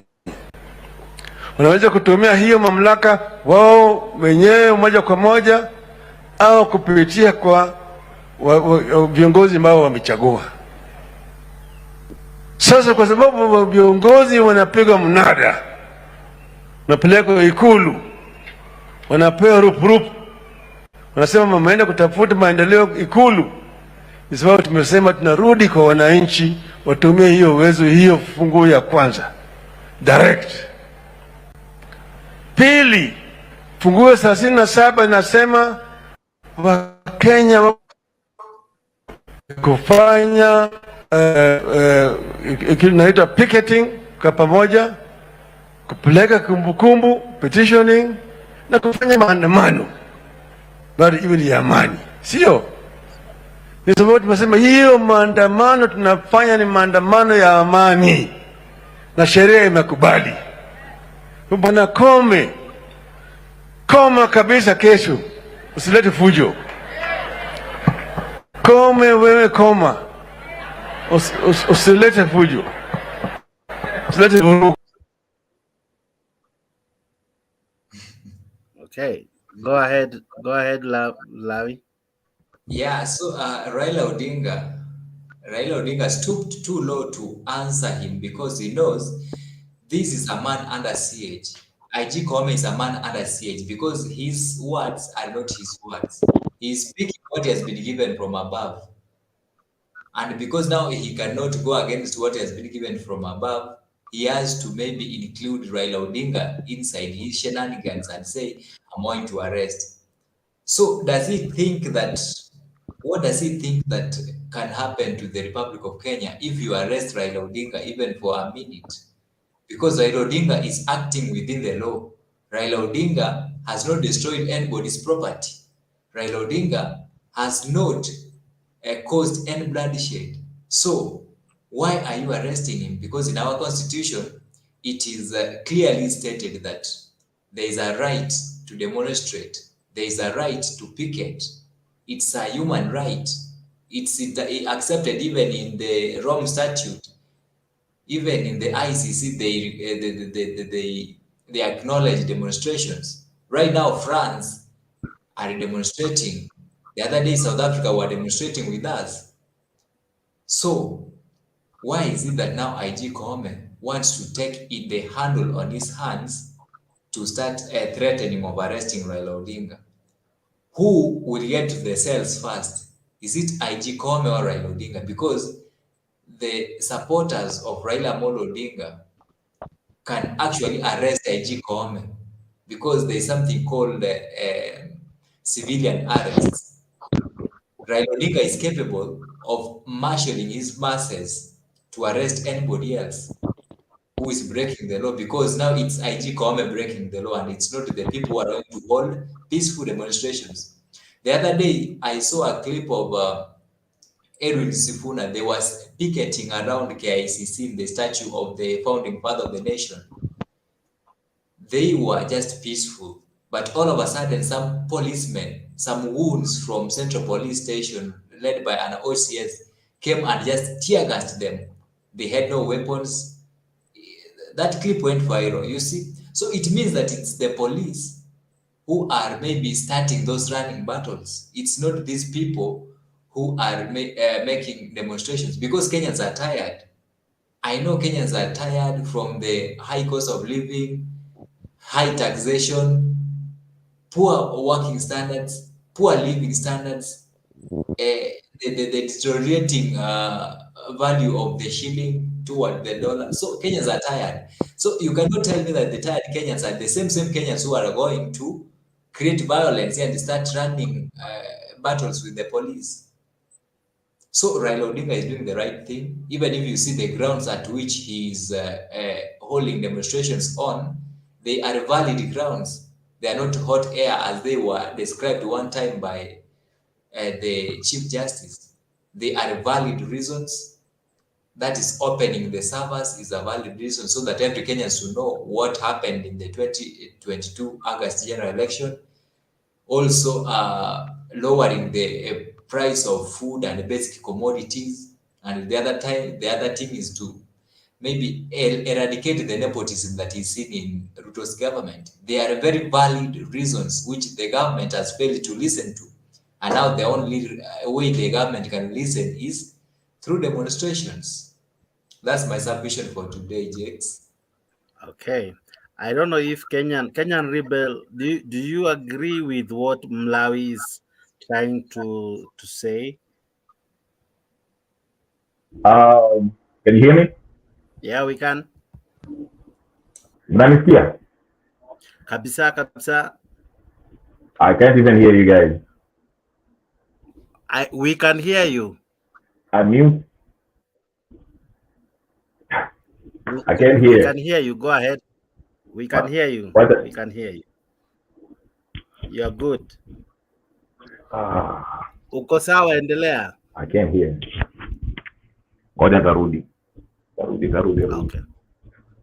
Okay. Educationist, I don't know if you're there, and Steve Ochieng. You see your cameras are off. I'm not sure. Steve Ochieng, you're there? Steve Ochieng, are you there? Unmute, sir. Steve Ochieng, you have to unmute. Okay, go ahead.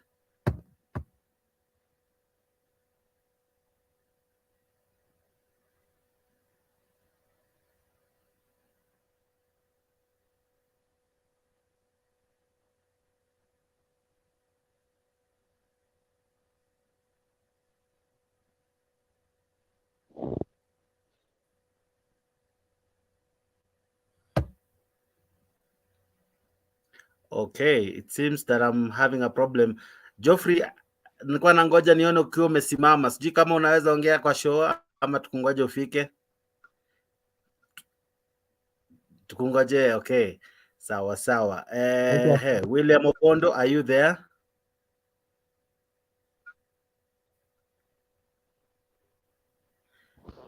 Oh my. Msilale kwa show. We. Naonekana watu wamelala. Watu wamejiwekelea. Kenya Revolutionist amepotea tena. Richard, I see you raising your hand. What do you want to say, sir? Go ahead. Go ahead. Nataka Okay, you listen? Yes, we're hearing you. Do you hear me? Yeah, we hear you. Okay. Okay. Nataka kukosoa huyo mzee wangu kwamba maandamano si mbaya, but if you look this maandamano which are going on or which our mzee is calling, they are not peaceful at all. They are not peaceful. Mimi ningekuwa yeye, aichukua wamama only mother, na si wamama ambayo ni wale watoto wawili moja. Hapana, wamama wazee hawapeleki kwa maandamano, lakini the moment he will to the youth, there will be no peaceful maandamano there. If you even listen to the supporters or even Raila himself, you will see that these people are trying to find ways to, to, kuaddress serikali. Kwa hivyo wanasingizia tu hii mambo ya gharama ya juu, lakini these people are after something else. It's not good. Oh shit. It's not good. I can.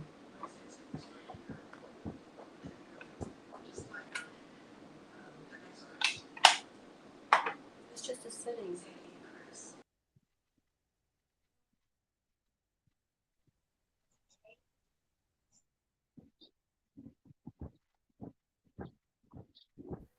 Mzalendo, nimekupata sasa. I don't know if you can hear me. Yeah, I can hear you. I can hear you, Jax. I'm following the show. Sijui kama umesikia Mlawi vile amesema. Abu alikuwa na ako chini kidogo, but nimesikia points mbili hapa. Hapo awali kulikuwa na jamaa ameongea juu ya tribe, then kuna jamaa amesema he really wants the demonstrations to go on as planned, and Raila is above the law, he cannot be arrested. That is what he is saying. And is bigger than the constitution of Kenya. That is what is saying exactly. And even if he commits any kind of crime, he should not be arrested. Let me just tell him that the constitution of Kenya is very, very clear. There is nobody above the law, including the President of the Republic of Kenya. Is not above the law. There is nobody. Don't give Raila this title to make him feel like he's a small god on earth. So if he commits crime, he can be arrested. The repercussion is what the police can deal with, because there will be repercussion, there will be casualties when he's arrested. But I'm not advocating or daring the police to arrest Raila. So waanze kucheza Mickey cat and mouse game. So that is something that we leave for another day. We don't want it to happen. We don't want to predict how the headlines will look like when Raila is arrested. And we also don't want chaos, more chaos in our country. So if somebody is picketing, let them picket to the designated routes that they have been given. Wa picket tu vizuri, because it is within the constitution. That is a right. But again, the police have said that the demonstrations tomorrow are unlawful. So what I'm seeing here, and I want to be the devil's advocate today, Ruto has taken off, and Rigathi is currently the president of the Republic of Kenya, in the absence of President William Ruto. So what is Rigathi setting up the Azimio brigade tomorrow for? It is like he's preparing to deal with them. So that is what Rigathi is saying in short. I will deal with you tomorrow. And Raila's team is saying, come baby, come baby. We are also waiting for you to deal with us. Of course, there'll be casualties in this kind of manner, because the police have said they are not prepared for any demos tomorrow. If you do it, if you appear in the streets tomorrow, definitely you'll be arrested. You'll be arrested for demonstrating, because they have said it is unlawful. And the reasons they are giving are flimsy reasons, but they are within the police laws, that they can give those reasons for security purposes. Maybe they are not prepared. Another issue was tribe. This is the devil in the room, or how do I term it? hii mambo ya tribe, first it is primitive. When you are called by a certain tribe, where do we find tribe?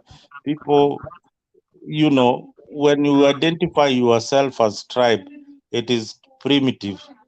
That is a colonial mentality, and that is how the colonial people, the whites people, created boundaries in Africa and in Kenya. They made sure that the Kikuyus were called the Kikuyu tribe. We didn't know about tribe before the Mzungu came. And this started back in Europe in their time. They divided themselves like that in tribes. So we are developing socially and again economically. Ndio ukiona what we used to learn like industrial revolution, agricultural revolution, mechanical revolution is coming. So we are still in the phases of development. Tumekwama kwa hapa kwa agriculture na tribe. What we have not been able to shed off is the tribe identity that the Mzungu gave us. The day we will shed it off, we will be a better country. Thank you.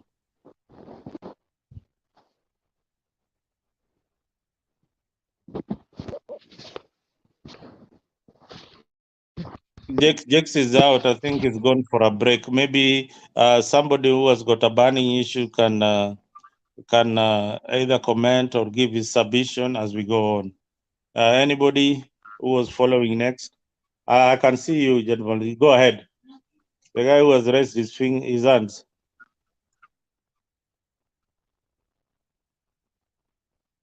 Can mute your mic.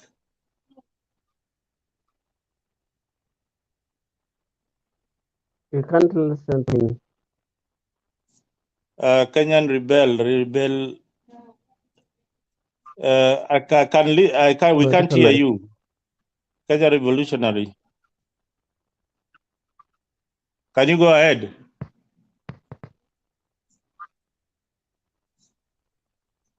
Unmute. All right. Let me see. Yeah, you're okay now. We can hear you. Go on. Hello? Yeah, we can hear you now. Okay. I was saying this, that I agree with everything you said, except the issue of tribe. I know you say that the Mzungu came and called us, he divided us by tribe, saying you're Kikuyu, Luo, and all that thing. I don't see anything wrong with anyone feeling a sense of pride in being a Luo, Luya, Kikuyu. That's your identity. It's okay. The problem is if you now, let's say, see things, for example, like the president now, who is accused of being employing a lot of his own men, some of them not competent, just because they are of his tribe. That's when it becomes a problem. Being a Kikuyu, being a Luo, being a Luya, you should be proud of it. There's nothing wrong in our differences. That's how God made us that way. We speak different tribes. And even before Mzungu, we had different tribes. The Luo used to do, trade with the Luyas, and the Luyas did trade with the Kisii and so forth. So the problem is not tribe in itself. It's when we use it to discriminate against people who don't belong to the same tribe as we are. So that's where we differ.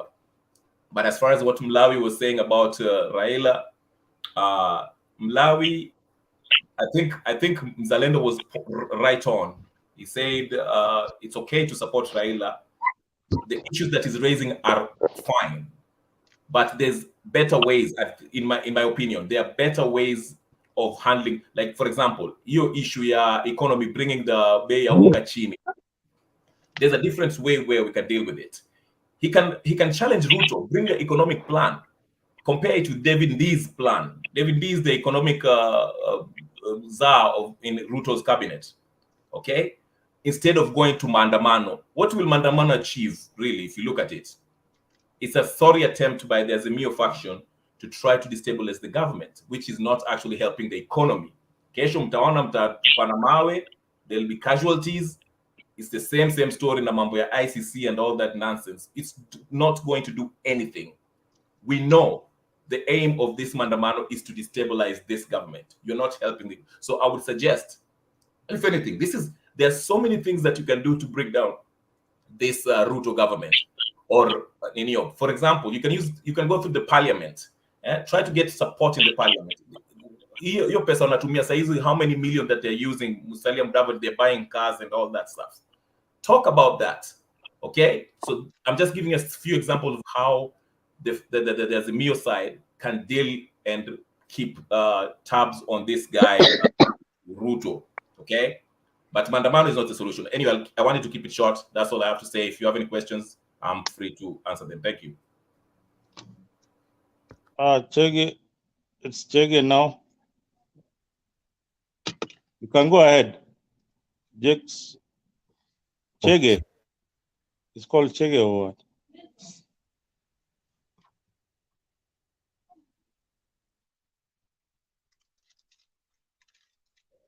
Oh, Paul, and you can mute.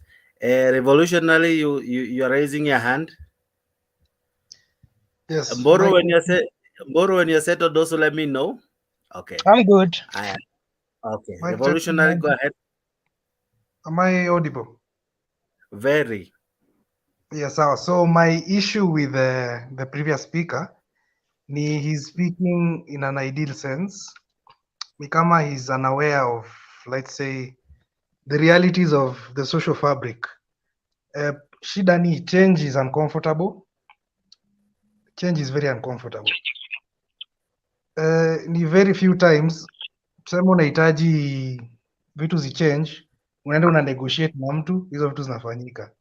In the perfect world, that should be what must happen. Lakini shida ni, even during colonial times, Mau were criminals, they were uneducated, they were savages, they were whatever the case. But the thing we should do, instead of us questioning how others are expressing their frustrations, let us go to those frustrations. Tukae chini tuambiane, what is the problem? Why are they quote unquote, mbona wanaandamana? Wanasema sawa. Instead of us rubbishing it, we should be discussing it. We should be saying, for example, I prefer someone akuja hapa discuss aseme, the forms are final, the forms haziwezi ibiwa kura juu hivi na hivi. Let's discuss the issue, because that's how we will progress. Instead of us saying, oh, that is nonsense, haitusaidii, because every 5 years tuko hapa. People forget. In 2027, something will happen, watu wagombane. In 2032, something will happen.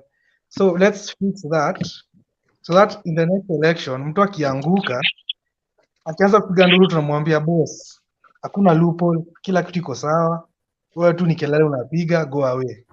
The issue of high cost of living, ukisema mambo ya let's discuss our economic plans, that is a very good thing. But mbona tukua tunataja hizi economic plans 1 month ago? Mbona tunaanza kuziongelea saa hii? Because there is pressure. Because change is not comfortable. Lakini tulikuwa nataka tu previous speaker a note. Like change is not, it's not a comfortable thing that people want to do. So the fact that tunaanza kuongea mambo economic plans at this moment is because of this Maandamano, which we call use. Okay, personally, this is support personally. But as in, revolutionary change kabla umalize tu ukimalizia hebu tuelezee. I want somebody today aniambie sava ni nini in the simplest manner, what you understand by what a sava. Please explain this to Kenyans, because not so many people know what a sava is. Ule mtu ana idea, hebu tuambie a sava ni nini. Okay, I can maybe mention what the little I know. Mi si expert. But from Kenya najua ni server ni kama a collation system mali data ina kuwa fed into. Mali, if there is any activity imefanyika, you can detect it from there. Does it make sense? Like tuseme nikikupigia simu. Let me help you. Good attempt. Mwingine tafadhali. Mlawi has an answer. Go ahead, Mlawi. Excuse, can I finish? Naweza ongea kitu 1 minute before niwache muendelee. Sawa. So just to conclude, we must appreciate, because from my name, interest yangu inakuanga consistent change, irrespective of who is there. Because my thinking the government is wrong until proven right. You know mindset nafaa tukuwe nayo. So when Raila was in government, I was anti-handshake, I was anti your structure yote because it was the establishment. Si ati juu ni Raila. Now that he's not in government, I am now against the government. As in, as a people, we should be skeptical of the government. Tunafaa kuweka gava on toes. Government is quite comfortable. That's when bad things start to happen. So that's the only thing I want to mention. Maybe we can continue. Okay, Mlawi. Yes. Mlawi, on the issue of what's a server. All right. So I just wanted to give you a technical answer on what a server is. I think you are getting me clearly, isn't it? Yeah, we can. Yeah. So a server, as the name suggests, it is a storage for data online. It's a storage for any data online. So any website that is hosted online has where its information is stored. So, but before information is stored, there's a way it enters and there's a way it leaves. In most cases, many people in the internet just show you how information gets out, and that's the front end of the server. That's what anybody can see. Today, if I have to maybe Google a university which has a website, I can see the front end of the services they offer in school, students, graduate, and everything. And there's the same way IEBC has its server, which can be accessed by anybody from the front side that posts anything in the front side. But now there's where information comes in through. Information comes into that server to be stored. That's called the back end. So that back end is actually the back end is where you can access how information came in, the history of who sent that information in, and everything. It's now for the client. It's for the person who maybe made the servers. For this case, IEBC is owned by Kenya, the Kenya IEBC. So the IEBC owns the back end. And that back end is what Raila Odinga wants to be opened, so that they can see how the elections came in, who sent them in, and at what time they came in, and from which location. That's the back end. So Ruto has not, I cannot tell us that he has opened the servers, because what he has opened is the front end, where anybody can access. But he has not opened the back end for Kenyans to know what transpired during that period. Now I think you understand that. Yes. Maybe Jakes, can you please find out what a portal is before I give you my answer? Although I don't know whether I'm right.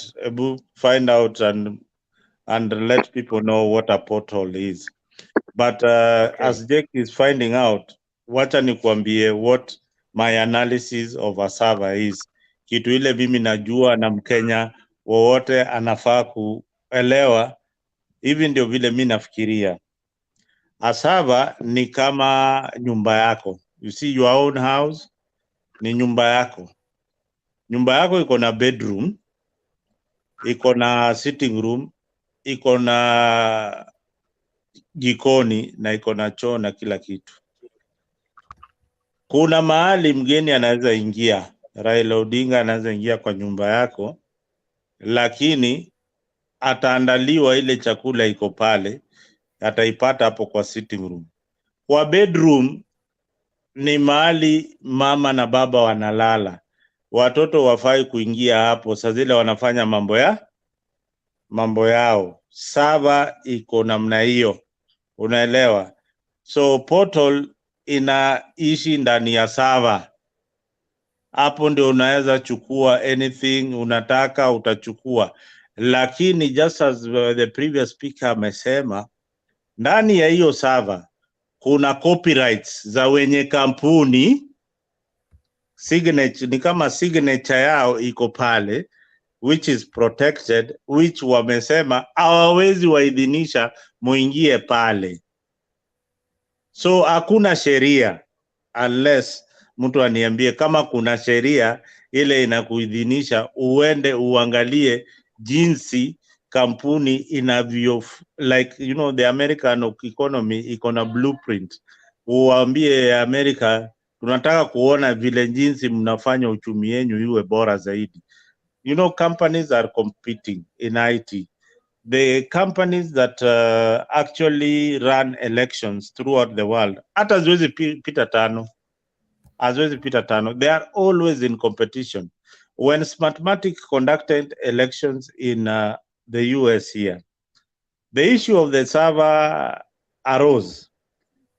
But the funny thing, if you had misinformation, wewe ni wakili lakini unadanganya that huwa hiyo server sijui ilifanya nini, ilifanya anauna evidence na kuambia they strike you off the bar, na pia unaweza pelekwa kotini na ukafungwa juu ya kuneneza uvumi. It is the same thing that Trump was claiming here. Oh, kura yangu ikaibiwa. Wakaweka $5 milioni kwa mtu wowote ule anaweza kuwa anajua ya kuwa kura ilibiwa na hii Smartmatic hii wa Kenya wana complain. Mpaka wa leo, hadi wa leo, hakuna mtu alijitokelezea akasema this is how they stole the elections. Sasa sijui wa Kenya wamekuwa na ujanja gani wakasema kura naye iliibiwa. Asante sana. Aha. Geoffrey Mboro, you have been in for some time. Yeah, thank you. Go ahead. Thank you so much, Jake. Is it Jakes or Jake? I can't see. Jakes. Yeah. And the other panelist, thank you so much for us to come here and brainstorm and educate each other, because the information we are getting here is very, very paramount for us and for our country. And I want to believe the reason why we have this debate, it is because we are loyal and patriotic to our country. We don't just come here to argue and show who is good and who is bad. Some of the things we talk here can reach the ears of our leaders, and they can realize that we understand what goes on. Like the debate we had yesterday was very productive, where we talked of the things that ail our nation.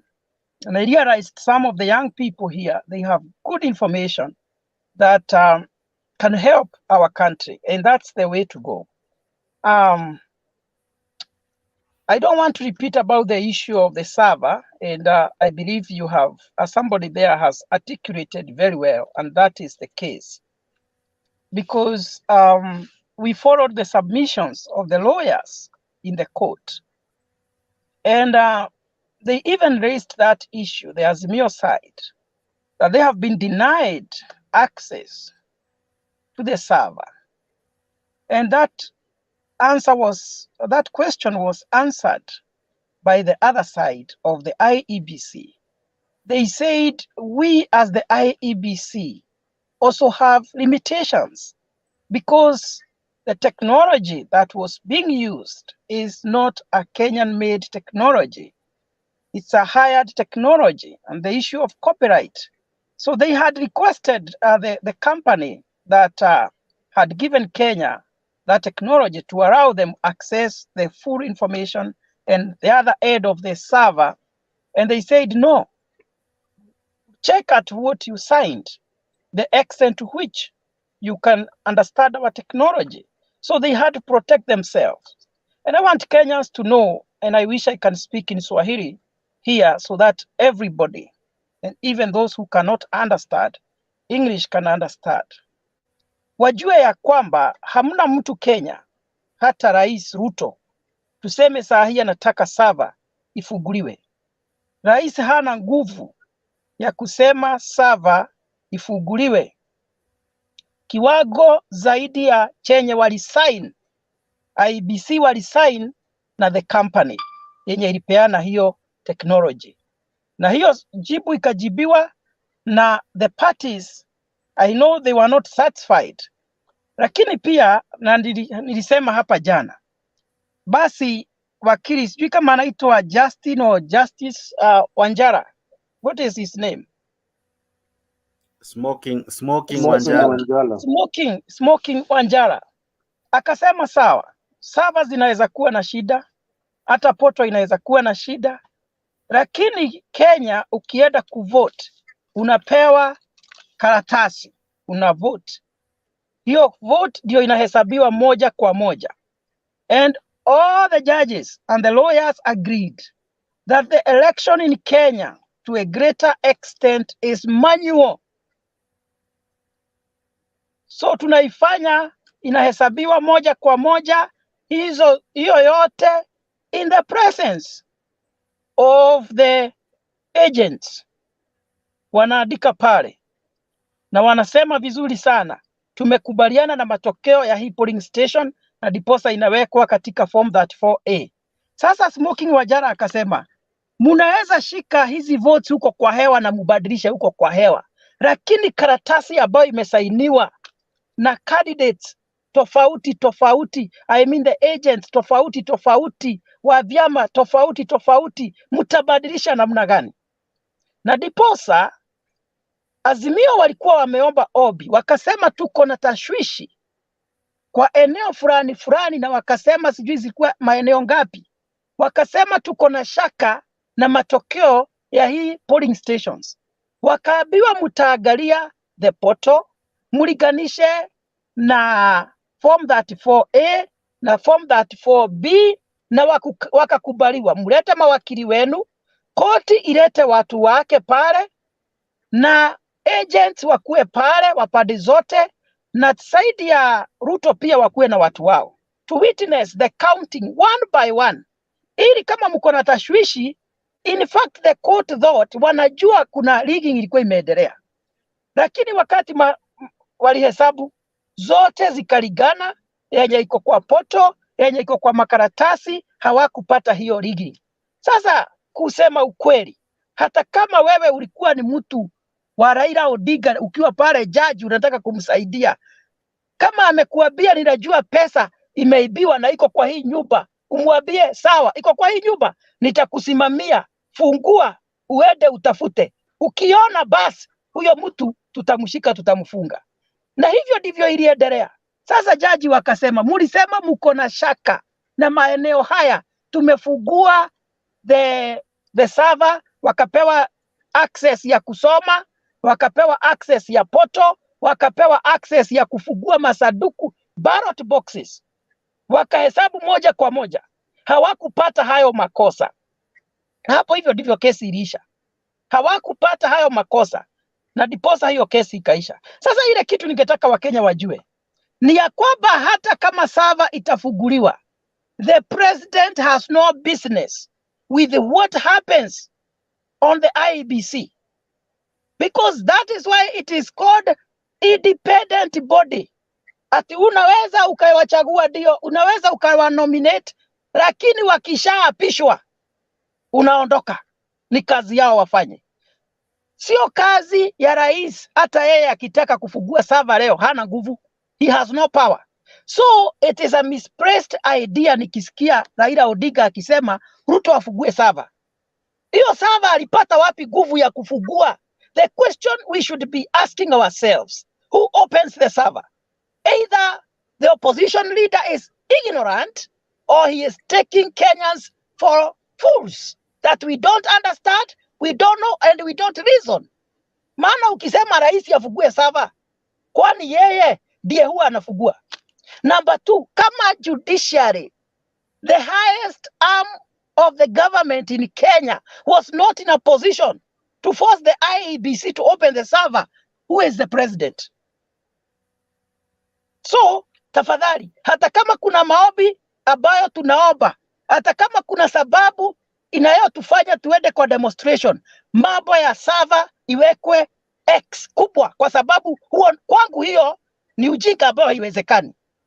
Ninatumia lugha gumu kwa sababu nasikia vibaya nikiona watu wakidanganywa. Rais, fungua sava. Sijui nani, enda kwa wenye wanastahili kufungua sava, uwaambie wafungue sava. Ruto hana nguvu ya kufungua sava yoyote. Haya, niseme hivi. Sitaki kurudia hiyo mambo ya sava, nimemaliza. Nimeangalia the exchange. Najaribu kuongea Kiswahili kidogo. The exchange of words between the inspector of police and the opposition leader, Raila Odinga. The question I want Kenyans to ask themselves, because we said, as young people, because most of the people who are in this panel and most of the people who are listening are young people. And we said we should think beyond what we hear. We should think beyond what we are being told. Use your brain. Fikiria kidogo zaidi ya mwenye anaongea. Maana wewe si mtu wa kupokea takataka yote. Mtu akiamua kukuambia, akuambia enda ukafanya hivi, unaenda kufanya bila kuuliza, why am I doing it? Mambo yakiharibika, hiyo msalaba mwenye ananiambia nifanye hivyo atanisaidia kuubeba. Kwa mfano sasa, nimeangalia hiyo exchange. What I want Kenyans to know, the inspector of police is speaking on the point of law and order. He is speaking on the point of authority protected by the Constitution. That is why today Kenyans can be shot by the police if they break the law. But there is nothing you will do if that person was a criminal. Kenyans can be shot by the police if they attack them and they feel that their lives are in danger. Na utakufa, na hata mkienda kwa koti hakuna mahali watapelekwa. I am telling you the truth. Ukienda kuvunja duka ya mtu utapigwa risasi na hakuna mahali mtapeleka Koome. I am telling you the truth. Ukienda kupiga polisi na mawe, niliona polisi wakitoroka lakini wako na bunduki. Ukiwafungia kwa kona mahali mtapigwa marisasi na hakuna mahali mtawapeleka. Remember, mnaongea mambo ya ICC. Let me educate you. If you are following the proceedings of the ICC, the Inspector General of Police, Muhammad Ali, was there. Do you know why he was acquitted? Because he was on duty. And he was asked, do you think what you did was professional? He said, if what happened or what was happening is to repeat itself today, I would do the same. Do you know why he was so confident? Because he is protected by the Constitution. The reason why we have the police is to ensure law and order. Sasa sahi, na ndivyo nawaambia, Raila Odinga is speaking on the point of confusion, on the point of imagination, on the point of prediction. He doesn't know. So, kwa mfano, kuna vijana wawili walikufa. Amefanya nini? Kwa sababu anasema wewe Koome hakuna kitu unasema, face me, there is nothing you can do. Okay, there are two young boys who died. What has Raila Odinga done to those families? Right now as we are speaking, kuna vijana walishikwa na polisi Jumatatu iliyopita. Wengine bado wako kwa custody. Raila Odinga, na ili niwaonyeshe, yeye anaongea lakini hiyo nguvu, yes unaweza ongea na hata uonyeshane wewe ni shujaa sana. But do you have the power to do anything beyond speaking? Hawa vijana wenye walishikwa, maana wengine tayari hata saa hii wako ndani, ameweza kuwatoa. And those are the questions I want the young people to ask themselves. Kabla uende ukatupia polisi mawe, ujue ukishikwa. Raila Odinga alikwambia ni sawa. Na ile kitu ninasema ni hii. If Raila Odinga want to help his people and want to succeed in these demonstrations. Be a watu, yes, we have the right to picket. We have the right to demonstrate. But our rights are also limited. Don't go throwing stones. Sijasikia hata mmoja akikemea wale vijana niliona wanakibisa polisi huko Kibera. Hawajawaambia nyinyi, hata kama tunawaambia twende demonstrations, don't dare. Hata hapa America. You know, we said we are talking of democracy and freedom and all that. Even in America here, if you dare to touch a police, you'll be shot dead. Na hakuna mahali utapelekwa. Nikawaambia juzi wakati Trump alikuwa anatoka, he hyped his supporters, wakavamia Capital City. Vijana wakasema sasa hata tunaigia the House of Congress. Msichana mdogo akaigiza kichwa kwa dirisha. Hata hakugojewa. Alipigwa risasi ya kichwa. Akakufa. Nini ilitendeka? What happened to that policeman? He is protected by the law. There are government protected areas that you can never touch. So tafadhali, nyinyi watu wa opposition, mukihype vijana wenu, mukiwapatia motisha, we go. Also inform them about their limitations. And that is why Koome spoke confidently. Told the people, si wakatazi, just go for those demonstrations. But make sure you don't have a stone, you don't have a stick, you don't have any weapon on your hands. It has to be peaceful.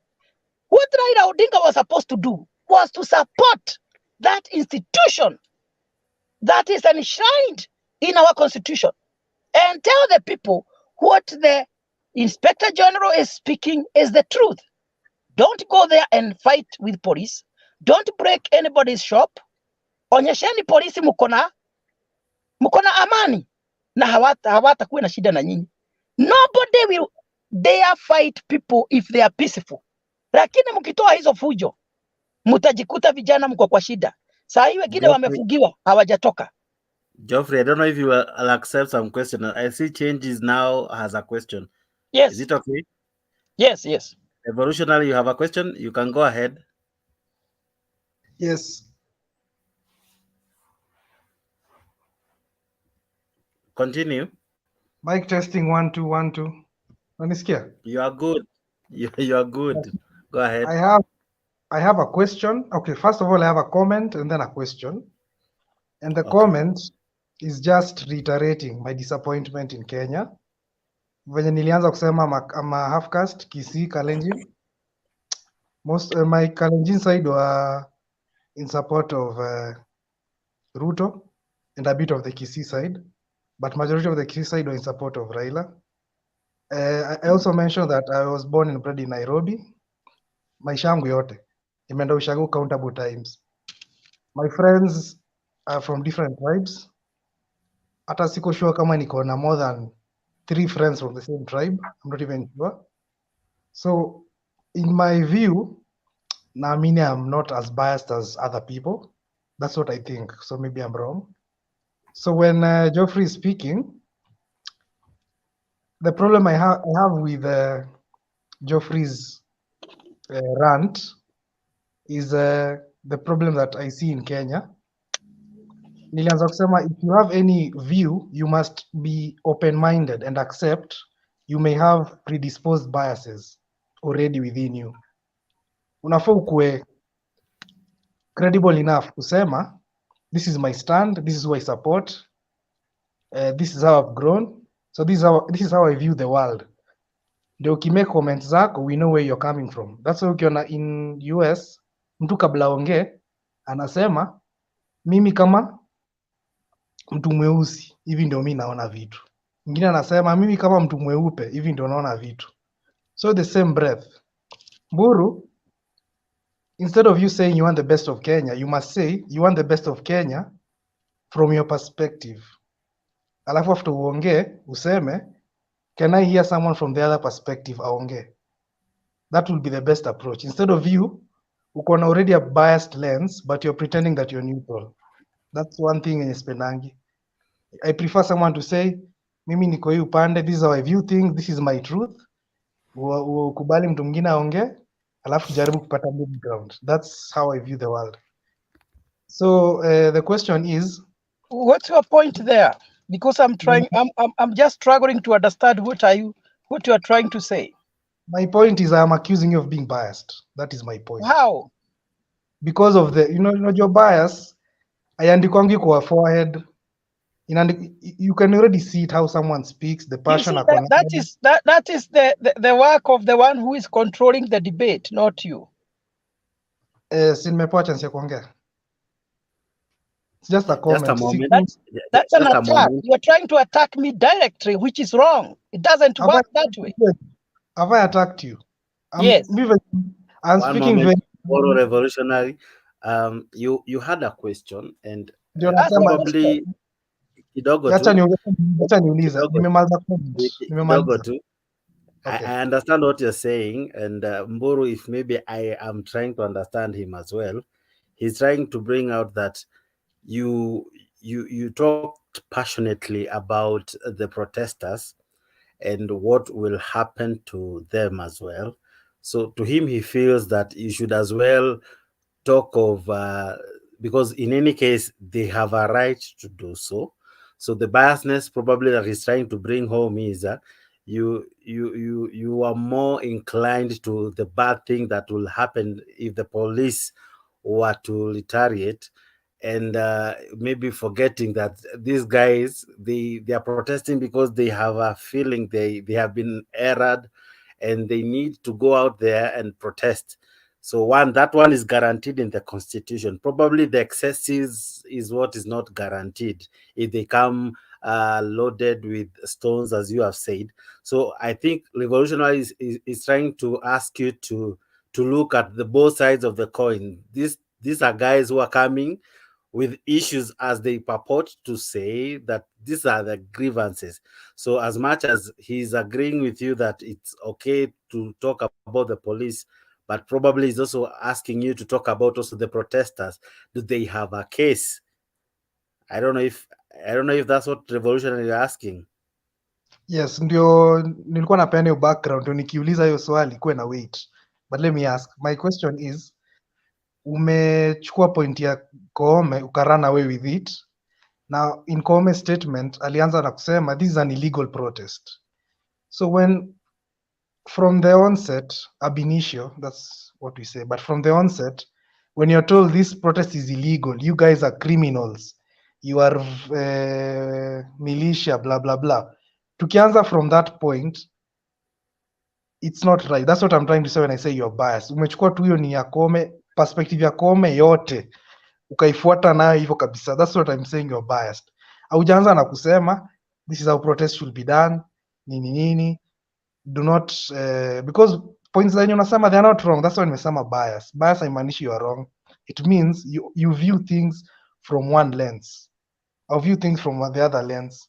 Aujaona kitu mbaya Koome amefanya. That's what I'm trying to ask. Why are you let's now allow Mboro to defend his argument. Mboro, come in. Naona umejifreeze. Mboro umefreeze na umepotea. Kenyan rebel, before Mboro comes back, do you agree with some of the sentiments that that Geoffrey was trying to bring, which I feel he was trying to air out what he feels and what he thinks ought to happen or ought not to happen? Geoffrey ni Mburu ambaye ameondoka. Yeah, ambaye ametoka tu. I think something happened to his network. Okay, I agree with him, and in this sense, hiyo issue ya server, he was very right. Raila kikuja kutuambia ati sijui tu Ruto afungue server. Ruto has no power to open the servers. None. Okay. So akienda kusema hivyo nikana anatuenjoy, anaenjoy my youth. Unacheki? But people don't know. Most people don't know that. Aulizi hiyo nini. That's where I agree with him. So what else did he say? Hiyo story ya Koome, partially I agree because me I support kama watu wa Raila wanataka kwenda maandamano. Maandamano is okay as long as it's peaceful. Kama mwaribu maduka na nini and then mkaandamane, you have the right to protest. But mkienda kusema ati mnaenda maandamano, na mkaanza kuchoma maduka na mnarusha mawe, mkianza kuchapwa bunduki msianze kulia. Okay, that's where that's the fine line. I'm from the maandamano, but if it is about destabilizing the businesses, destroying properties, mkichapwa bunduki msilie. That's all I can say. But he was right on. Jeffrey was right. Hiyo mambo ya, in fact, even one more point before I finish. Before tufike kwa hiyo story ya Sava, again, Buru also talked about this. Alisema election presidential results are to be determined at the polling station. So ndio maana nilisema mwanzoni, if you just add up zile ma results kwa polling station across the nation, you can add up and tell who won the presidential election. Ndio maana unacheki walienda kotini wakasema hivyo, and they compared with what was on the server. Hawa si walikuwa wana kesi, so it's not a non-issue. Ndio maana nilisema hii maandamano, the reason they're giving us for this maandamano are not legit. Unacheki, it's just about destabilizing Ruto's president for whatever reason, which I suspect is because hawa kina Ruto walianza expose the previous regime's criminal behavior. Hizo pesa zili mabilioni ambao walichukua sawa kaanza kuninio. But that's another story for another day. Anyway, I want to sign out. Mr. Jex, asante sana. Ebu hit on my ninio hapo, my profile, subscribe kwa channel yangu. Shukran sana. Bless. Channel yako ni gani jamaa? Channel yangu ni Kenyan Revolutionary. If you click on my ninio, my profile, kama mnaweza ningeiweka hapa, lakini niko na shida, nimejaribu kidogo. I speak on this thing the same thing.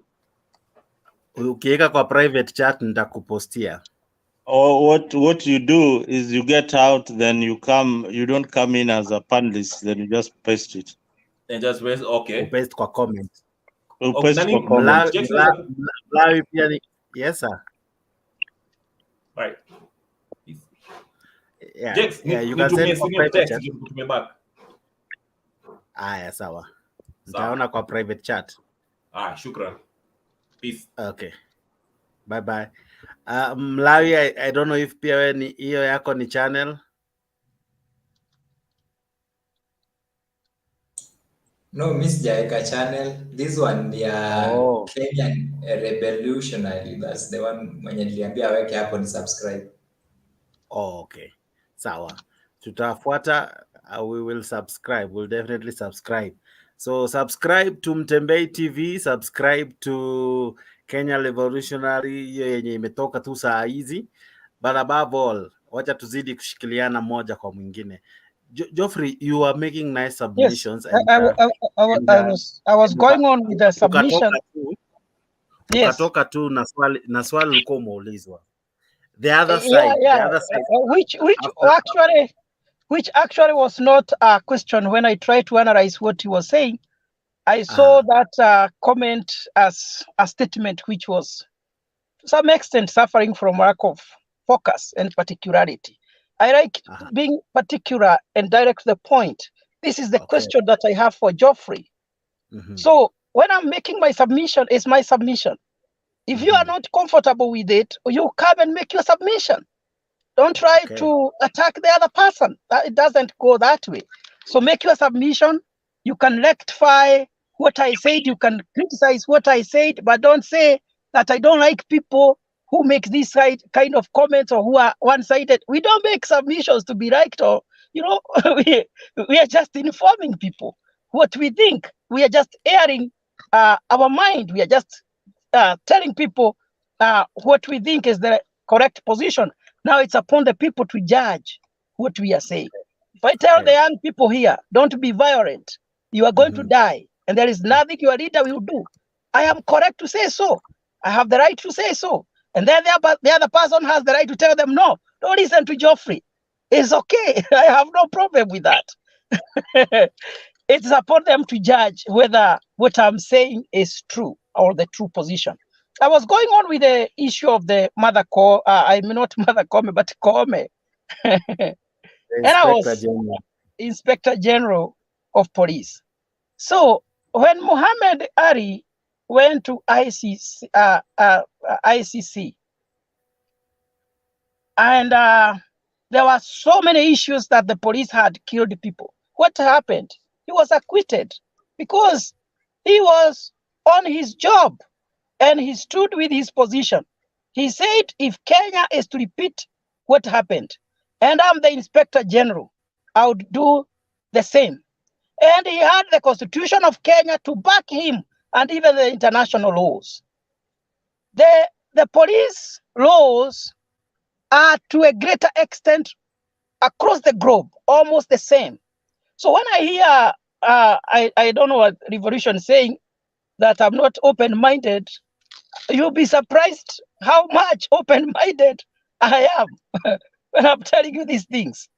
So the Inspector General is speaking on the point of authority, knowing that he's protected by the law.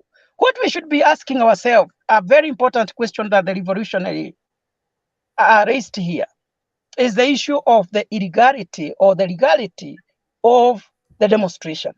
When he is saying it is illegal, as intellectuals, what we should be asking ourselves, why is he saying that? Is he saying on the point of the law? So we should be asking ourselves, what does the law state about demonstrations? Because most of us don't even know clearly what the law says.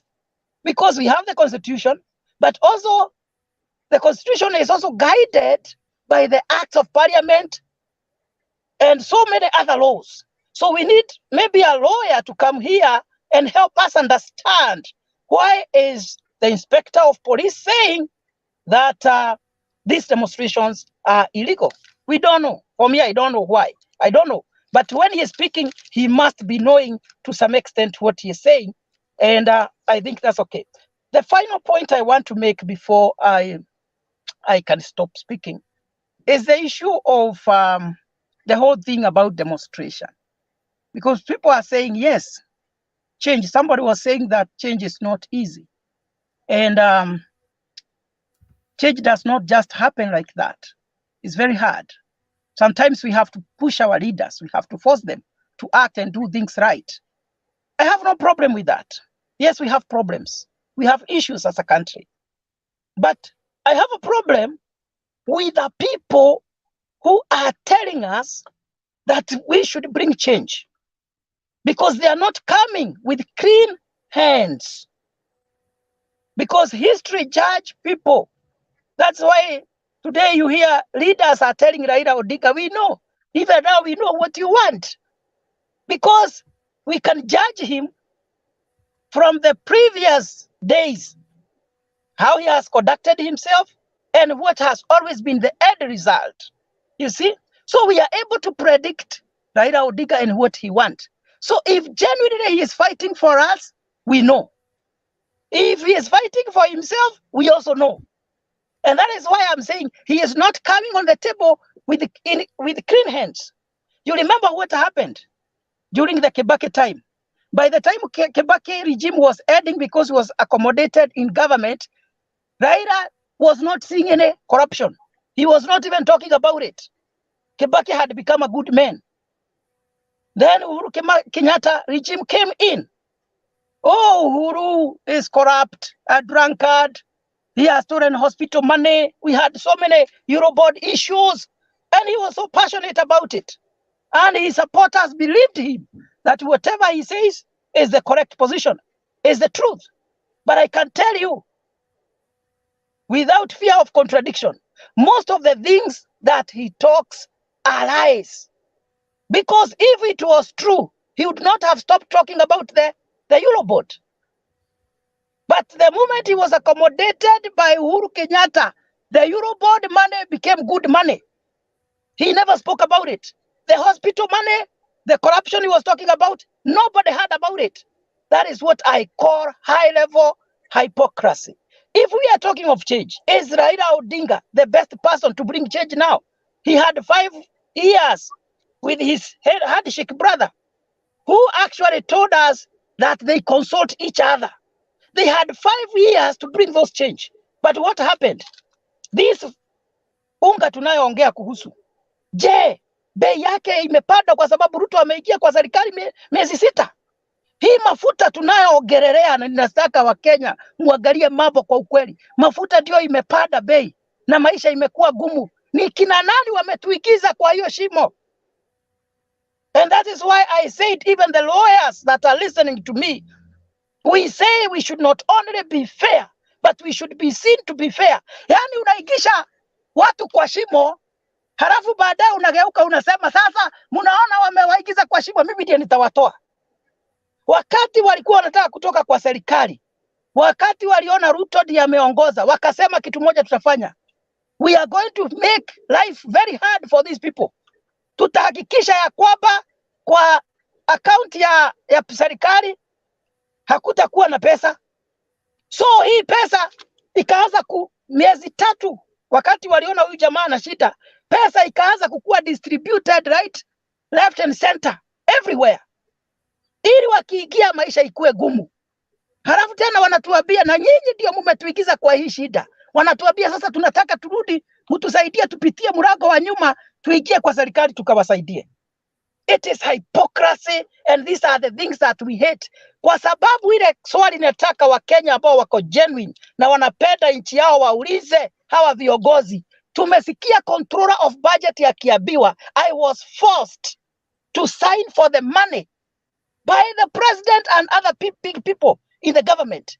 Ile kitu watu ambao wanapenda nchi yao wanastahili kufanya ni kusema tunataka hao watu washikwe. Kama tunashinikisha serikali kufanya jambo, tuwasukume mpaka tuone ya kwamba investigation has been done. Pesa yote ambayo iliibiwa na serikali ikitoka, ile mambo yote wamefanya, hiyo pesa tunasikia iko nchi za nje. Ile pesa hata Uhuru alituambia alituambia atatuambia imetoka wapi pesa yao, iko nchi za nje na tuliambiwa na kampuni za nje ya nchi.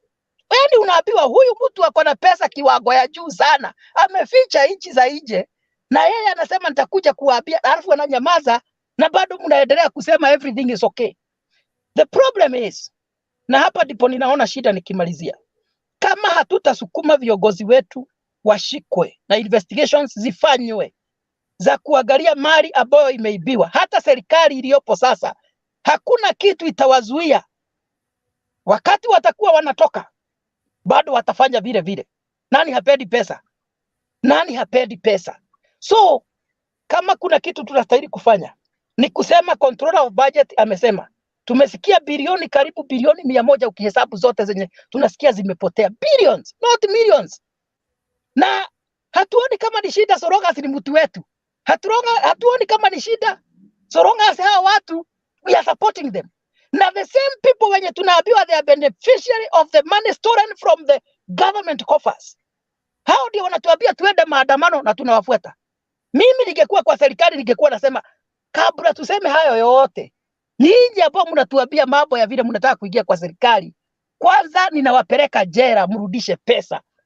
If there is anything the president and his government will help us is to fix Kenya, that people may be governed by the rule of law. Yani Kenya unaweza vuja pesa ama uibe pesa, so long as the wananchi ukiwadanganya watakufuata. So long as you become untouchable, you can do anything in Kenya because you are above the law. Maana ukishikwa kidogo tutarusha mawe, tutachoma manyumba.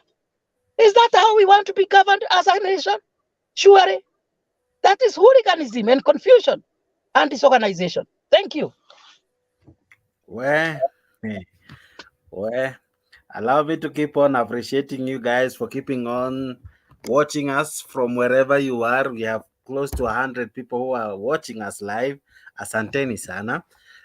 Naona pia hapo kwa comment watu wengi pia wanatuma comment. Asante sana Kiprop Sang, asante kwa kuwa part of the show. Philip Anguka, asante sana. Elena Arim, asante kwa kuwa kwa show. Juma Meti, thank you for being part of the show. Namuona hapa Kipsang Koskei anasema hivi, we know Mtembei is also biased and support Azimio. As I said, and as I always keep on saying whenever we start, and probably even when we end the show, station does not support anybody, neither the government nor the opposition nor any other person. We support you, Mwananchi. That's why you're able to even stream in and see us live. Thank you so much for being part of the show, Kipsang. We appreciate your comment. Ninamuona nani hapa? Mato kwa Mboko kwa ndani, asante. Revseth na kuona leo kwa comment section. Asante kwa kujiunga nasi kwa comment. Kawaida wewe unajiunganga nasi live pia kwa panel, asante sana. Namuona Elizabeth Anyango ako ndani, asante. Pep Arap Hatim uko ndani, asante sana. Ride Stronghold, asante sana kwa show. Fuliza Com Eva Bitong, asante sana kwa show. I want to come to you, Mzalendo. Tomorrow they say is the mother of all maandamanos. In your thoughts, what do you preempt that means? Do we anticipate more fracas, probably deaths? What do you understand when they say tomorrow is the mother of all maandamanos? I think, thank you, Jax.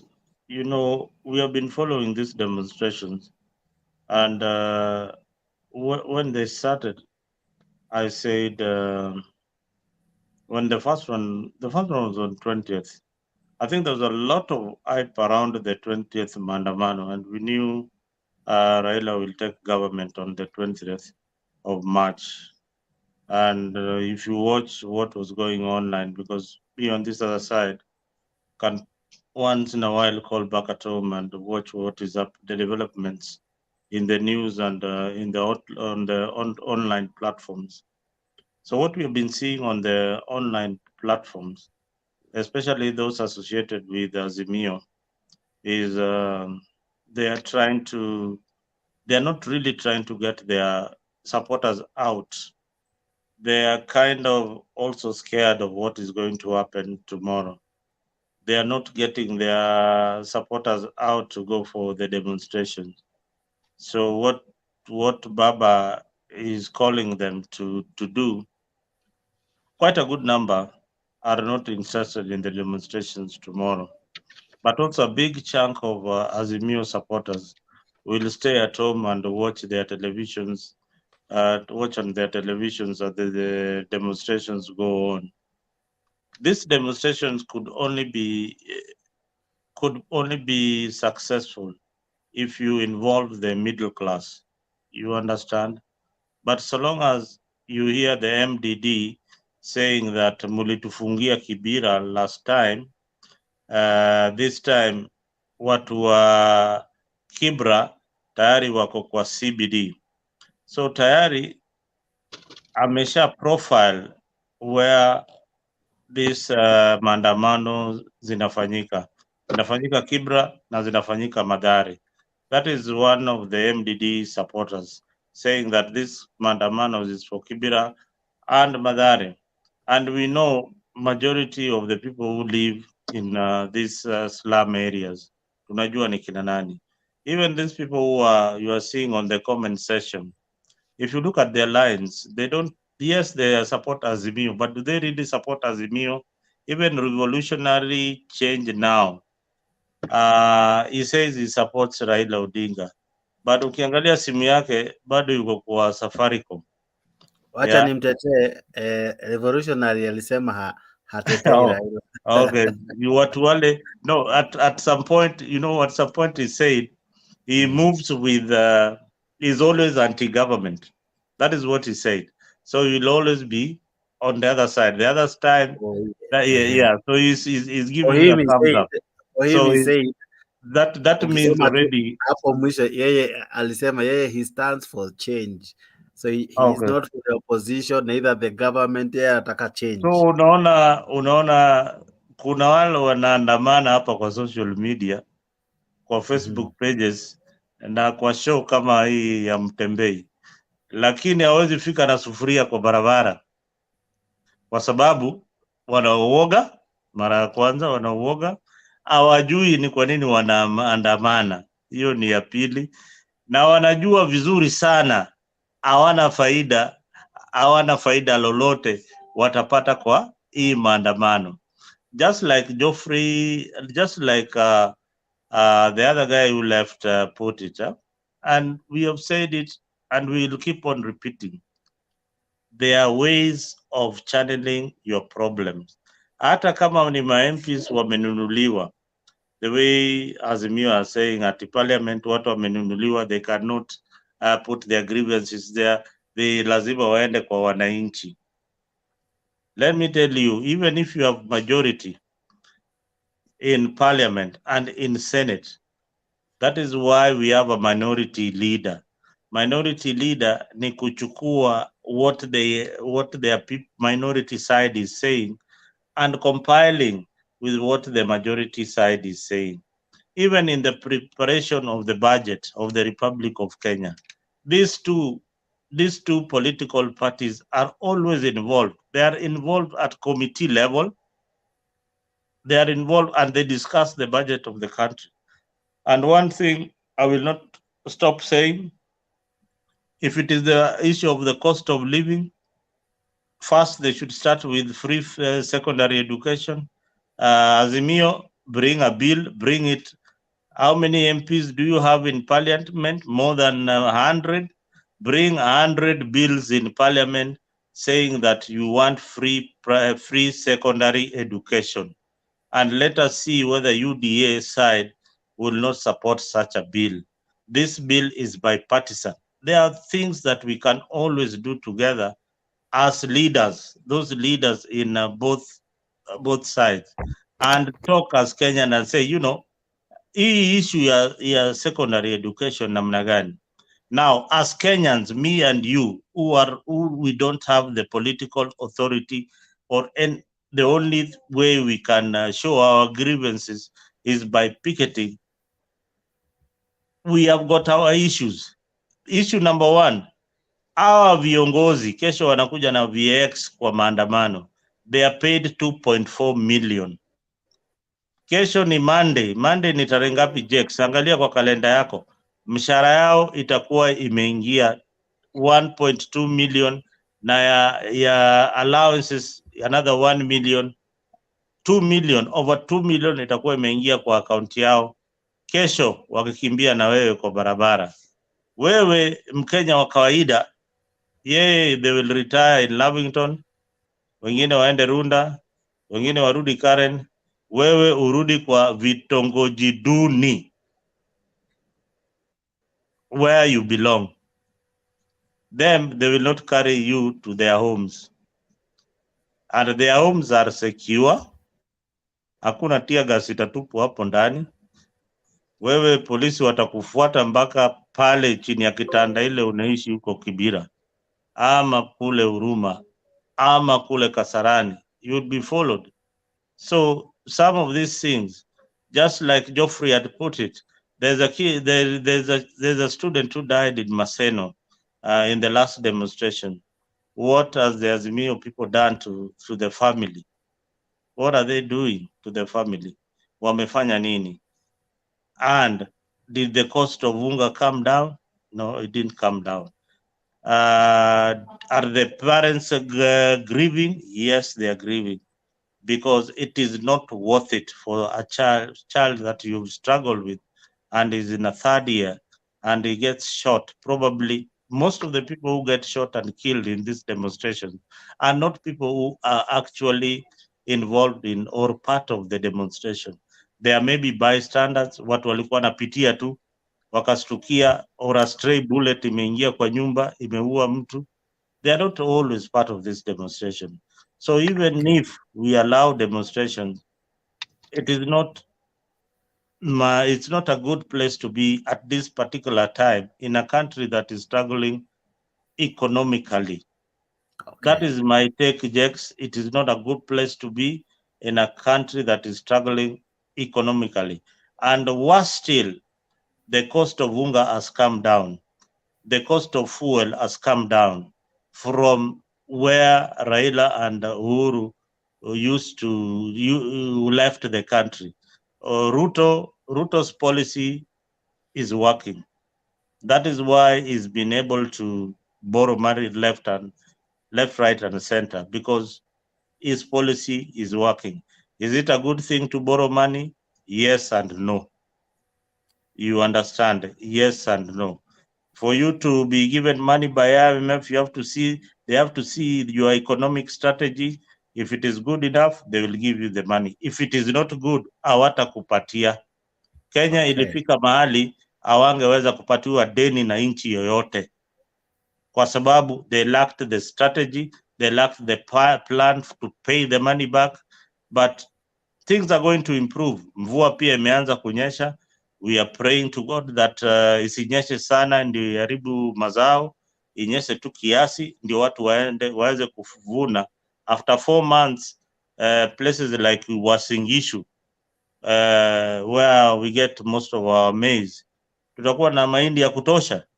So hii mambo ya mahindi itakuwa a thing of the past. Otherwise, asante ndugu yangu. Educationist umekuwa hapo. I don't know if you are in ama ulilala. Educationist Kennedy, uko ndani kweli? Even as we near to wrap up, because we are coming back tonight kuangalia the success and the failure of the Maandamano.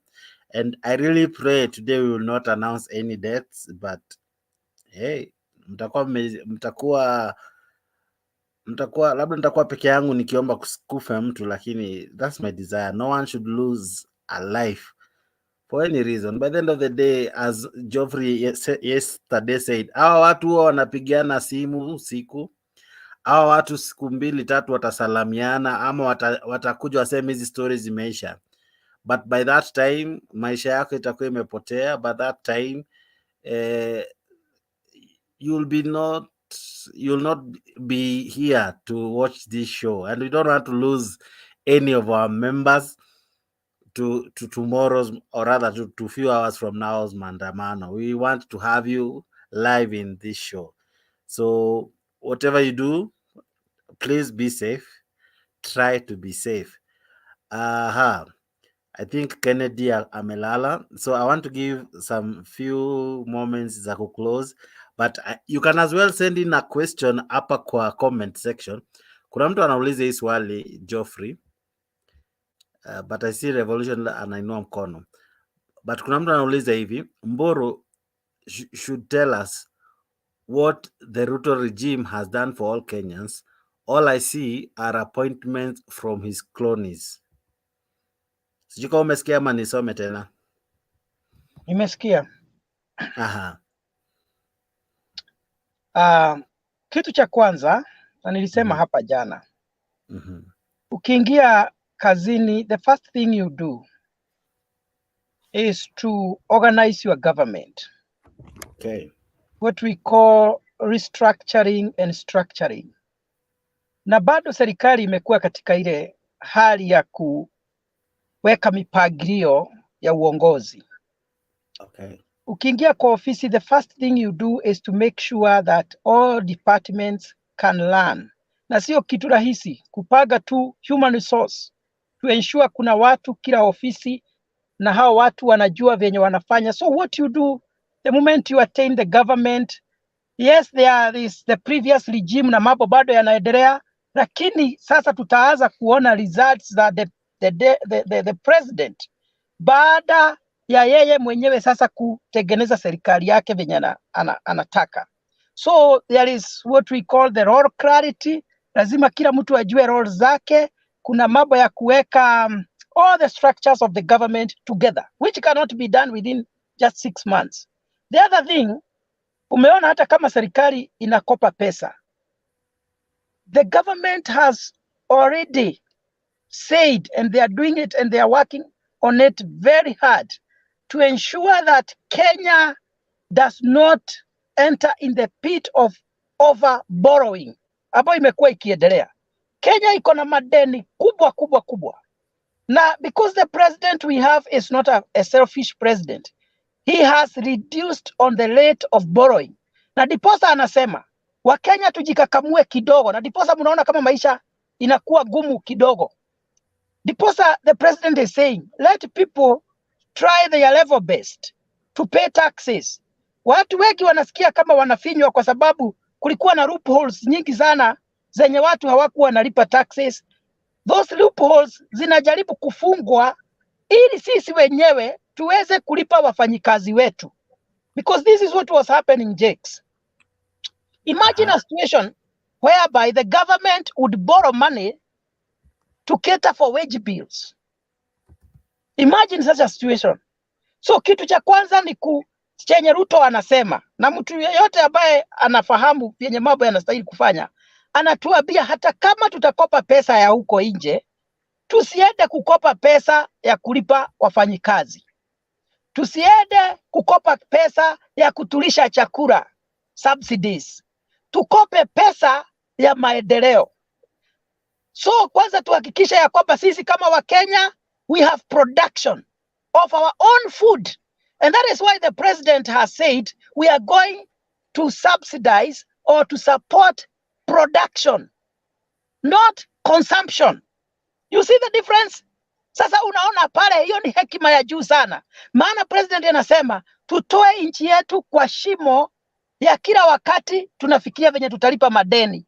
Tutaendelea lini? That is one of the greatest step ambayo president amefanya. The only mistake ambayo pia mimi si agree, as I am not agreeing sana, ni hii mambo ya 50 they call them, is it the CAS? Hiyo ninaona hiyo namba iko juu sana. Na jana Jex, kuna kitu tulikuwa tunaongelea. Tunasema let us look at the structure of our government. Is there a problem? I was expecting constitutional change. Na mimi sikuwa na shida na constitution kubadilishwa, but were they changing the right things? Sisi tulikuwa tunasema puda imechoka, but was the changes they had proposed going to lighten the load on our shoulders? Sisi tulikuwa tunategemea Jex, hiyo constitution ikikuja watapunguza the counties. Imagine a small country of 50 million people having 47 counties, with each county with governors. Each county with senators, members of parliament, women reps, and MCAs, many of them in the same county. Whereas a country like America with over 350 million, 350 million people is only having 50 governors. So what does it tell us actually? Na hawa watu wote magavana wenye tuko nao, masenata, ma MPs wanalipwa pesa nyingi sana. Ile kitu mimi nilikuwa ninafikiria wataleta constitutional change, tubadilishe, tukuwe na counties kama 8 ama 10. Seriously. Na hawa watu ukiangalia magovernors wetu wanalipwa almost the same ama even more higher than what the governors of America are getting. You can see. On top of that, we did not abolish completely the other system that was there, the administration, the provincial administration. You see? So there is a lot of confusion. Na sijui ni nani atatusaidia. We change that. We still have the county commissioners. We still have chiefs. Amidst all the same economy. On top of that, now we have the cabinet secretaries. And on top of that, we have the CASs. Surely, we are burdening our country. We look confused. We look like people who don't know where they're heading to. I don't know who will save us, because these politicians, they seem not to be serious. I don't know who have the same idea or who feels the same, because that is how I feel. Confusion everywhere. Okay. Kipsang, naona umekuja na nguvu mpya. Kabla sijapea revolution, I am coming to you. Acha tupe hii nguvu mpya tuisikie kidogo. Kipsang, uko na bahati ya mtende ya kuwa unaingia kama umepewa nafasi ya kuongea. Maoni yako ni yapi kwa yale yote tunazungumzia kwa show? Habari ya leo. Salama sana, karibu sana. Imebidi niamke kidogo ndio at least niseme jambo. Haya, endelea. From my side, I don't know if as Kenyans we are serious. Unajua kuna vitu vingine yenye saa zingine tunaweza kuwa tunasema yenye at least I don't know if as Kenyans we are serious. Okay? Because we need to be on this show to help somebody mwenye ajimudu kwa maisha. We need to be in this show to help somebody mwenye akona mawazo fulani. I hear Mburu, and I've been working with a US company. I hear Mburu, what he's saying is sensible enough to be understood by many. But bashing Mburu everyone on the comments is not fair.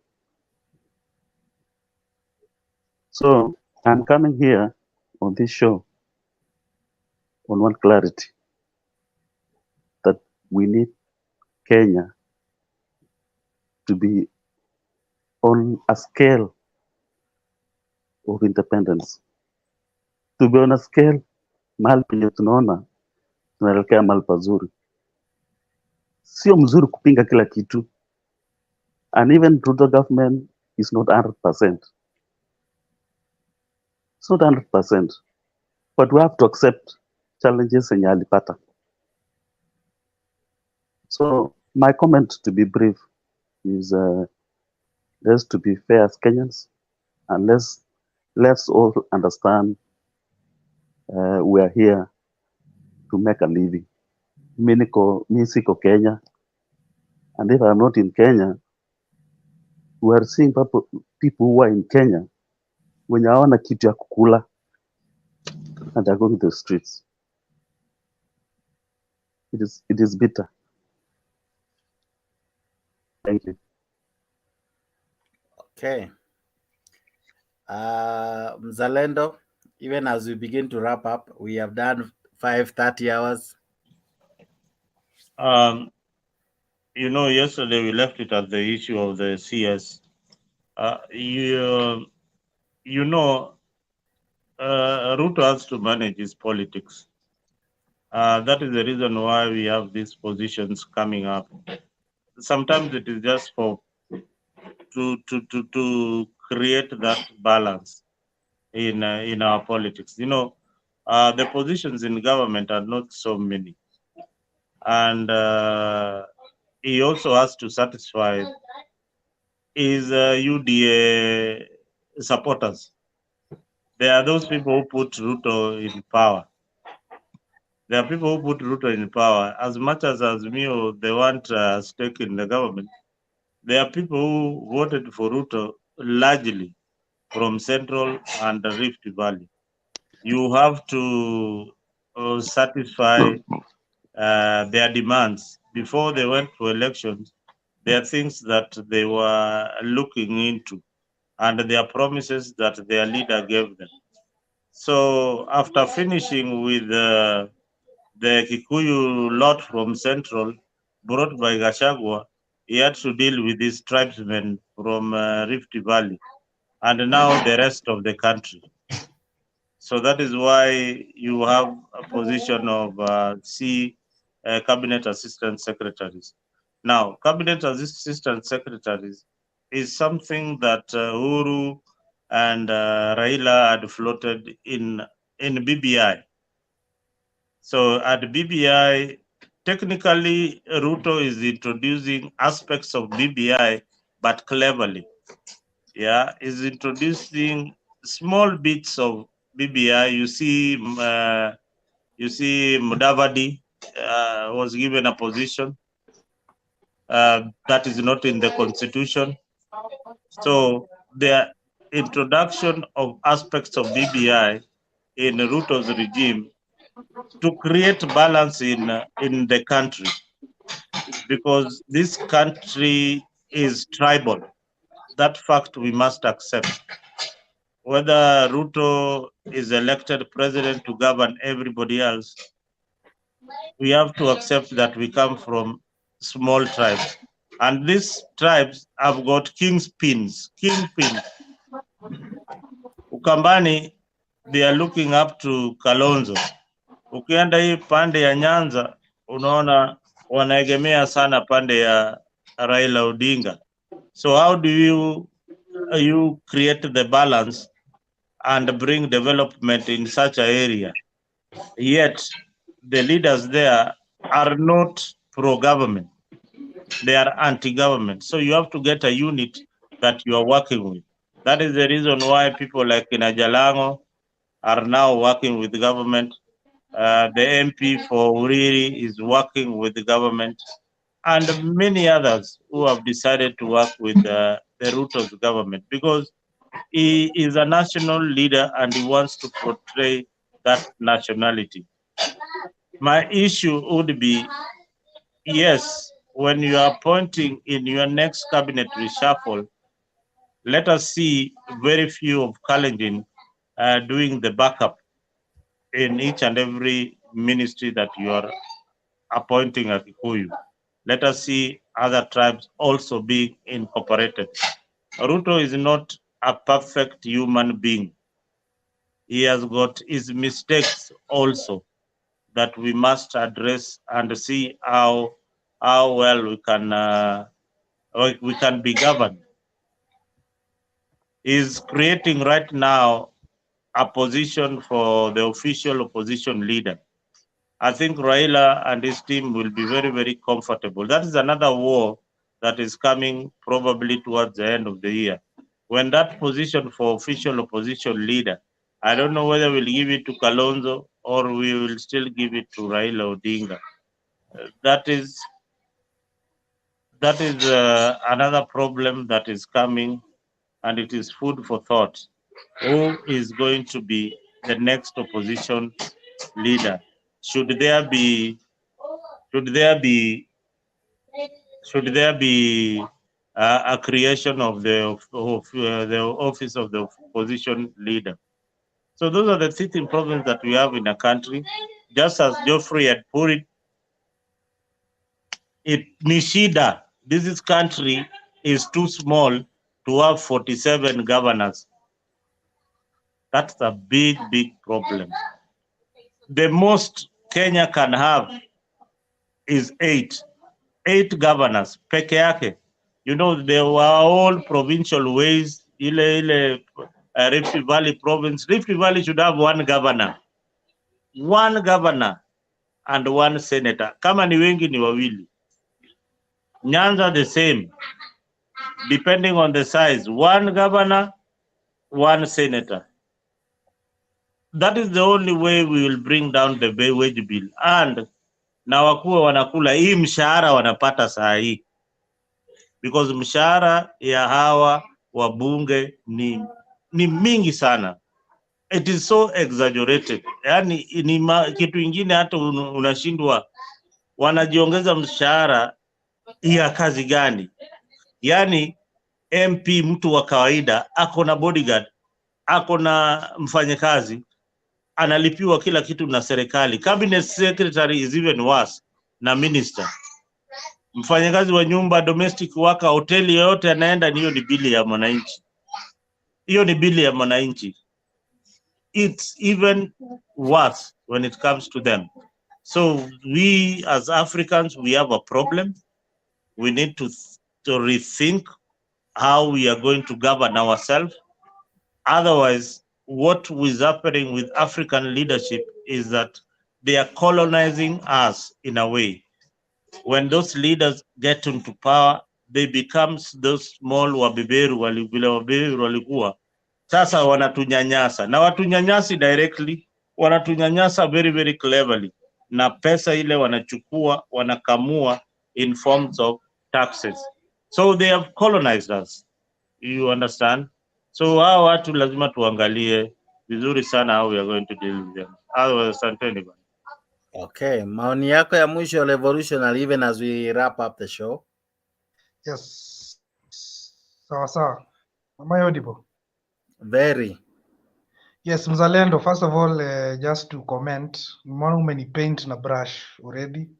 Now through the show, my interest is not even on the leaders, if you are listening to me.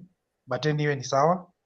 My parting shot ni, as Kenyans, tunafaa tujue kitu tunaitwa compassion, empathy, looking at the other person's perspective in every opinion we have. Because we are not interested in being right. We are interested in having a good country and progressing. So whatever the issue is in the country, usijaribu kuwa right, usijaribu kuwa na msimamo wako, especially if it's a problem. Unafaa ukue, uangalie hiyo issue, uanalyze both sides, uone vile tunaweza songa mbele. And today, kama today unaweza kuwa hii na hii position, tomorrow upate hiyo position yenye uko nayo sahi inaku affect negatively in future. So hiyo ndio interest yangu hata throughout the show, hiyo ndio nimejaribu kupreach, looking at the other side. Na kuna, acha nimalize na quote inasema, the greatest human failing is that we want to be right instead of us being effective. Yani what I'm trying to say ni, stop trying to prove a point, stop trying to be right, just try to improve things, as in you know, ikuwe moto yako. Na ndio umeona hapa hivi as we were speaking towards the end, tunaongea, we all want good things. Na ndio tukasema there are good things from your perspective and there are good things from another person's perspective. So usitumie your perspective as the perspective of what Kenya needs. Unafaa useme mimi kama mimi venye niko hivi, this is what I think, this is what things should how things should proceed. Mtu mwingine aseme hivyo, tujaribu kupata a way forward. Don't advance your own perception to be what Kenya needs. That's just what I want to say. Thank you. Okay. Ken, umeingia tena. Ken, sijui maoni yako ni yapi hata tunapokaribia kutamatisha show? Yeah, pole kwa sababu nimewajoin on the way. Endelea tu. So nimepata just part of the last things yenye mmeongelelea, especially about somebody was mentioning about the CSS and all those people that they have been added into the government. They have been given position. Apparently, I know there are much more things going on in Kenya right now.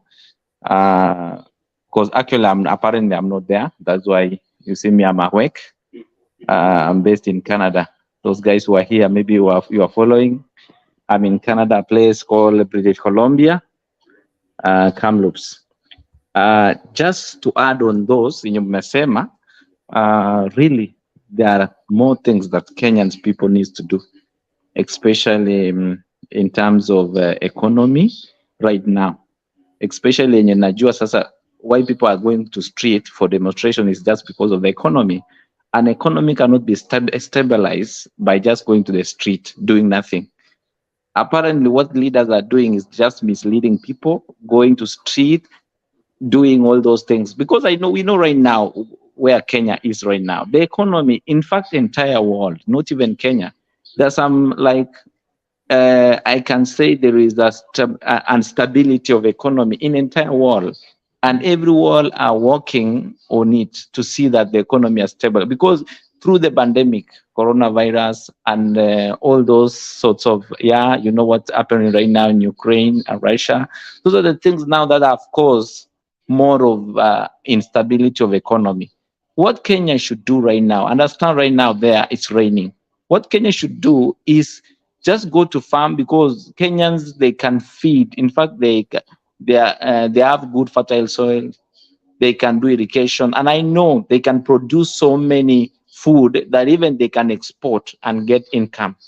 So what Kenya could do right now, what I can really for, especially those farmers, they could have support those farmers right now, give them subsidized seeds, subsidized fertilizers, anything that they need to support their farming so that they can produce and get use of this rain.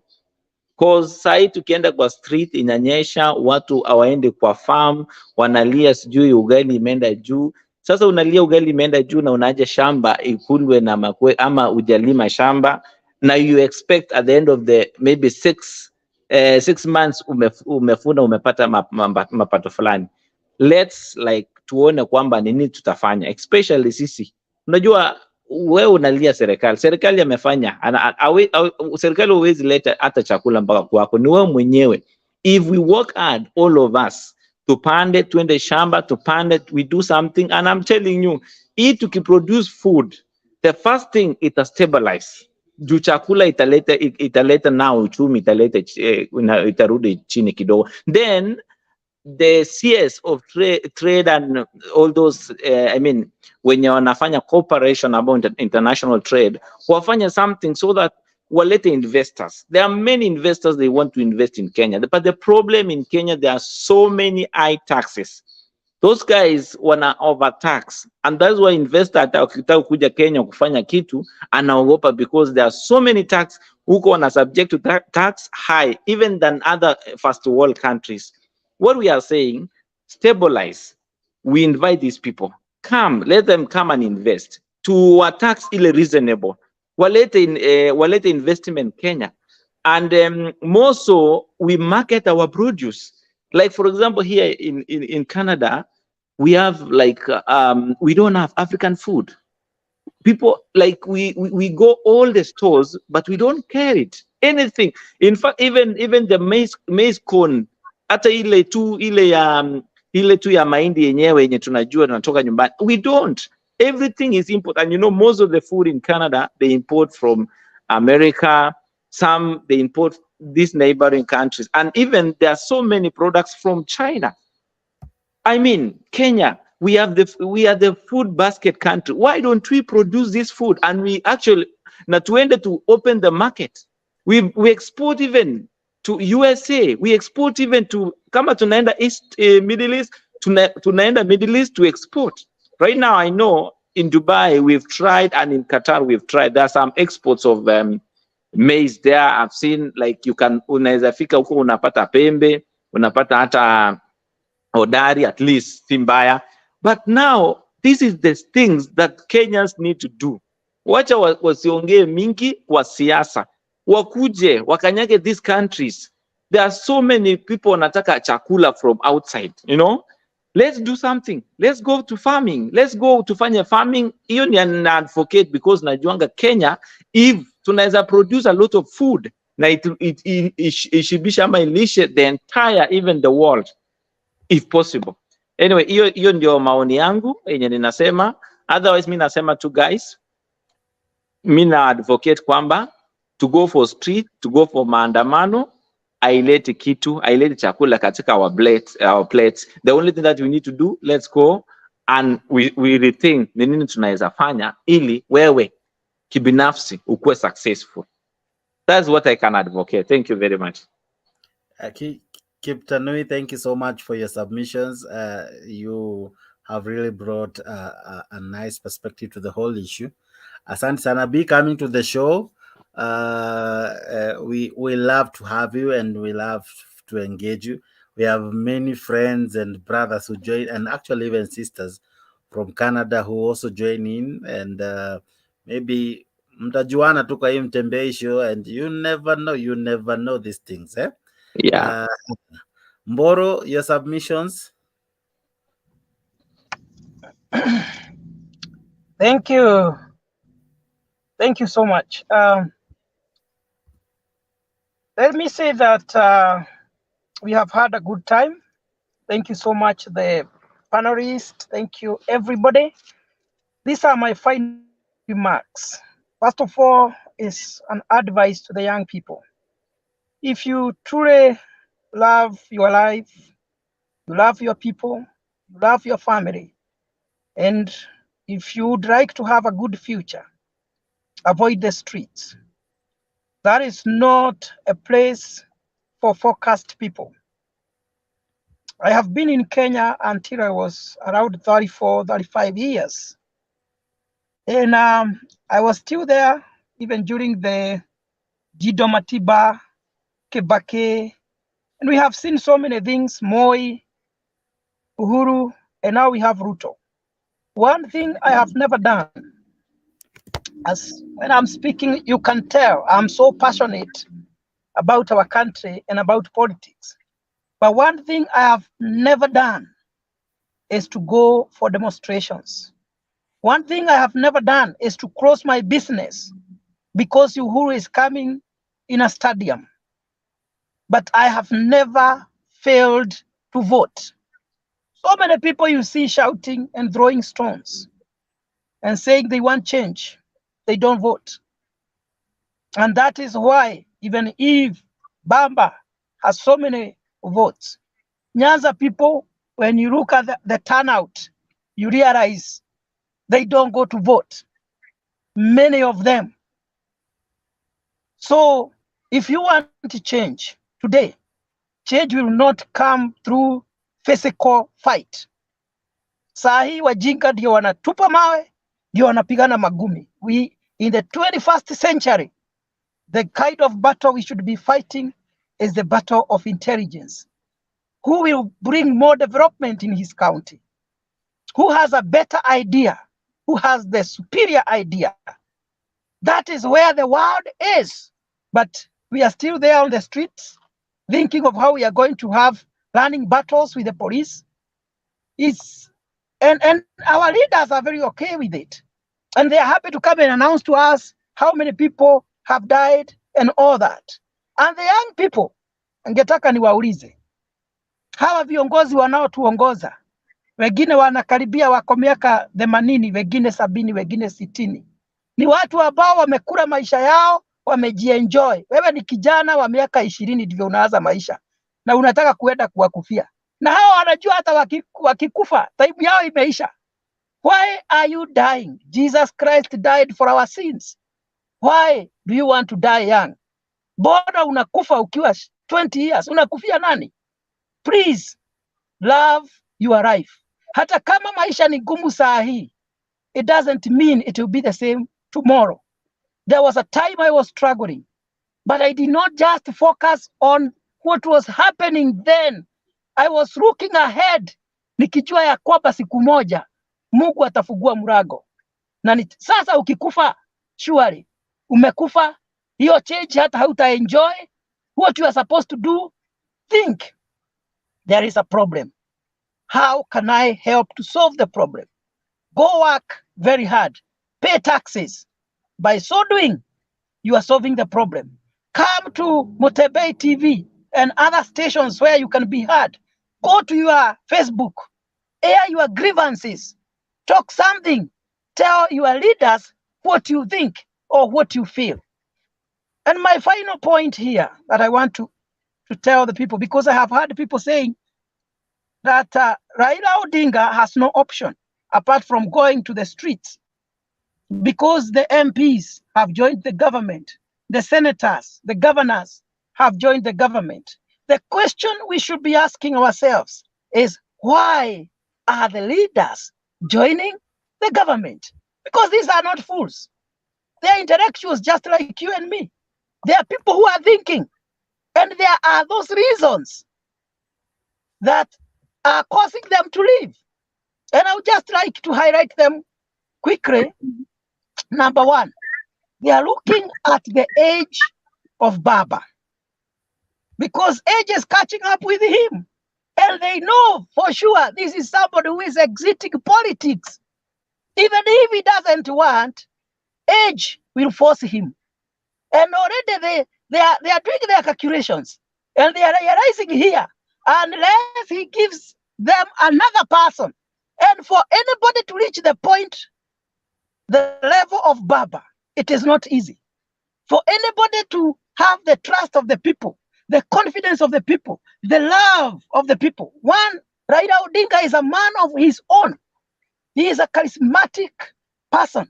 He is a good orator. He is so persuasive. He knows how to organize people. I don't see in Azimio anybody else who is likely to fit on the shoes of Raila Odinga. So the MPs are like, let us go where we think we will be safe. That is one. Then the other thing is the issue of what happened with Uhuru Kenyatta. Uhuru had convinced Raila Odinga and the rest of the MPs and the senators and all these leaders that there is no way Raila Odinga is going to lose. So they had joined Azimio with faith, believing that we are the ones to form the government. When that did not succeed, now they are going back to Ruto, because what they wanted is not Baba or Azimio. What they wanted is where power is. So they are going there because already they have realized and they know for sure this is where power is. So there is no way you can say that they are leaving because they have been bribed. One, they were not there because they wanted. They were there because they had their own agenda. We were there because they knew what they wanted. When they could not get it, they had to go to the government.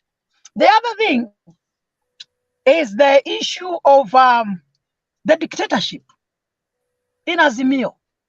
Ask yourself, all those wrangles, and we see them on the TV, between the ODM, Jubilee, and all these other parties that supported Raila Odinga. They are having serious issues. There is no fairness in appointments and all that. So even if we are blaming the government and Ruto, these people are dissatisfied in their own party. So they are saying, okay, after all, there is nothing to gain here. Let me go and work with the government. Ask yourself, somebody like Jarango, who actually was so passionate on his media, talking about Baba day and night, campaigning for Baba. Why do you think he is saying no? I am a young man. I am an intellectual. I cannot go for Maandamano. He is saying no. Even if I supported you, the route you are taking, I don't think I can do it. So there are many people, young leaders, educated leaders, who are telling Baba no, even if you still remain our father. But some things you want us to do. Think of somebody like Sabina Chege. You know how she campaigned for Baba. Why is she now speaking contrary to Baba? It is because they have seen the light and they are saying no. We cannot act the same way we used to act in 1963. And even now you are taking us back on the streets, surely. So I don't want to keep, because I can talk until tomorrow. So let's meet tomorrow. God bless you and God you good Kenyans. Let us keep peace. Peace is very paramount, and peace is the best thing that anybody can have. Thank you. Okay. Thank you, Geoffrey. You always it's always good to listen from you. Faith, I don't know if you're there. Faith, come out. Yeah, guys, are you not gonna sleep tonight? What's happening? What's the time? Here is 2 hours behind. I was sleeping actually. Don't you sleep? We do actually. We are almost wrapping up. Are you going to Maandamano tomorrow?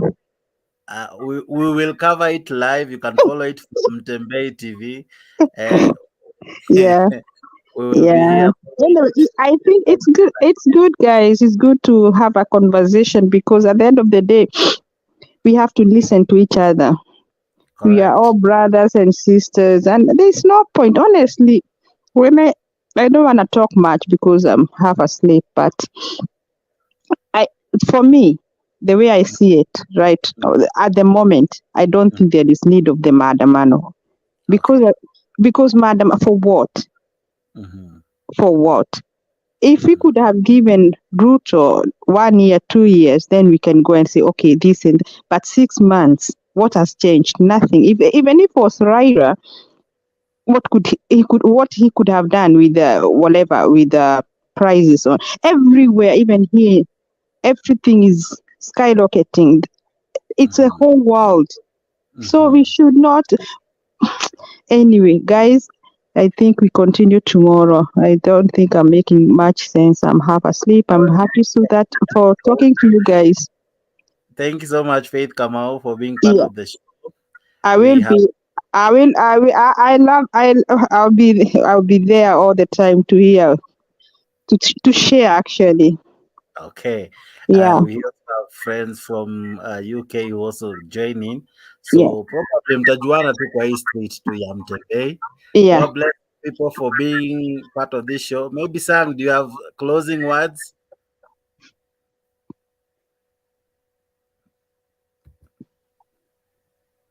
Thank you for hosting me today. The first time, and I'm happy.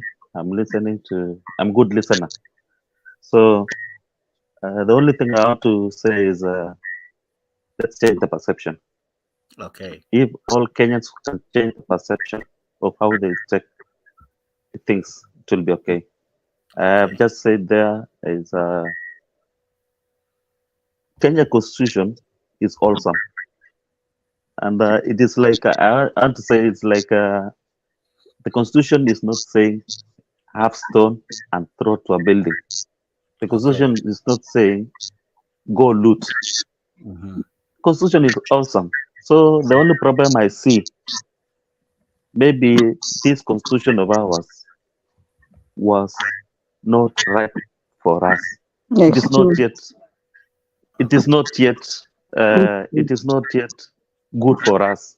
Okay. It is for people who are democratically mature. That's but right. for us, it is not. No, yes, you are right. It is I like concur with you. It's true it is that. like yes, it is like we have a constitution we don't know its meaning. What to do with it? Yeah, that's sure. That's right. That's true. Wasn't for us. It wasn't for us. No, So not at all. the way somebody else talk about there that we needed only 8 counties, that was a fact. And the way the constitution has put how to demonstrate, it's not the way we are demonstrating in Kenya. Is that guy was talking about France demonstrating? Have you seen France throwing a stone? So in Kenya, we fear building a house with the glasses because those glass will be broken into pieces. So should we now where we are, should we invest in Kenya and our property is being destroyed? Is it right? No one can do that at the moment. We are afraid. So let's change perception. Even if you are a Raila person or Ruto person, let's change the perception. If something is wrong, it's wrong. If it is right, it is right. That's my parting shot. Thank you so much, Faith Kamau. Thank you so much. Thank you. Geoffrey Mboro, thank you so much for being part of the show. And as usual, we wrap it like this, that this is our country. This is the only place we can call home. Thank you for being part of the show. We have only one Kenya, and we need you tomorrow. Please don't do anything silly that endangers your life, even as you go to Maandamano. Please be safe. We love you, people. Thank you for making Tembe your home away from Thank you so much. Thank you. Have a good night, everybody. Don't go to Maandamano tomorrow. Don't go to Maandamano. Don't go to Maandamano. Thank you. Kenyans. Bye Don't go to Maandamano. Bye. Good night. Bye.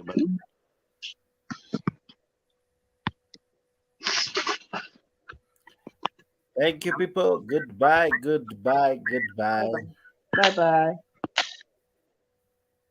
Oh God of all creation.